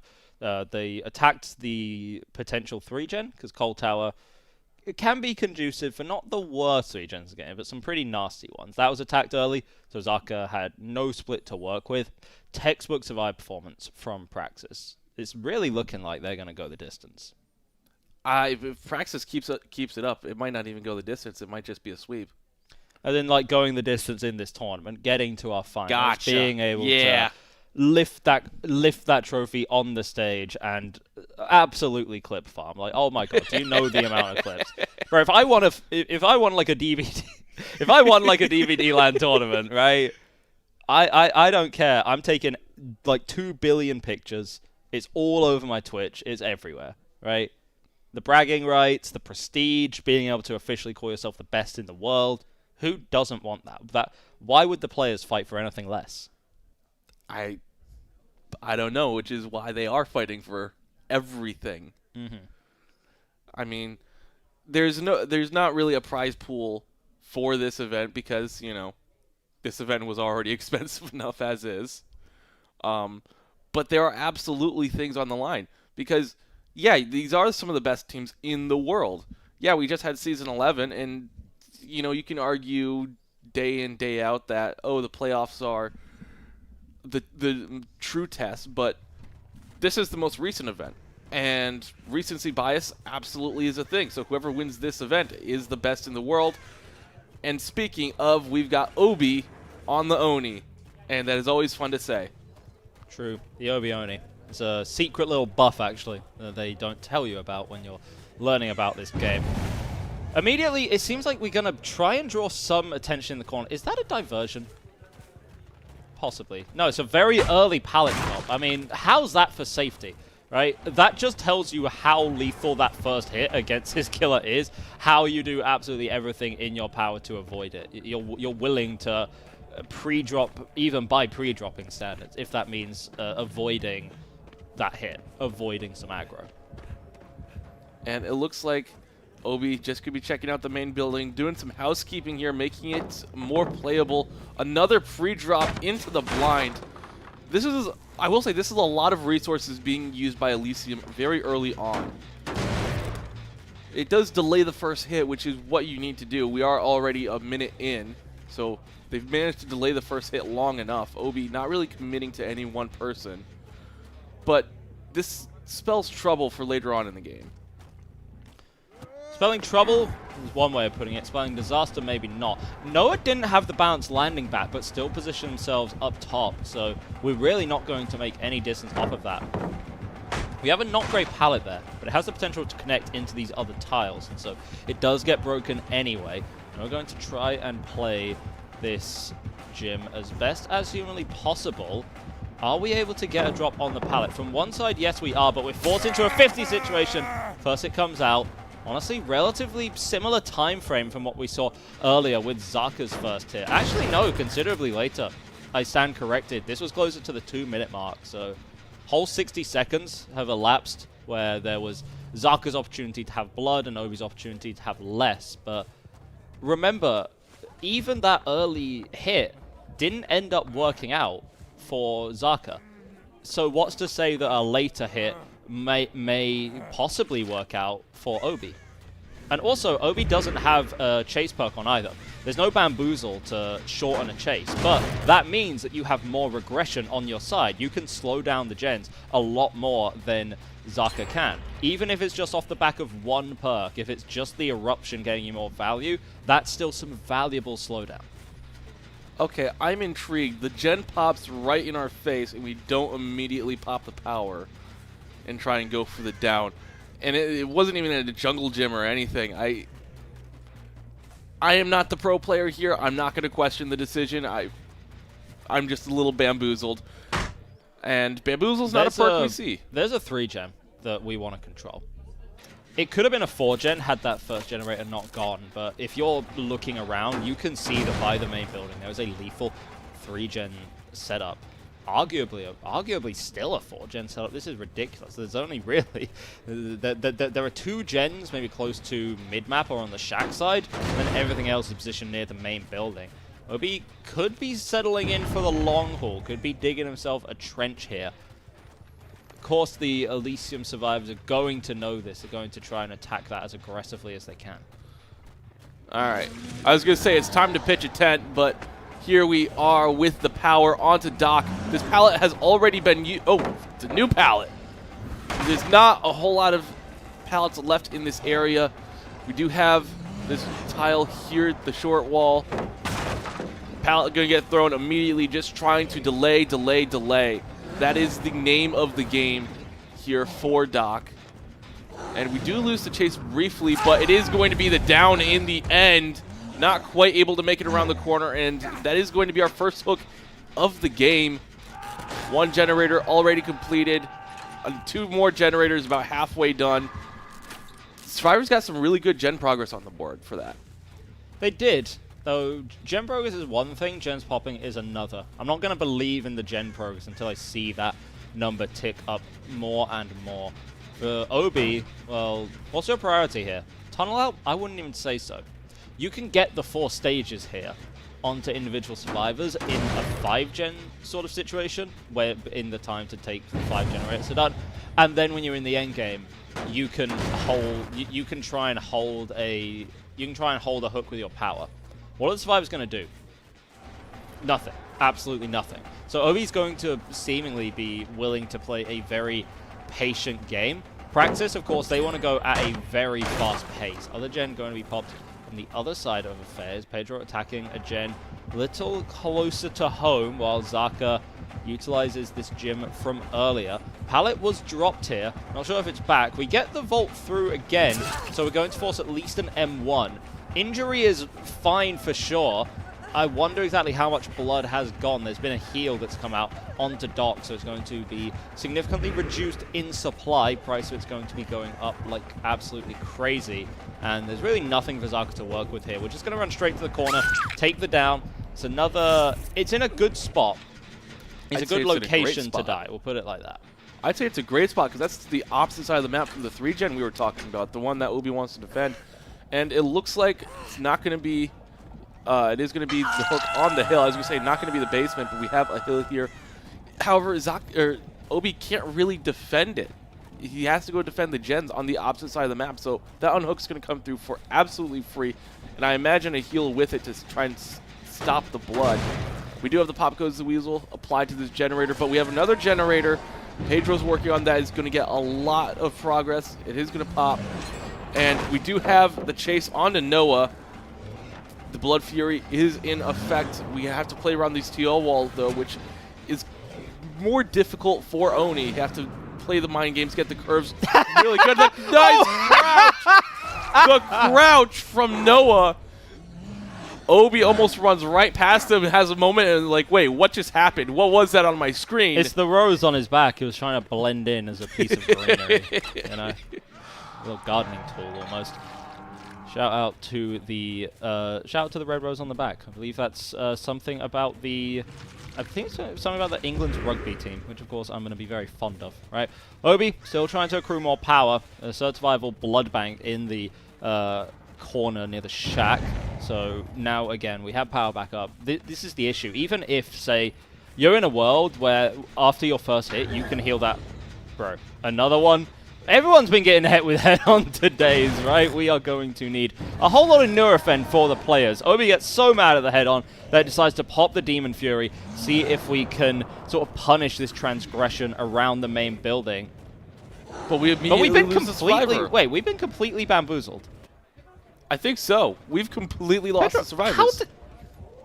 It's got to be some combination of. So now they stuff. can honestly just stealth this out and force Obi to. Yes, he'll have to use his blood bank, but that puts him on the opposite side of the map, gives them time to work on generators, and it looks like that's the plan. Just play stealthy, don't get caught.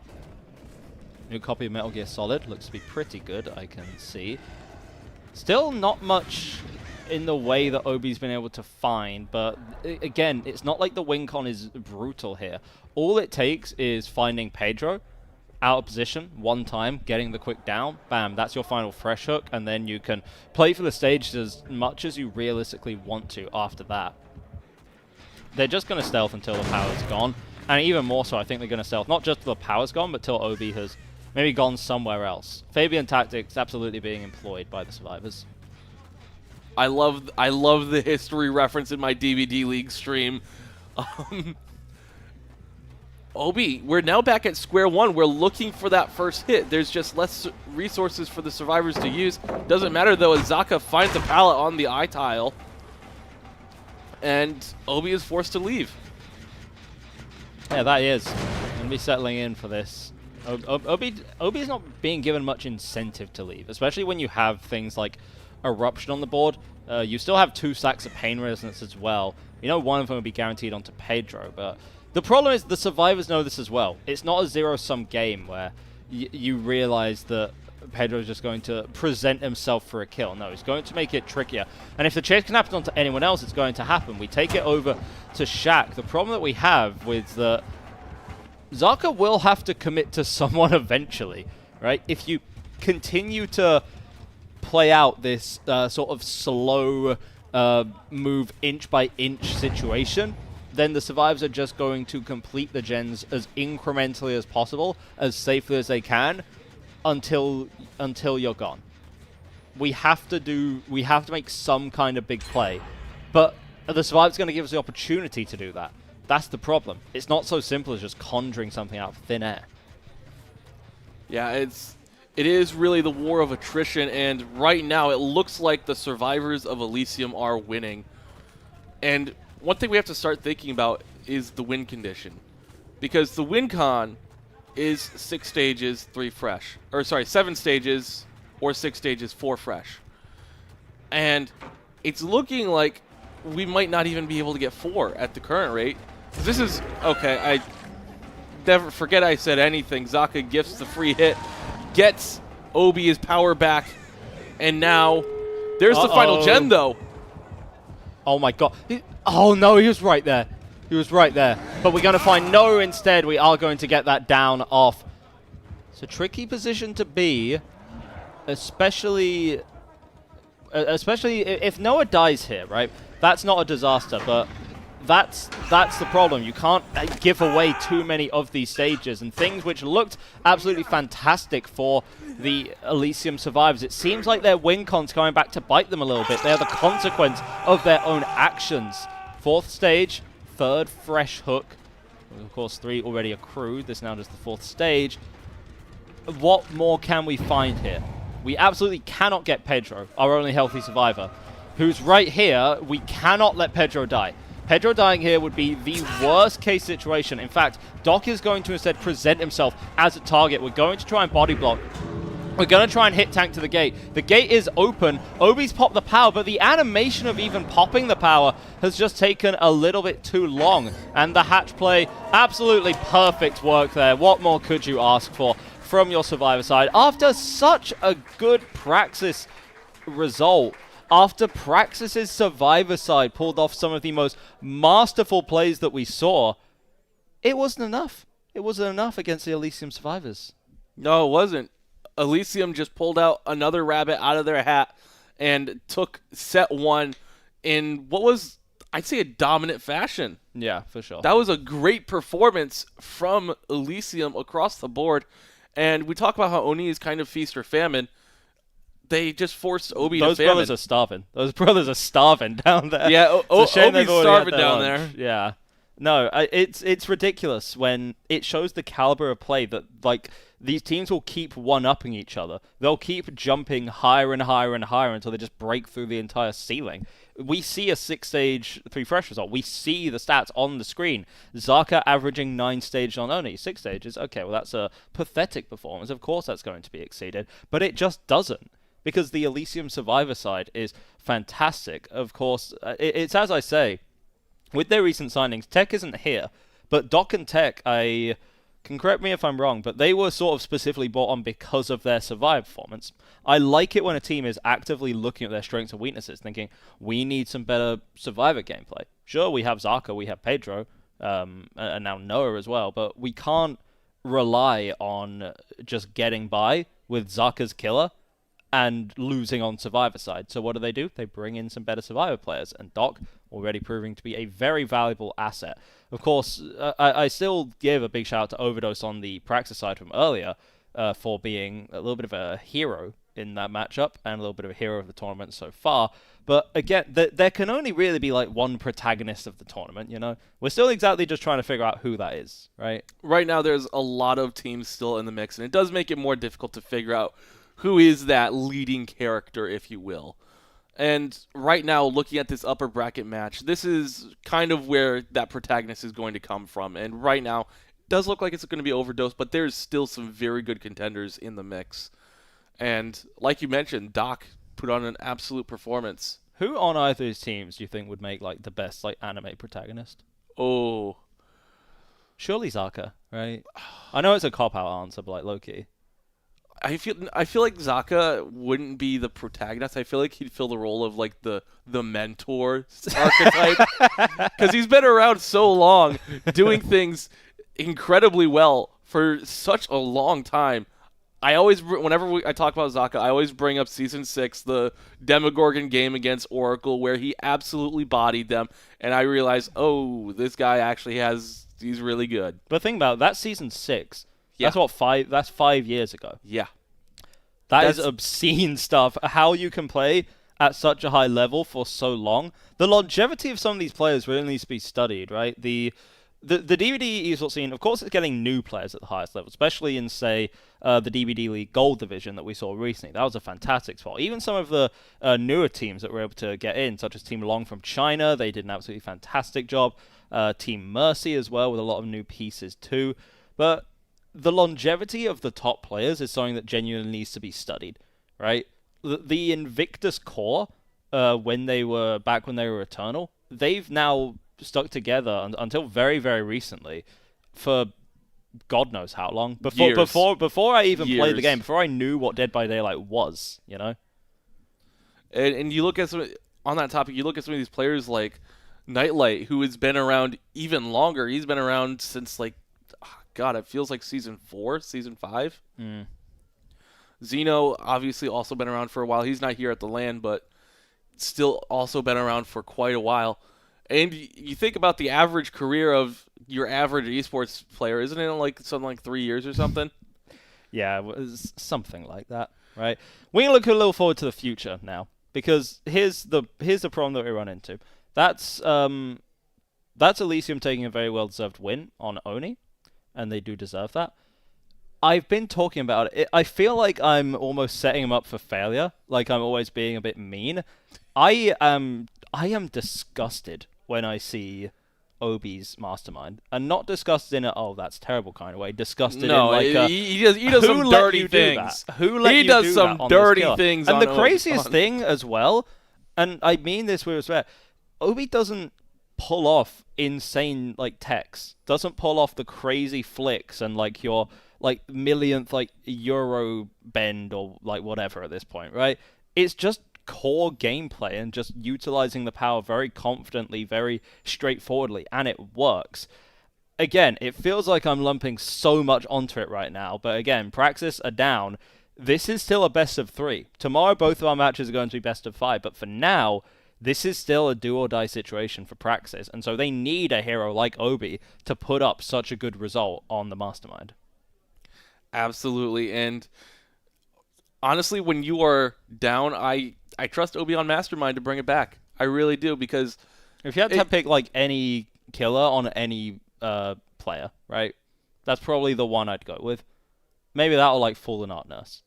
Yeah, my mind goes to Fallen Art Nurse too. True. We're one and the same. But no, you think about killer combinations with the players, and Obi Mastermind is the one that comes to mind when you think of Obi. I mean, there's also Obi Blight, but Obi Blight was banned out. Yeah, and what can you do? Understandably so. Yeah, The problem when you have so many good Blight players at a tournament is that no one wants to go against those really good Blight players, right?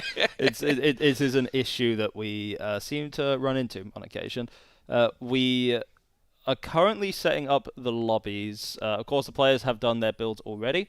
So, of course, our wonderful staff members will be checking those. Make sure you give a shout out to the staff members, by the way. They're wearing these lovely purple little badges here. You know, we got badges, we got everything you could possibly want. There's so many people that are putting in the amount of work that you would not believe behind the scenes to be able to bring this LAN event to you.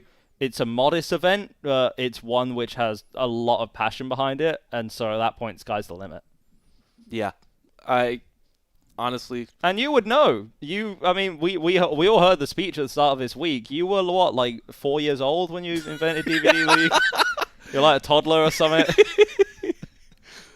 Okay, so first you go from calling me old to calling me young. Yeah. What? Make up your mind. It's because I'm your boss now. Yeah. It's messed up.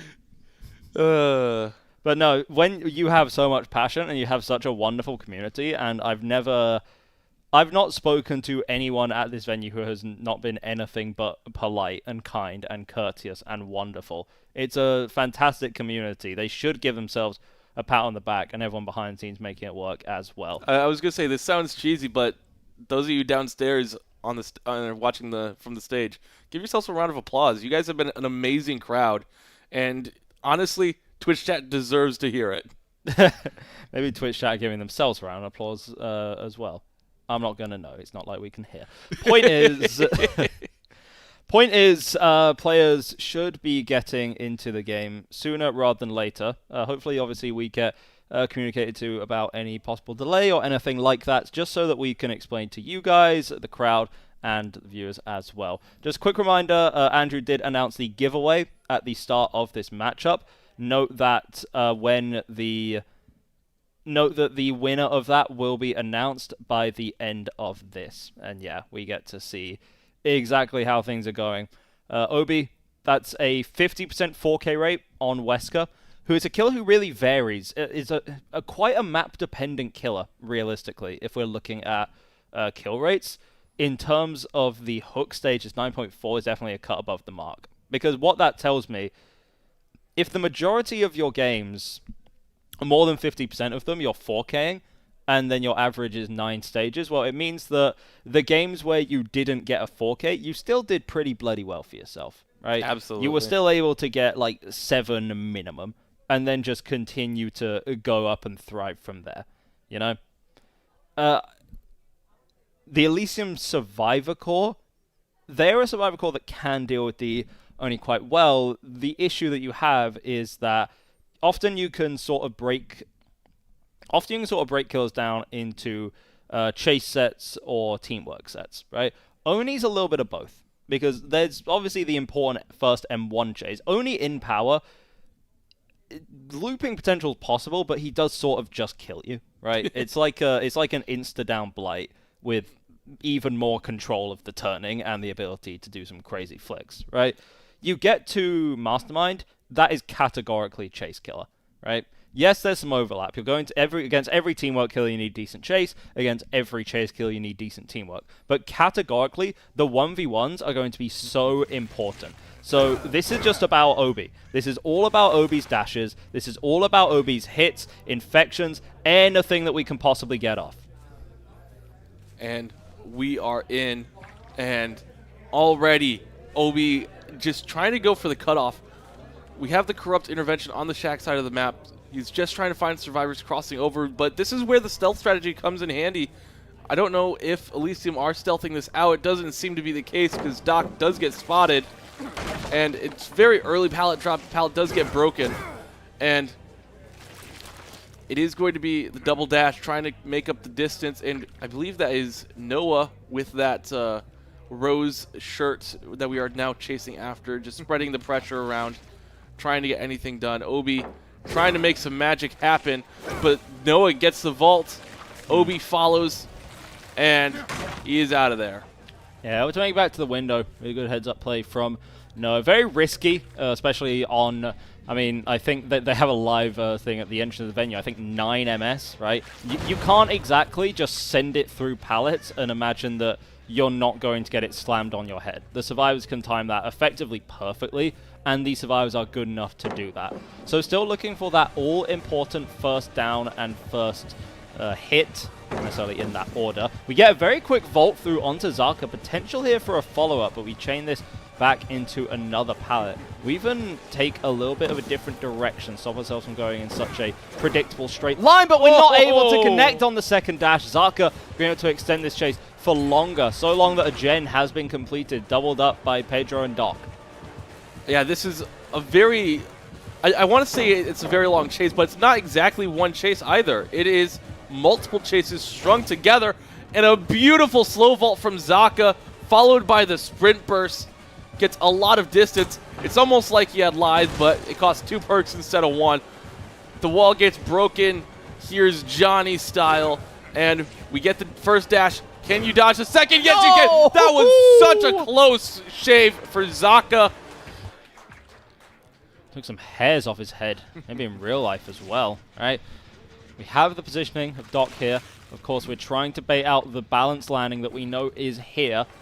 Problem is that you can follow up relatively quickly with it when you're on the Wesker, able to have this pallet drop. The cars are not your best friend on Survivor, but again we get the timing. We get it perfectly right now. Obi's just being left out to dry by these Elysium survivors. Their teamwork was on full display in the Oni set, and their individual capability, well, what more proof could you need?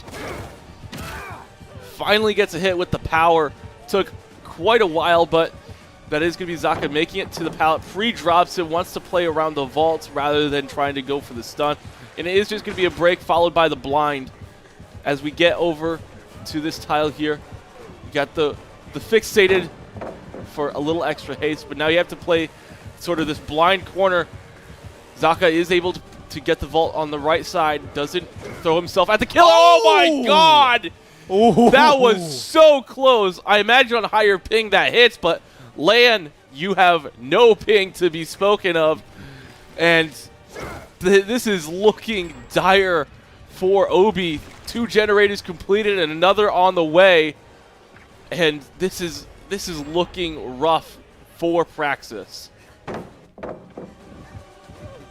Elysium very much looking like the ferrymen that are going to drag Praxis kicking and screaming into that lower bracket. Zaka, remember what we were saying about being the protagonist? We've been chased for so long that we have the hindered off now, and we just show full confidence in front of the killer. We do get punished for it, but Zaka with a fantastic first chase, and could very well be the only chase, given that Noah and Doc are already on these gens like white on rice.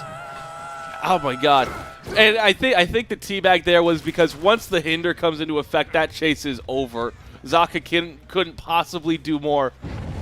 He did literally everything he could, and that's the first hook stage 4 generators in.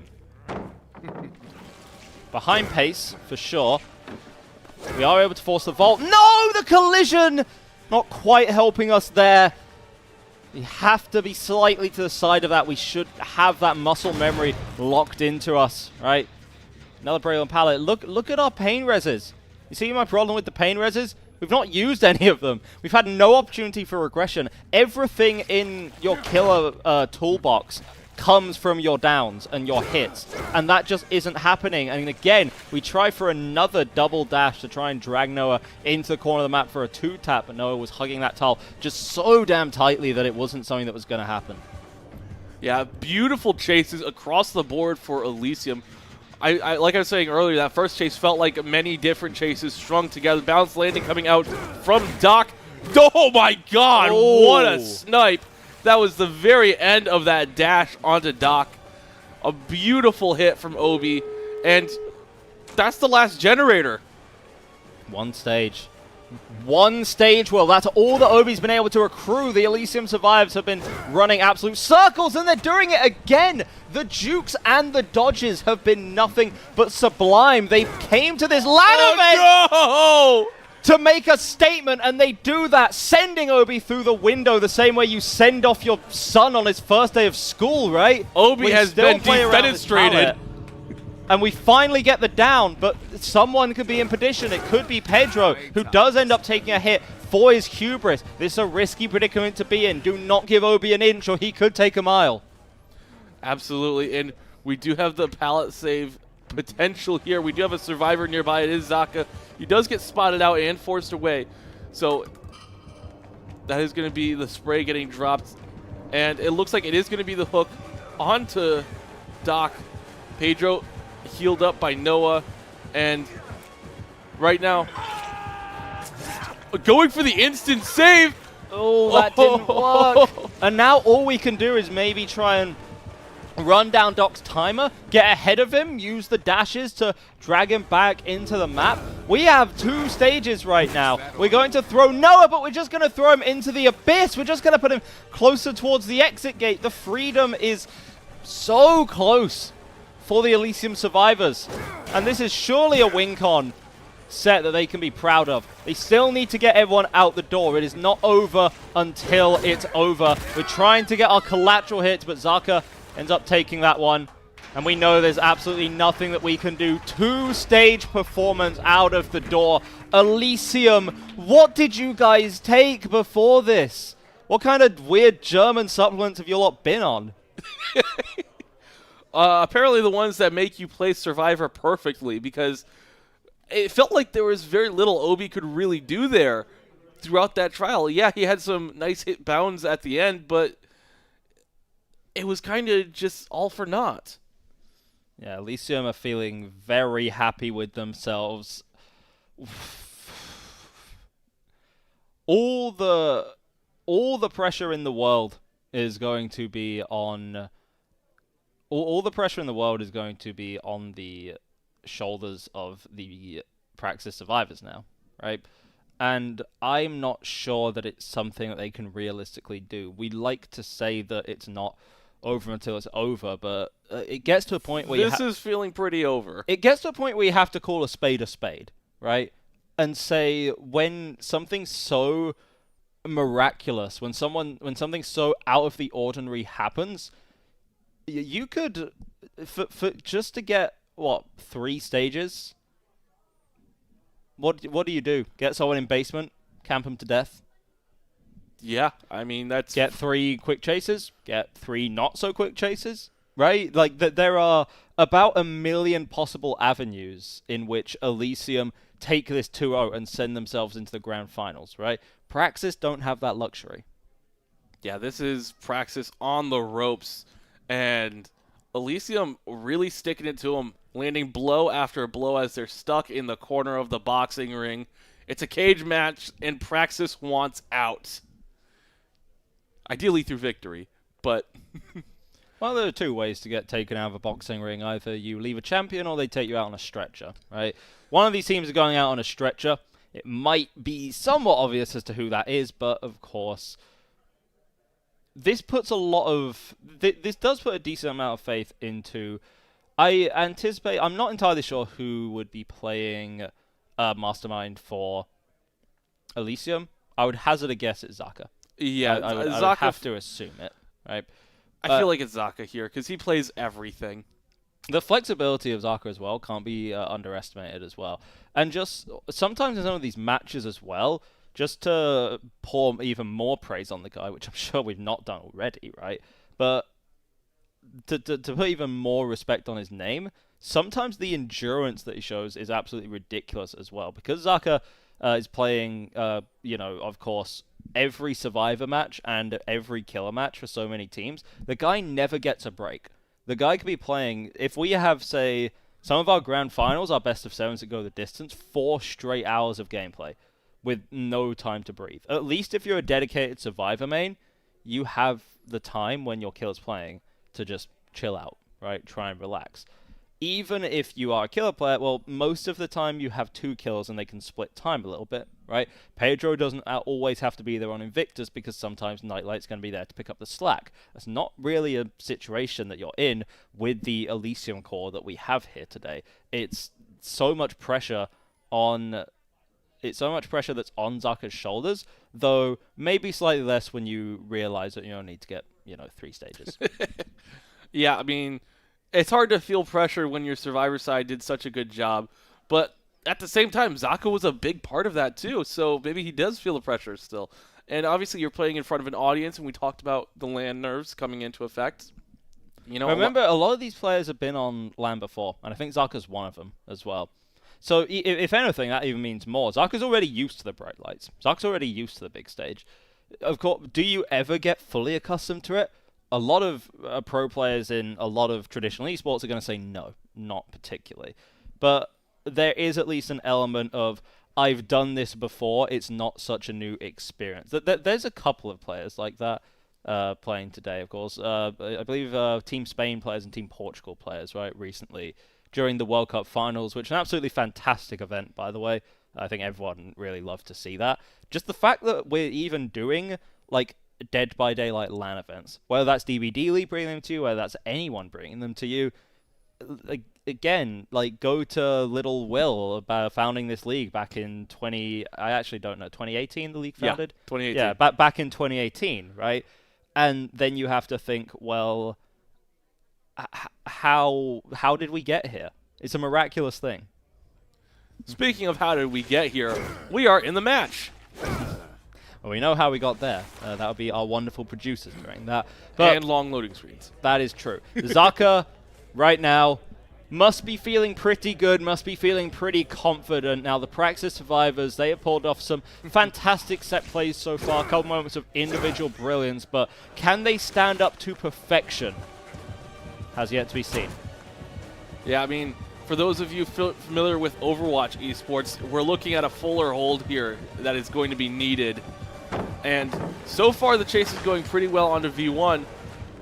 Free dropping the pallet, making some good use out of it. Don't want to get hit around the corner, and that was a very close shave. Nia losing some of that short hair. And firecrackers do get used, force the killer to look away.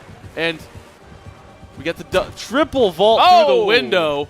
But this means we can set up our balanced landing as well, right? That's what V1 has, and the rapid response too means that we're going to get a little bit of aura reading on the killer as well. So actually, a very small play, one that's going to work very well. We don't quite have the distance to make it back to that other window. We try and extend time as much as possible. We do get stuck on some debris for just a little bit, so maybe there's the opportunity that Zaka could follow up here with a quick little 2-tap. We go for the swing, and again, we try and flare out, but it's not going to happen.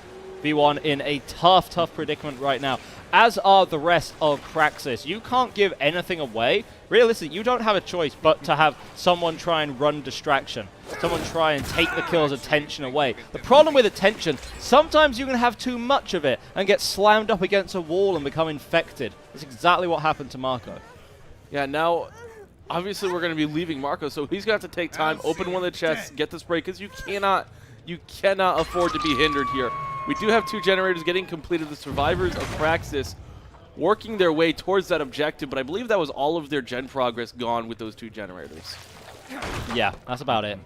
They've been able to make a dent for sure. They've not been able to make a. They've not been able to cave in the wall, and that's what they need to do, right? Plus, we have Marco here. We don't have to go for a crazy tunnel out. If we have an injured, infected target, someone who is soon going to be hindered, then what can we do, right? Aside from having Sile, altruism can be a very risky thing against the Mastermind, because now Marco is deep wounded with the collateral from the virulent bound that's come out. How is our setup at Shack? We have to use it. Shack pallet dropped, and Zaka doesn't even give a damn about it, right? We have so many survivors that we can choose from, including an injured Marco, who is now hindered. It's going to be easy pickings for Zaka. Yeah, this is fish in a barrel here for Zaka. We do get the drop down. No Goomba Stomp coming in just yet. We do have the eye tile here, but Marco is just too slow. That's what that hinder does. It's not a whole lot, but it is just enough. And that is all you really need. Someone, again, Zynox, the only healthy survivor left to try and run a little bit of distraction. Game not won yet. That has to be emphasized for Elysium, even though it is getting pretty damn close. Second stage accrued. Remember, only 3 needed for a tie and 4 for a victory. What can we do around some of these tiles, right? Some of these tiles can be really awkward. Paradoxically, with Wesker, it's the weaker tiles with just the jagged edges and the weird structures that can be really, really difficult, right? If Praxis want to make some kind of miraculous comeback, they have to get every ounce of value from sort of these sorts of tiles, these rocks, these boxes, anything that can just obstruct Zaka's ability to get 2 clean dashes onto you. Yeah, the hitbox is absolutely something you have to keep track of. But we get V1 here at the Shack, not really anything to work with, and putting himself in the basement for a second, trying to play the Z-wall. You are not Spitz. And that is going to be a very quick down, and that is going to be the 3rd hook of the game. And there we go. Victory has never been sweeter, I should say, for Team Elysium. I'm going to take this in a very convincing 2-0. Tickets stamped for the grand finals tomorrow. Praxis are going to have to do a bit of extra legwork to get there. They can try and maybe rest up, recover, recuperate. Elysium had their number today. They put them in those gardens and just sort of let them roam. And now at this point, the Praxis survivors are going to... They're going to do the best that they can. Or not, you know. They're going to, or in a sense, realize that things are a little bit done here. Maybe a couple of extra generators going to be going on the flip side, but not enough credit can be given to Elysium. And realistically, yes, Zaka's been able to put in a good performance on the Wesker, but this was one on the survivor side. It was fantastic play from this entire unit of Elysium. We were talking about how much better Praxis have gotten, despite being, you know, so many individual pieces coming together. We've been talking about Elysiums and their new signings to... Elysium and their new signings, as we get a nice beautiful little stun. The new signings of Elysium to improve their survivor side, right? It seems like those have paid off a lot more for Elysium than they have for Praxis. And we have eyes on both remaining survivors. None of them are doing gens. It looks like we're going to have some fun 1v1s here. It seems Praxis, they know they've lost. They're just here to put on a show now. Exclamation point, I lost 2-0. Will be in the chat shortly after this, I suppose. So we're here with the can. Just sort of, it's a spectator sport, right? You know, you stay in the entity's realm for too long, and you're forced to... Sile's going to be our cameraman. Yeah, exactly. Thanks, Sile. We'll pay you overtime for that one. Collision, again, still proving to be a little bit of an issue for some of these killers. Sile still watching very... Wait, did we get that over the tile? What? What do you mean? I expected more from you. Will, say something clever. I'm all out. I did not realize that you could... I knew you could hit over, like, narrow tiles. But that's like the connections, but that's like the fences on Dead Dog, right? Yeah. Not a crate. Well, okay, so the corners met right there so perfectly that it was a thin enough hitbox for the hit to go through. And educational content that you get, right? If this ever happens now in your public matches, I'm so sorry. I'm so sorry to the people watching at home.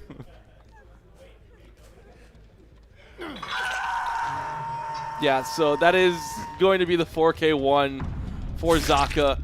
I feel like Praxis, they need to go back to the drawing board, and they need a second to... I think they need a second to just recuperate, because this wasn't close. It wasn't close, and it looked like they gave up at the end, and that's not what you want to see on the big stage. Well, I think they had such a tough condition to deal with.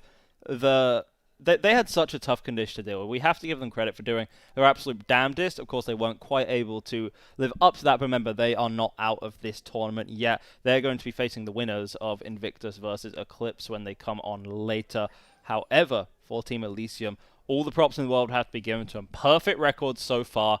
I don't believe that they have dropped a single set. They have not. No, they've not dropped a single set. They have speed ran their way through to the grand finals. They are really in contention for the prize, for the crown, for all of the marbles. There's a lot of people here that I think are some big Elysium fans as well.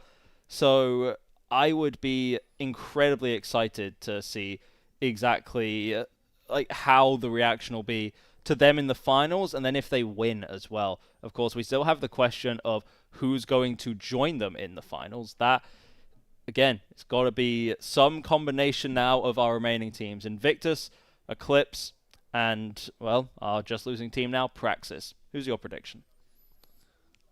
I would love to see Invictus versus Elysium in the grand finals, just for the storyline alone. You know, you get to the big stage and there's the big rivalry. But I predict Invictus as well. I genuinely think that they're going to have their incredible lower bracket run, as they tend to do. Invictus are a very you get one kind of team. You know, you'll beat them once and then they'll lock in and get so mad and then just not lose ever. Right? Of course, that didn't happen for them in Season 11, but it's something very historical for them. If anyone gets to the finals, it can be Invictus. But again, there's still so many teams for contention, and there's Interview as well. I believe it's going to be, correct me if I'm wrong, I believe it's going to be Doc from our winning team. So thank you so much. That's all from us for now. We'll take you with our next game, but for now, we're going to send things back down to the studio. Andrew, take it away, brother. Thank you very much, Agder. Everybody, let's give it up for Team Elysium! 2-0 as promised. Big shout out to Team Praxis. Praxis is not eliminated. We will be seeing them in the lower bracket, I believe, tomorrow, I believe. However, who needs to talk about the lower bracket? Let's talk about the winners. Elysium, fantastic. We just saw you guys play an Oni and a Wesker, and you only racked up 6 hook states against you, 2 and 4. Did you think it was gonna be that ridiculous of a disparity between you and your opponents? Okay, so I will say that we did have an insane performance, and I expected us to win, but we did play really well as a team together.